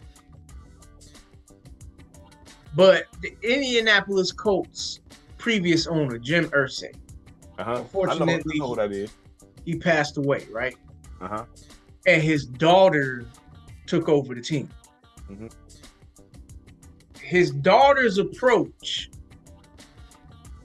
she has a headset just like all the other coaches do. She wants to hear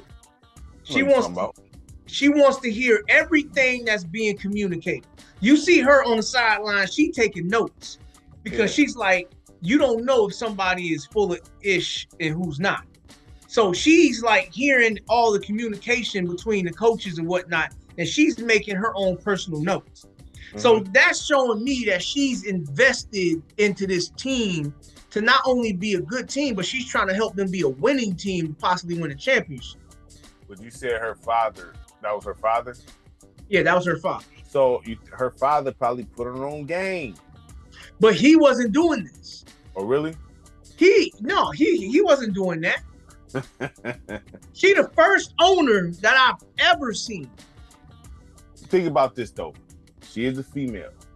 Of course. She doesn't want to be swayed easily one way or the other. You know, it's like females pulling up to an auto shop and you know, dudes being like, yeah, you know, you might want to change your auxiliary carburetor because you know that thing is making this ticking noise, and you know, so you know, anything to make a woman panic, to make her be like, oh my God, it's doing this, so we need to hurry up and do that. She probably want to try to women, I've noticed in the male-dominated scene, try to prove themselves by being aggressive. Well, I don't take her thing as being aggressive. I take it as being, I'm gonna make sure that I do my job as far as making sure that you're not. That's a form of aggressiveness, bro. I want to hear every piece of your conversation, bro. Like on the during the game, she wants to hear your calls and everything because she wants to make sense with it. Now, yes, some of that could be because she's a woman.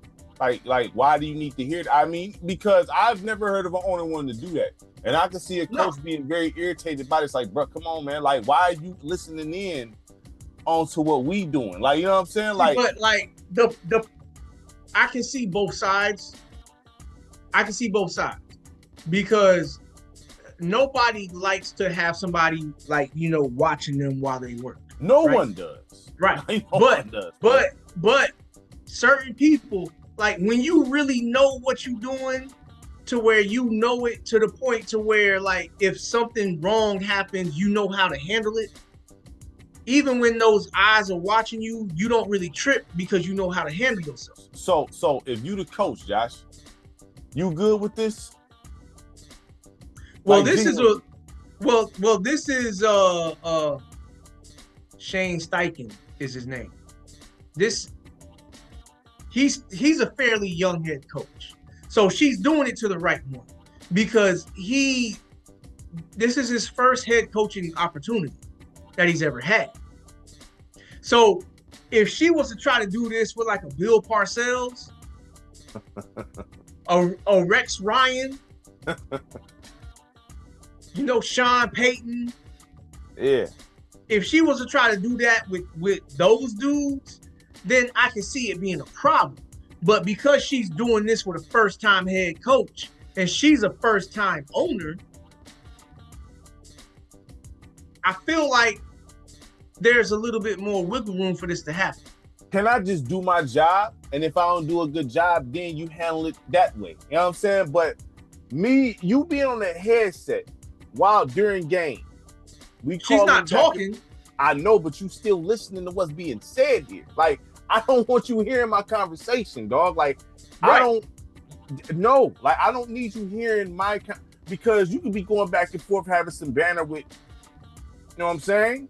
And you gotta watch what you're saying because she listening. Like, nah, you're not gonna tell me, because then it turns into you can't talk like that. You can't do. That's what that turns into. You know what I'm saying? I gotta address this, what you said here, and this, that, and the third, blah blah blah blah. And I'm not saying that you're wrong there, but there's also, we already know the bad politics situation, this is like a good segue transition to the Shador stuff. Coaches be tripping when it comes to certain players that they personally may not like, as far as the person that they are or whatever it is. They personally may not like them. But when it comes to the game of football, they're good players, and they're players that you need to involve into the game. Coaches themselves have shown that they will take action against the players that they don't like. What's she gonna do about that?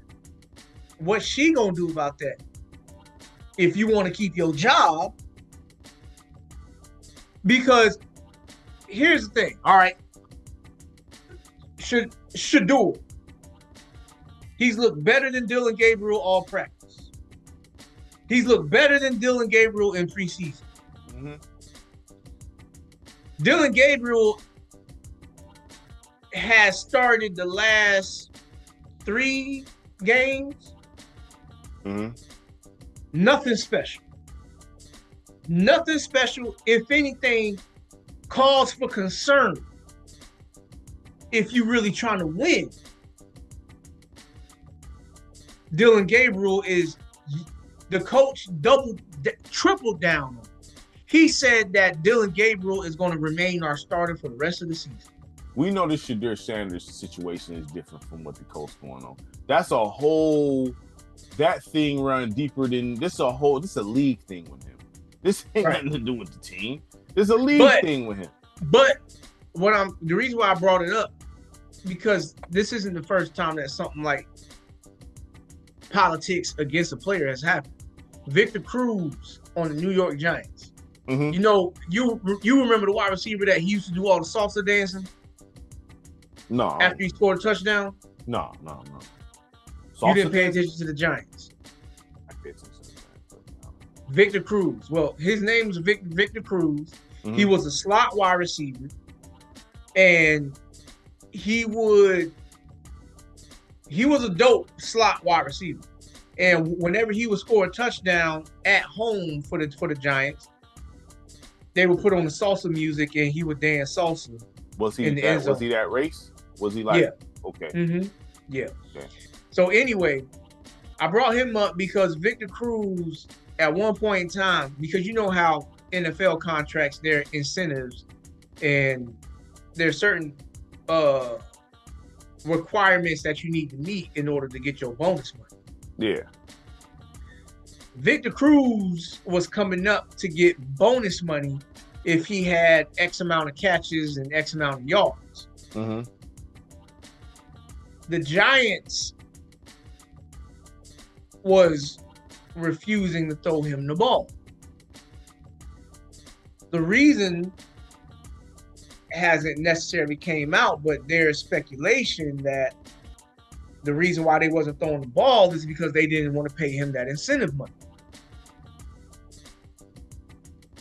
That's not far-fetched.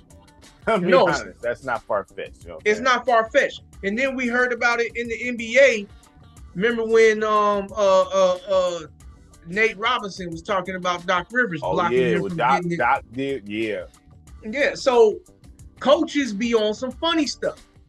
Yeah, that's both. That's some hating. That's hating. So for her perspective, to make to hear everything, to make sure that ain't nobody full of BS, and I don't know where she takes this because we only get to see what happens on Sunday. We only get to see what happens on Sunday within that 3-hour span if you watch. Who's to say she not full of BS herself, man? Who's to say she not full of none of herself? Yeah, no, ain't nobody to say that, but she's the owner. I'm not saying she is or isn't, but she, just like the coaches can play favoritism, she can too. She can too. She definitely can too. But the difference is she's the owner. She's the owner. Which she can has hurt worse for anybody. It can, but she has the last say. And for this to be her first time taking over a team that's been a losing team for a while now, I'm not mad at her approach necessarily. Because if I'm a first-time head coach and I know I got the goods, she can listen to the conversation all day long. I'm going to cuss out my defensive coordinator or my offensive coordinator if they ain't calling it right, regardless of what. Right. That's not going to bother me that her ears happen to hear it. Right. Because for her to be having the father that was in the NFL for as many decades as he was, she has to have some sort of knowledge of the things that go down inside of an NFL locker room and office. Right. So it shouldn't be no shell shock to her to hear players getting called out and hear coaches getting called out. Right. Yeah, I just, I get it on both sides, but I'm looking at this as a, like you said, a veteran coach. There ain't no veteran coach that's going to even play that. Like, you're not listening to my conversation. But at the same token, when you look at the standings, as far as the AFC conference is concerned, the Indianapolis Colts is the number 1 seed right now. They only lost one game, which is a game that they should have won. But that was a game where one of their wide receivers was celebrating before he crossed the goal line and dropped the ball, before he dropped the goal line. See, stuff like that I have a heart attack, man. Like, seeing something like that. I couldn't even. How would you deal with something like that? There's nothing. The words that come out of my mouth, like, nah, man, you. Oh, he gonna get the business when he comes to the sideline. He would much rather head straight to the locker room, shower up, and head home, so he can be gone before the game is over. So we don't see each other. Like, and then on top of that, he made like another bonehead play that cost him big. See, same player, same exact player. Yeah, see, stuff like that had me ready to lose it, man. Like, man, like you. And that's not the only time I've heard. I've seen things like this happen in college and all kind of stuff. You know what I mean? But It's like, I wouldn't know how to even respond to nothing like that. I'd be so pissed off, fam. Like, that's something I just don't really like. Because I done seen people fumble it I've seen people fumble it because they were sitting there trying to celebrate and high step, lose the ball, like all kind of stuff. Bruh, like, oh man. Right. So, I mean, look, people can hate on her tactic and strategy, but like, another thing that's going to do for any coaches in that position that's got to deal with that is that's going to make sure that you ain't going to be monkeying around on the job. I get it. I'm not hating on it. If that's what it works, that's what works. I just wouldn't be able to man, listen, I wouldn't be able to mess with that. There ain't no way. Right. I couldn't. You're not listening to my convos, bro. Like, ain't no way. There ain't no way, man. An established veteran coach ain't gonna play that. But a new head coach, first-time head coach, he'll take that if this is his first time getting a head coaching job. Right. Because it's a promotion. But after that first year. Not even after the first year. Like because you can have a bad first year, which he did. He had a bad first year. Uh-huh. But now his team is right now at the current moment first place in the conference. Hey, results are results. I'm not arguing with him. I'm just saying, like, I can just see how that's a problem. Like, you know, as a person that work by themselves, I don't want nobody telling me how to do my job. I know how to do it. You know what I'm saying? Like, don't call. Keep talking.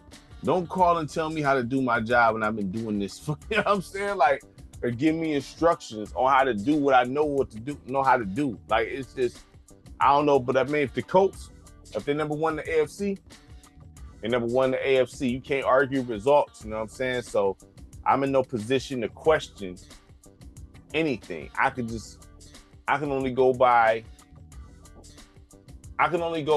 pretty much, you know, how a veteran coach would feel about that. You know what I mean? Somebody listening to their conversations or side conversations. Because I know they have side conversations in them headsets, man. They don't just talk strictly only 100% football in them headsets. I know they don't. It's impossible. I don't believe that at all. You know what I'm saying? During the game, it kind of depends on how the game is going. Yeah. Because for the most part, while the game is going, the conversations should only be about the game. I agree. I'm just saying though. Right. So I don't know. Like, and then like coordinators are different. Like not every coordinator is the same. Some coordinators want to be on the sidelines with the players, as they call the plays. And other coordinators want to be up in the skybox, you know, calling the plays, watching the game from a bird's eye view almost. Is that offensive coordinators? Because I've always seen defensive coordinators on the field. They both do. They both really? do. Mm-hmm. What would you rather be at, the field or the skybox, Josh? I can see advantages to both. Because when you on the field, on the sidelines, you can directly communicate with the players without having to have that phone call. Because like you've seen situations where like players get to the sidelines and they pick up the phone and they talking. Yeah. They talking to the coaches up at the top. Okay. So if the coaches are down on the field, they don't need to pick up the phone. They can just go straight to them and be like, blah, blah, blah, blah, blah. Right. But the thing about the bird's eye view that's advantageous is you get a better view schematically of what the other team is doing. Are you able to replay, zoom in, all that stuff too? Like you can get all that, access to all that, or no? As far as like looking at the play and see what happened and zooming in, all, you know what I mean? They would have to have like the camera system set up for that, which is I think they would have that, because whenever they looking at those pads on the sideline, because that's the new thing now. They look at the pads. They can look at the pads and see what the schematic turnout was for the previous teams, like plays or whatnot. Like they can see how they playing. Right. There's advantages to both, because I do believe that there is a such thing as being on the sideline with the players and getting direct feedback from them. Because like you can like go to the sideline, like say you could be the offensive coordinator and you can have a drive that results in 3 points instead of a touchdown, right? But when the offense comes to the sideline, the wide receiver can be like, I got him beat every time. Every single time he tries to jam me, I'm always getting past him right here like that. So you can have that in your mind and be like, okay, well, the next time we come into that situation, you can look over there. We're going to call this play route for him because they not keeping no safety over the top or whatnot. He's playing them extra aggressive on the line of scrimmage. He's a great wide receiver at beating the jam. Beating the jam has never been no problem for him. He beats the jam, and it can turn into that on the sideline. I almost feel like being on the field I'm not gonna say it generate more trust, but it's different when you there talking eye to eye, like, hey, Right. you know, but I get it being up there too. You know what I'm saying? Especially Mhm. in the bad weather, like yo. And then looking at everything and you able to really lock in on I get it without all the distraction from everything out there. You know what I'm saying? You can really lock in on certain and then be like, hey, get on the phone. But I can see how players, especially young players, like you won't even be out on the field with us. You up there. Right. Now why would I look, you know what I'm saying? That could Right. be a problem too, you know what I'm saying? I can see that being an issue versus you being out there on the field with them, like, hey, talking to him, hitting him in the chest, like, you know what I mean? Right. I mean, look, there's been great coordinators at number. No, I'm not disagreeing or none of that. I'm So just saying.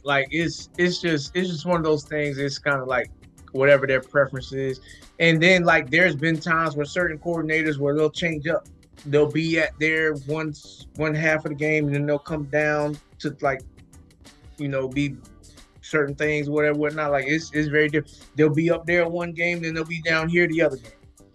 I mean, it's all about different because like technically the best seat in the house from a fan perspective, if you want to watch the game of football, like actually like watch the game of football, like watch the game that happens between the coordinators and see plays develop and whatnot.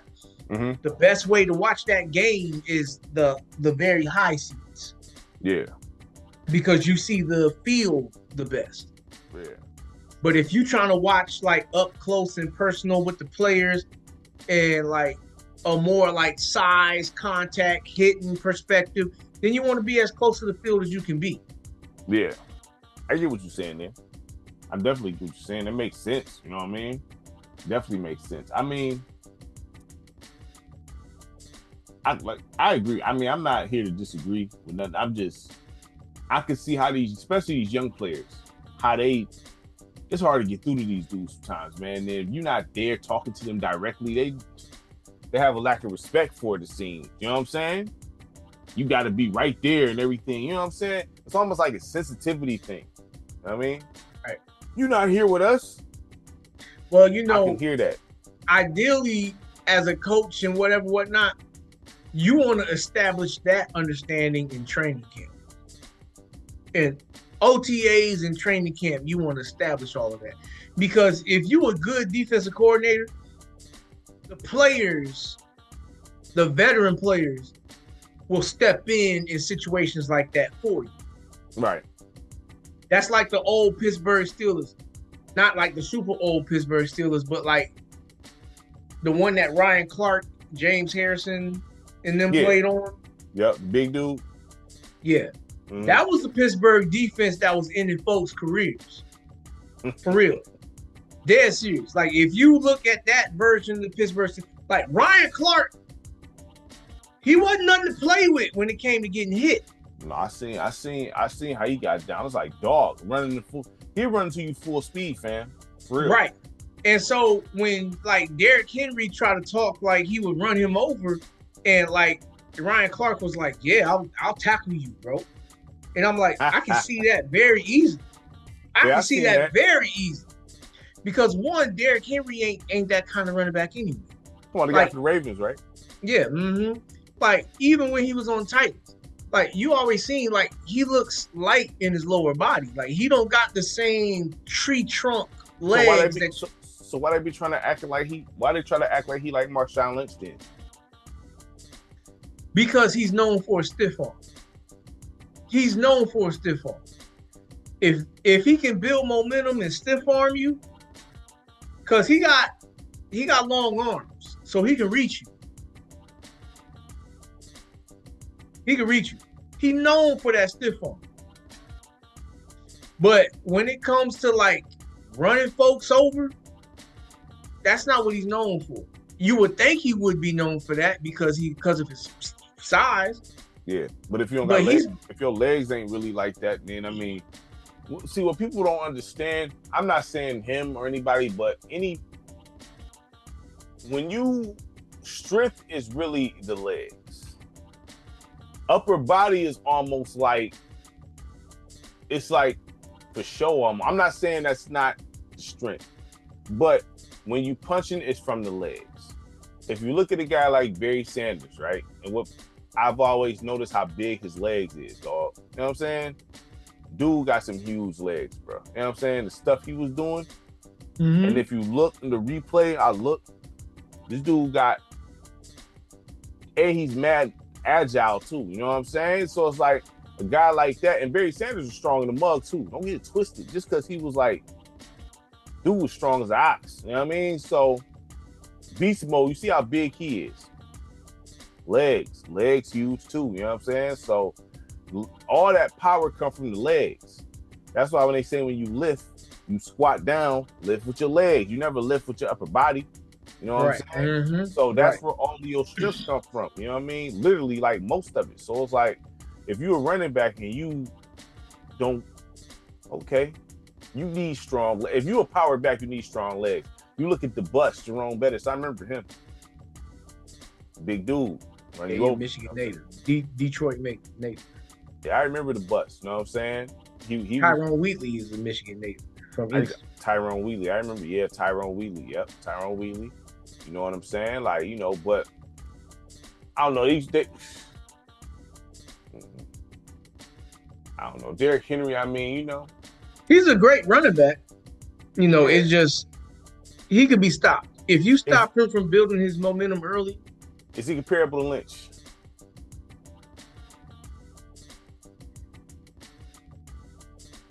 To Marshawn Lynch, I wouldn't say so. Because Marshawn Lynch, Marshawn Lynch, faster, quicker. He was quicker? Yeah. See, like Marshawn Lynch could actually be shifty. Derrick Henry, he's not shifty at all. Like, even when he tries to be shifty, it looks slow. Let me ask you this when it comes to running back.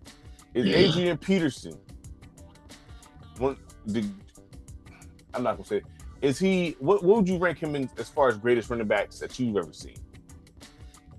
All time, Adrian Peterson. I had one problem with Adrian Peterson. Adrian Peterson fumbled that ball. I was about to say, I already know this. Adrian Peterson fumbled that. I could care less about what your talent abilities are. If you fumble that football, like even in the when Brett Favre came back and he played for the Minnesota Vikings, Adrian Peterson was on that team. They played against the Saints. I think it was the conference championship game. They played against the Saints. Adrian Peterson fumbled the ball 3 times in that game. I'm not saying that he lost every fumble, but he fumbled the ball 3 times in that game. I have a problem with that. I have not ran into one coach that was okay with a fumble. That's like cardinal sin, bro. I'll take the less talent guy that doesn't fumble the rock over you having this elite talent, because he is elite talent. He is elite talent. Like when you say everything, he had everything. Adrian Peterson had everything. Shifty, power, could run past you, could run through you. He had everything except ball security.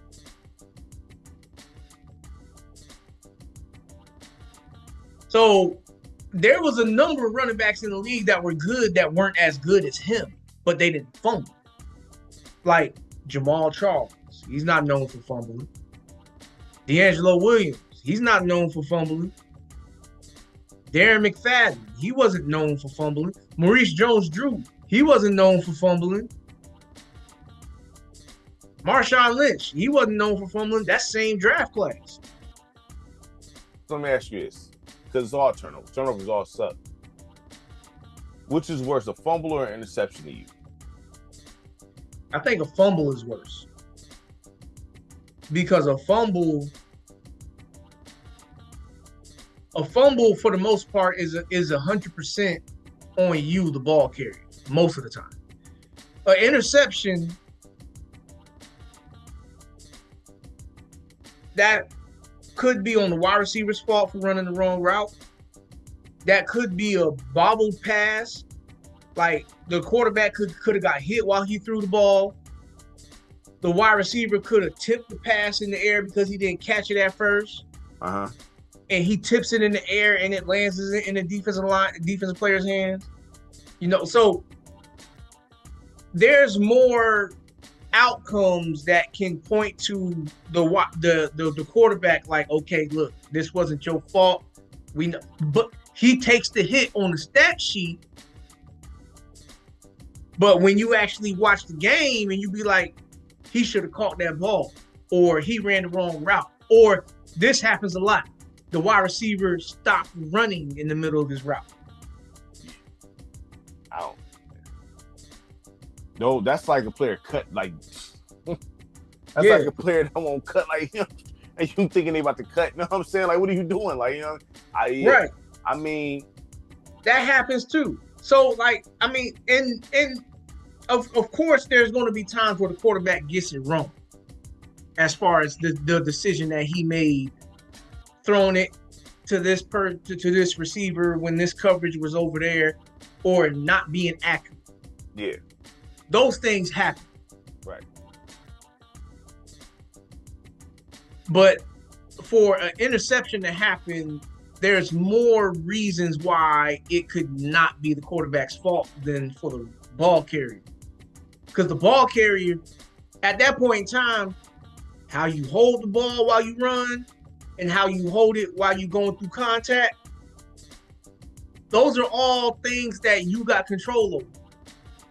So the only time where something like that can happen, where it could be potentially not the running back's fault, is the exchange between the quarterback getting it to him. And that could be the quarterback handing the ball off too high, too low, pitching the ball too low, too high, too short, too long, all those things. Let me ask you this. I've seen some pretty nasty hits back in the day. I've seen some helmets flying off and everything, right? Whole nine. Off. So a person fumbled off something like that. You get hit with one of them just full speed, blow. You know what I mean? Are you gonna count that fumble against them like that? One of those? Yeah. Violent hits? Yeah. Yeah. I mean, said you can be knocked out. You better hold the ball, dog. Once again, like nothing is like. Violent. You know the violent hits, man. Yes, I know, but there's like nothing is like 100%, right? But for the most part, for you to get hit like that, you either didn't see it coming or you didn't brace yourself for it. Because you got to protect yourself while you're on the field. Yeah. You got to have your head on the swivel. Yeah. You got to see things before they happen. Yeah. So for you to take a hit like that, what was lacking? What happened? You cold-blooded. I feel you, though. I feel you. Right. I mean, it's necessary because there is a such thing called ball carrier vision that is necessary. Oh, yeah. It's like awareness. It's like awareness level. You have to have the vision to where you can know where to run and know how to protect yourself. Yeah. So for you to take one of those kind of hits, like I said, nothing is 100%. But like anytime a turnover like that happen, like me and you, we need to have a conversation so I can understand. Oh boy, got a concussion. You like, hey, hold on. Well, no, I mean, like, like we need to take care of your health. Right. Your health is going to be priority number one. But once you come to, we need to get back to business. I feel you. Because this is still your job. This is No. still your job. Oh, dude, I'm with 100% agreement. I'm just saying, like, you know, in what circumstance do you let where you like, okay, I see why he fumbled this. You explained it with the handoff, but Right. a bad handoff because Right. that can happen with the O-line not blocking. You don't even got enough time to really. Listen. One thing that that pisses me off is a bad O-line. I don't like a bad O-line though. That right there, that's right. A bad O-line have me hot. Okay, if the quarterback don't even got a chance to take 3 steps back, and he already staring in the helmet of somebody else before you get to throw him hot, dog, immediately. Like, what are y'all doing? You know what I'm saying? Like, I mean, look, that's why it's harder for one player to have that impact on the game like how it happens in basketball. Now, I've seen, like, okay, Richard Sherman, right? He had an impact where people didn't want to throw it to his side of the field, dog. Like, right. At all. Like, you know what I'm saying? It wasn't because he was this amazing lockdown corner against all receivers. The thing that made it scary to throw it to Richard Sherman, he was a converted wide receiver. Mm-hmm. Most corners, defensive backs have a hard time catching the ball. Which to me makes no sense. Right. I'm gonna be honest. You know what I'm saying? It don't. Because that's one of the first things you do as a kid. You play catch. I would think that's a skill as a cornerback, a free safety. I play free safety. I play wide receiver, and I play a little bit of cornerback. I like free safety better because I wasn't good at man-on defense. I could run routes, but I was not that good on like standing in front of somebody going backwards. I wasn't good at that. But you have to be able to catch, like because you want to be able to, you know what I'm saying? Like, especially catching in deep, in heavy coverage too. You know what I'm saying? Mm-hmm. To be able to, I don't understand how cornerbacks can't catch like that. I never understood that. I don't understand. I would think you would want to be on that machine just as well. You know what I'm saying? You know what I mean? Getting catches. I would think that'd be part of your training. I would think so. I mean, that should be incorporated, but that's when you think about the letter of the description of their position, that's not what they actually get paid for. That's like collateral. Because interceptions? Yeah. Because their job is to cover wide receivers. If they or receiving options, for the most part, that's their number one job. Mm-hmm. So if they just bat the ball down, they've done their job. They got to keep you. If they discourage the quarterback from throwing it to the closest wide receiver in proximity to you, they've done their job. I'm not mad at that. I mean, I'm not disagreeing with you at all. I just, you know. But that's the difference between good and elite. Good and great. Great and elite. Like, the elite ones can do all of that, but then when it's their time to catch the ball, they can catch the ball. I just feel like, man, that as a cornerback or a free safety, you need to be doing the same exact drills wide receivers doing. Well, like, as far as catching the ball or just, you know, because. Well, see, I do believe that there is value in cross training, because once again, you asked a question about Richard Sherman, right? Mm-hmm. Richard Sherman, he started out playing wide receiver. I don't even remember that. I'm be honest. In college, when he was at Stanford, he was a wide receiver.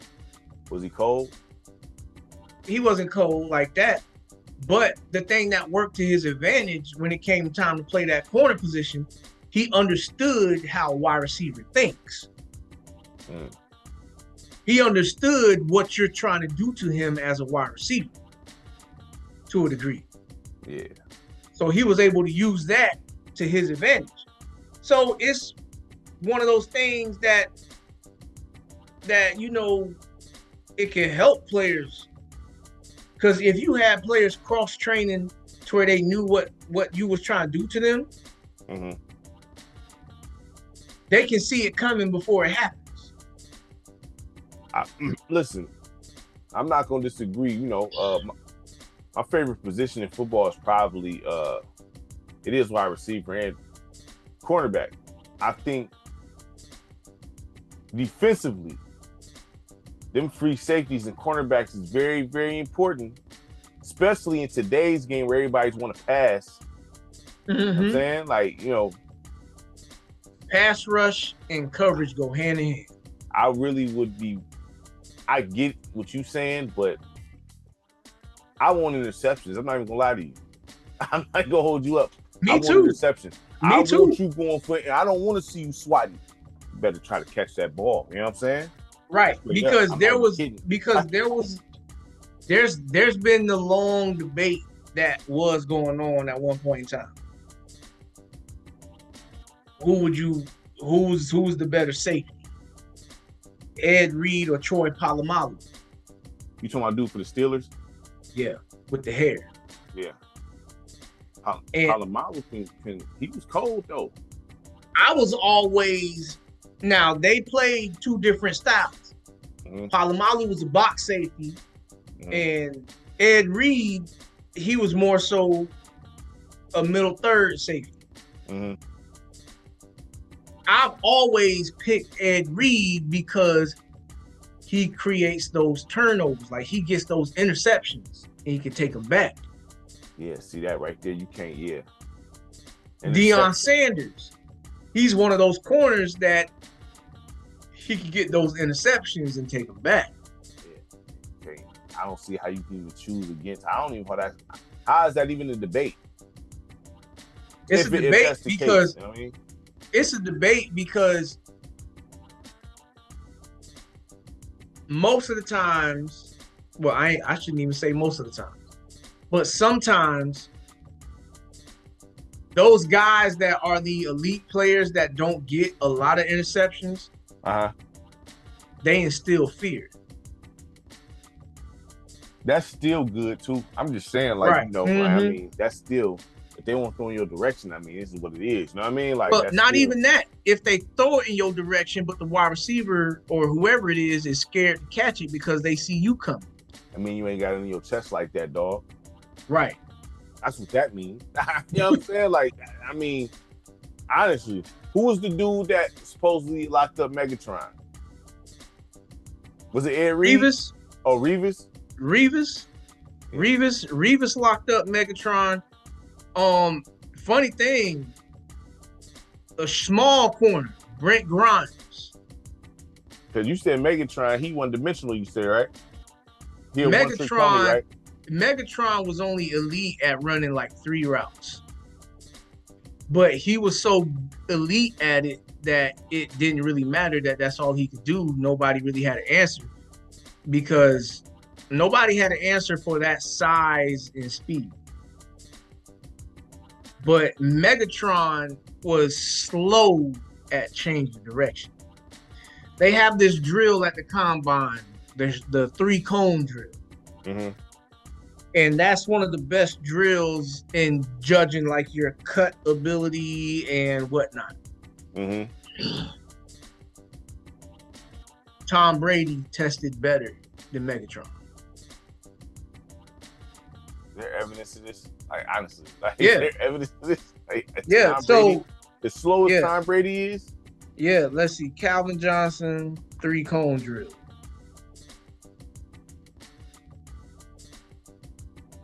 That's crazy. I got a name for you. I was listening to an interview.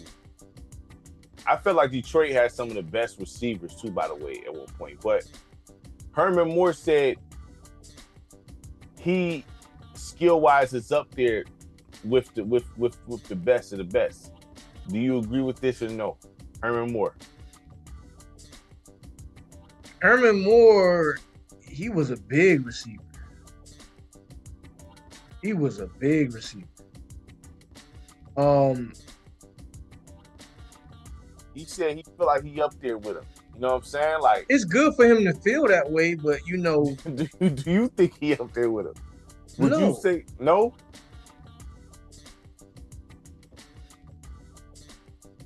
no, I don't. So who was better out the three? Herman Moore, Brett Perriman, and Johnny Morton? He probably got them. Herman Moore, yeah, he got them.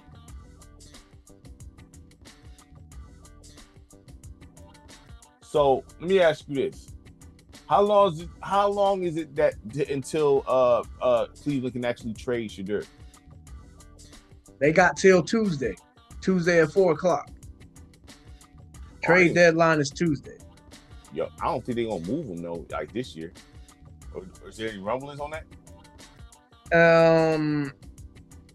No, there's not really any team picking up or anything as far as him being moved. Like there's some teams, like analysts is begging for it. Trade Shedeur because you obviously ain't trying to play him and all this other stuff. I mean, I agree. I mean, I see things as saying that he sabotaged himself, or I know you said something. You didn't say that, but it was something. It was them interviews. He didn't help himself. He didn't do himself any favors. He didn't help himself out there. He didn't help himself out with the draft interviews. So like that was like kind of like the main thing. And then like he got mad when some coaches was calling him out on not being prepared for it and whatnot. Like, look, dude, he was a first round talent, but you can't come in here like your dad because your dad. I was just about to say that. Like your dad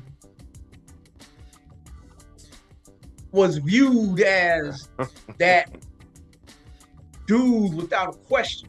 The viewers, I remember his first touchdown return as a rookie. Right. With the red helmet, the red Falcon. I remember that. Right. Deion Sanders, dog, like, man, look, he was cold, like cold, like cold. He could back up everything he said, bro.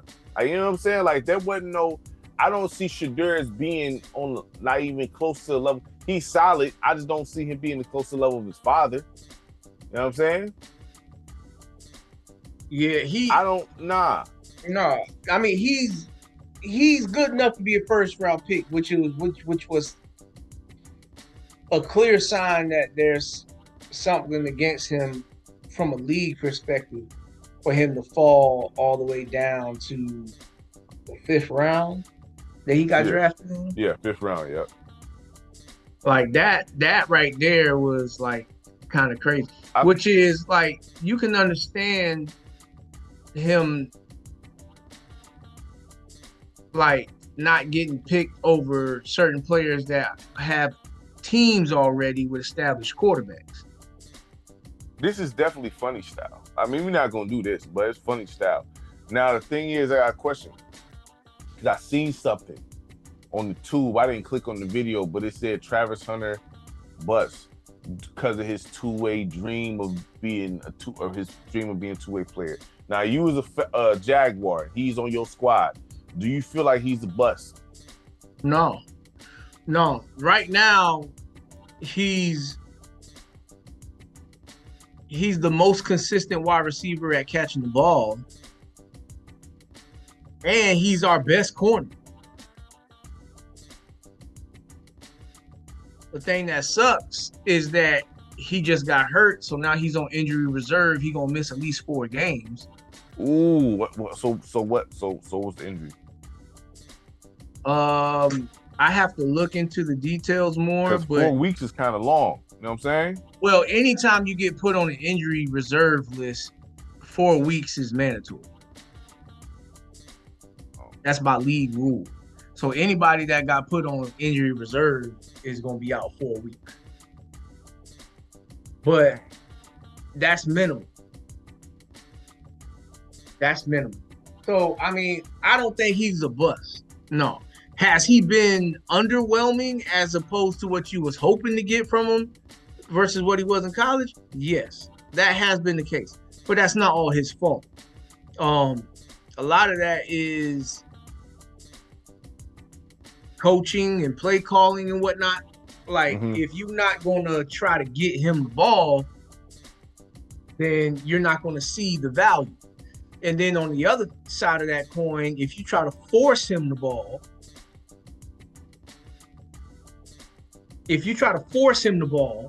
Mm-hmm. then you could hurt the team too. So, how far are your Jags going this year? They playoffs or no? I don't know, man, because right now, what I haven't seen from the Jags, they haven't had a game where they put together a complete offensive performance. Mm-hmm. They haven't had a game where they had the combination of running the ball well and passing the ball well in the same game. Yeah. They haven't had that yet. So the defense at a point in the season, they was getting a lot of turnovers. Like they was leading the league in turnovers for a minute. The thing is, I just don't know.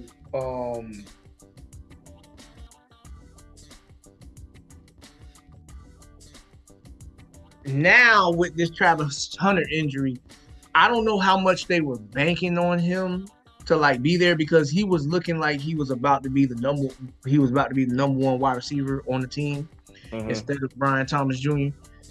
And he was looking like he could potentially be that for Jacksonville. But how long do you think he could play this two-way thing? That's up to him. I feel like it's more possible than what people think, but I feel like it's still gonna be up to him to show that, because you ever been to a game before?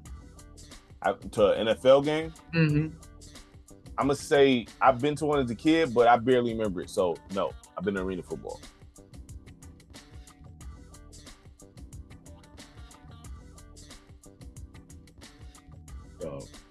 Oh yeah, it's almost there. You know what I'm saying?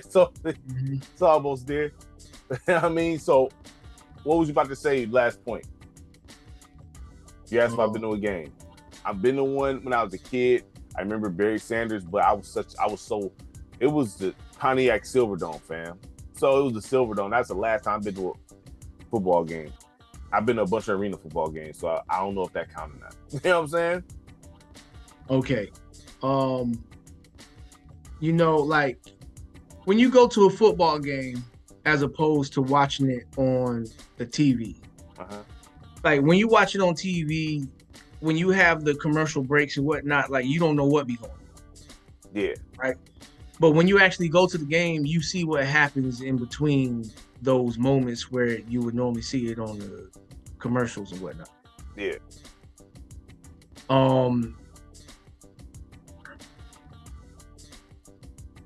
There's a lot of standing around that happens in those commercials. And those could be moments where players can regain their wind and energy and stuff like that. Having a drink of this or drink of that. Not saying that it's still won't be a challenge, but that presents the opportunity. Yeah. That presents the opportunity. And then you have the special teams plays that happen where players don't even be on the field. So it's not like it's impossible for it to happen, in my mind. I always felt like football, for me, personally, conditioning wise wasn't that hard because it was always stop and go. I didn't really feel that tired playing football. It was more so the pushing and all that, in between. But running routes and then stopping, got to go to the huddle, catch a break, you walk up to the thing, catch your break. You know what I'm saying? Like it wasn't like basketball where you just constantly back and forth the whole time, or soccer. Soccer I had issues with. I couldn't. Soccer was crazy, but I couldn't. I'm terrible at soccer too. Trash. I mean, but try playing a little bit of that garbage. You know what I mean? But it is what it is. I see Josh over here fading. He fading. Well, black. that's the reason. That's the reason why I was saying that, man. Look, he fading to black. I mean, this show was started at what 8:30. It was later than that. Oh yeah, I hit record, right? We got in. So what I'm gonna do with this? I'm gonna do it like this. I'm gonna release the full, then chop it up. I'm gonna do it like that. So release the full, and I'm gonna release the segments too, because you know how most people don't got that long of an attention span anyway. So I'm gonna chop it up, pull it out in full, then chop it up. So I'm gonna chop up the NFL segment, the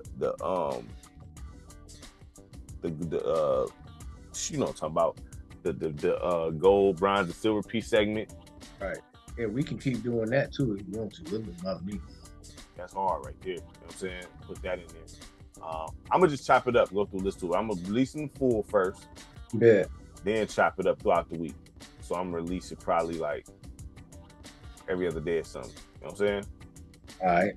I should give it. So when next time you want to link up and do another show?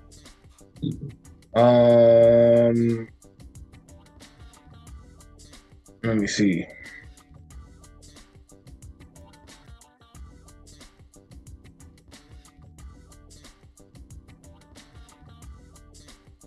Let me see here.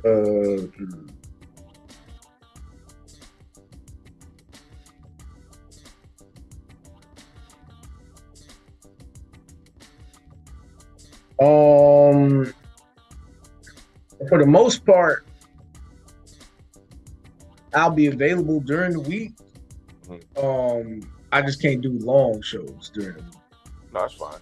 I mean, that's cool because I mean I gotta get up and we both gotta get up on the real. Right. So we could probably do we could have a segment about the bronze, silver, gold, and the bronze, gold, silver, gold, and platinum pieces. Right. Stuff like that. That's a fun joint. You know what I'm saying? Right.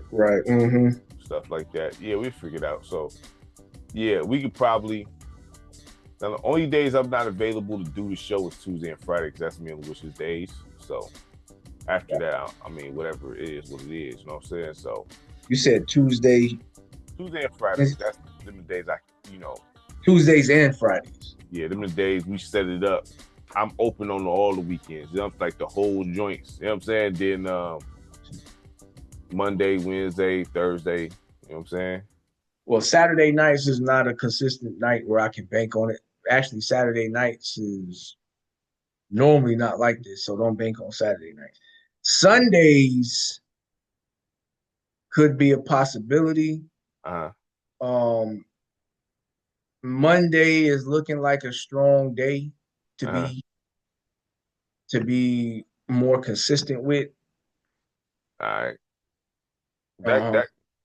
That's cool. That could work too. Yeah. That could work too. So you want to do what next week, Monday? You mean like this Monday about to roll around? Or you mean the following? The following? Yeah, the following. Yeah, I would say the following. Yeah, because I'm gonna chop. This is gonna be a whole week's worth of.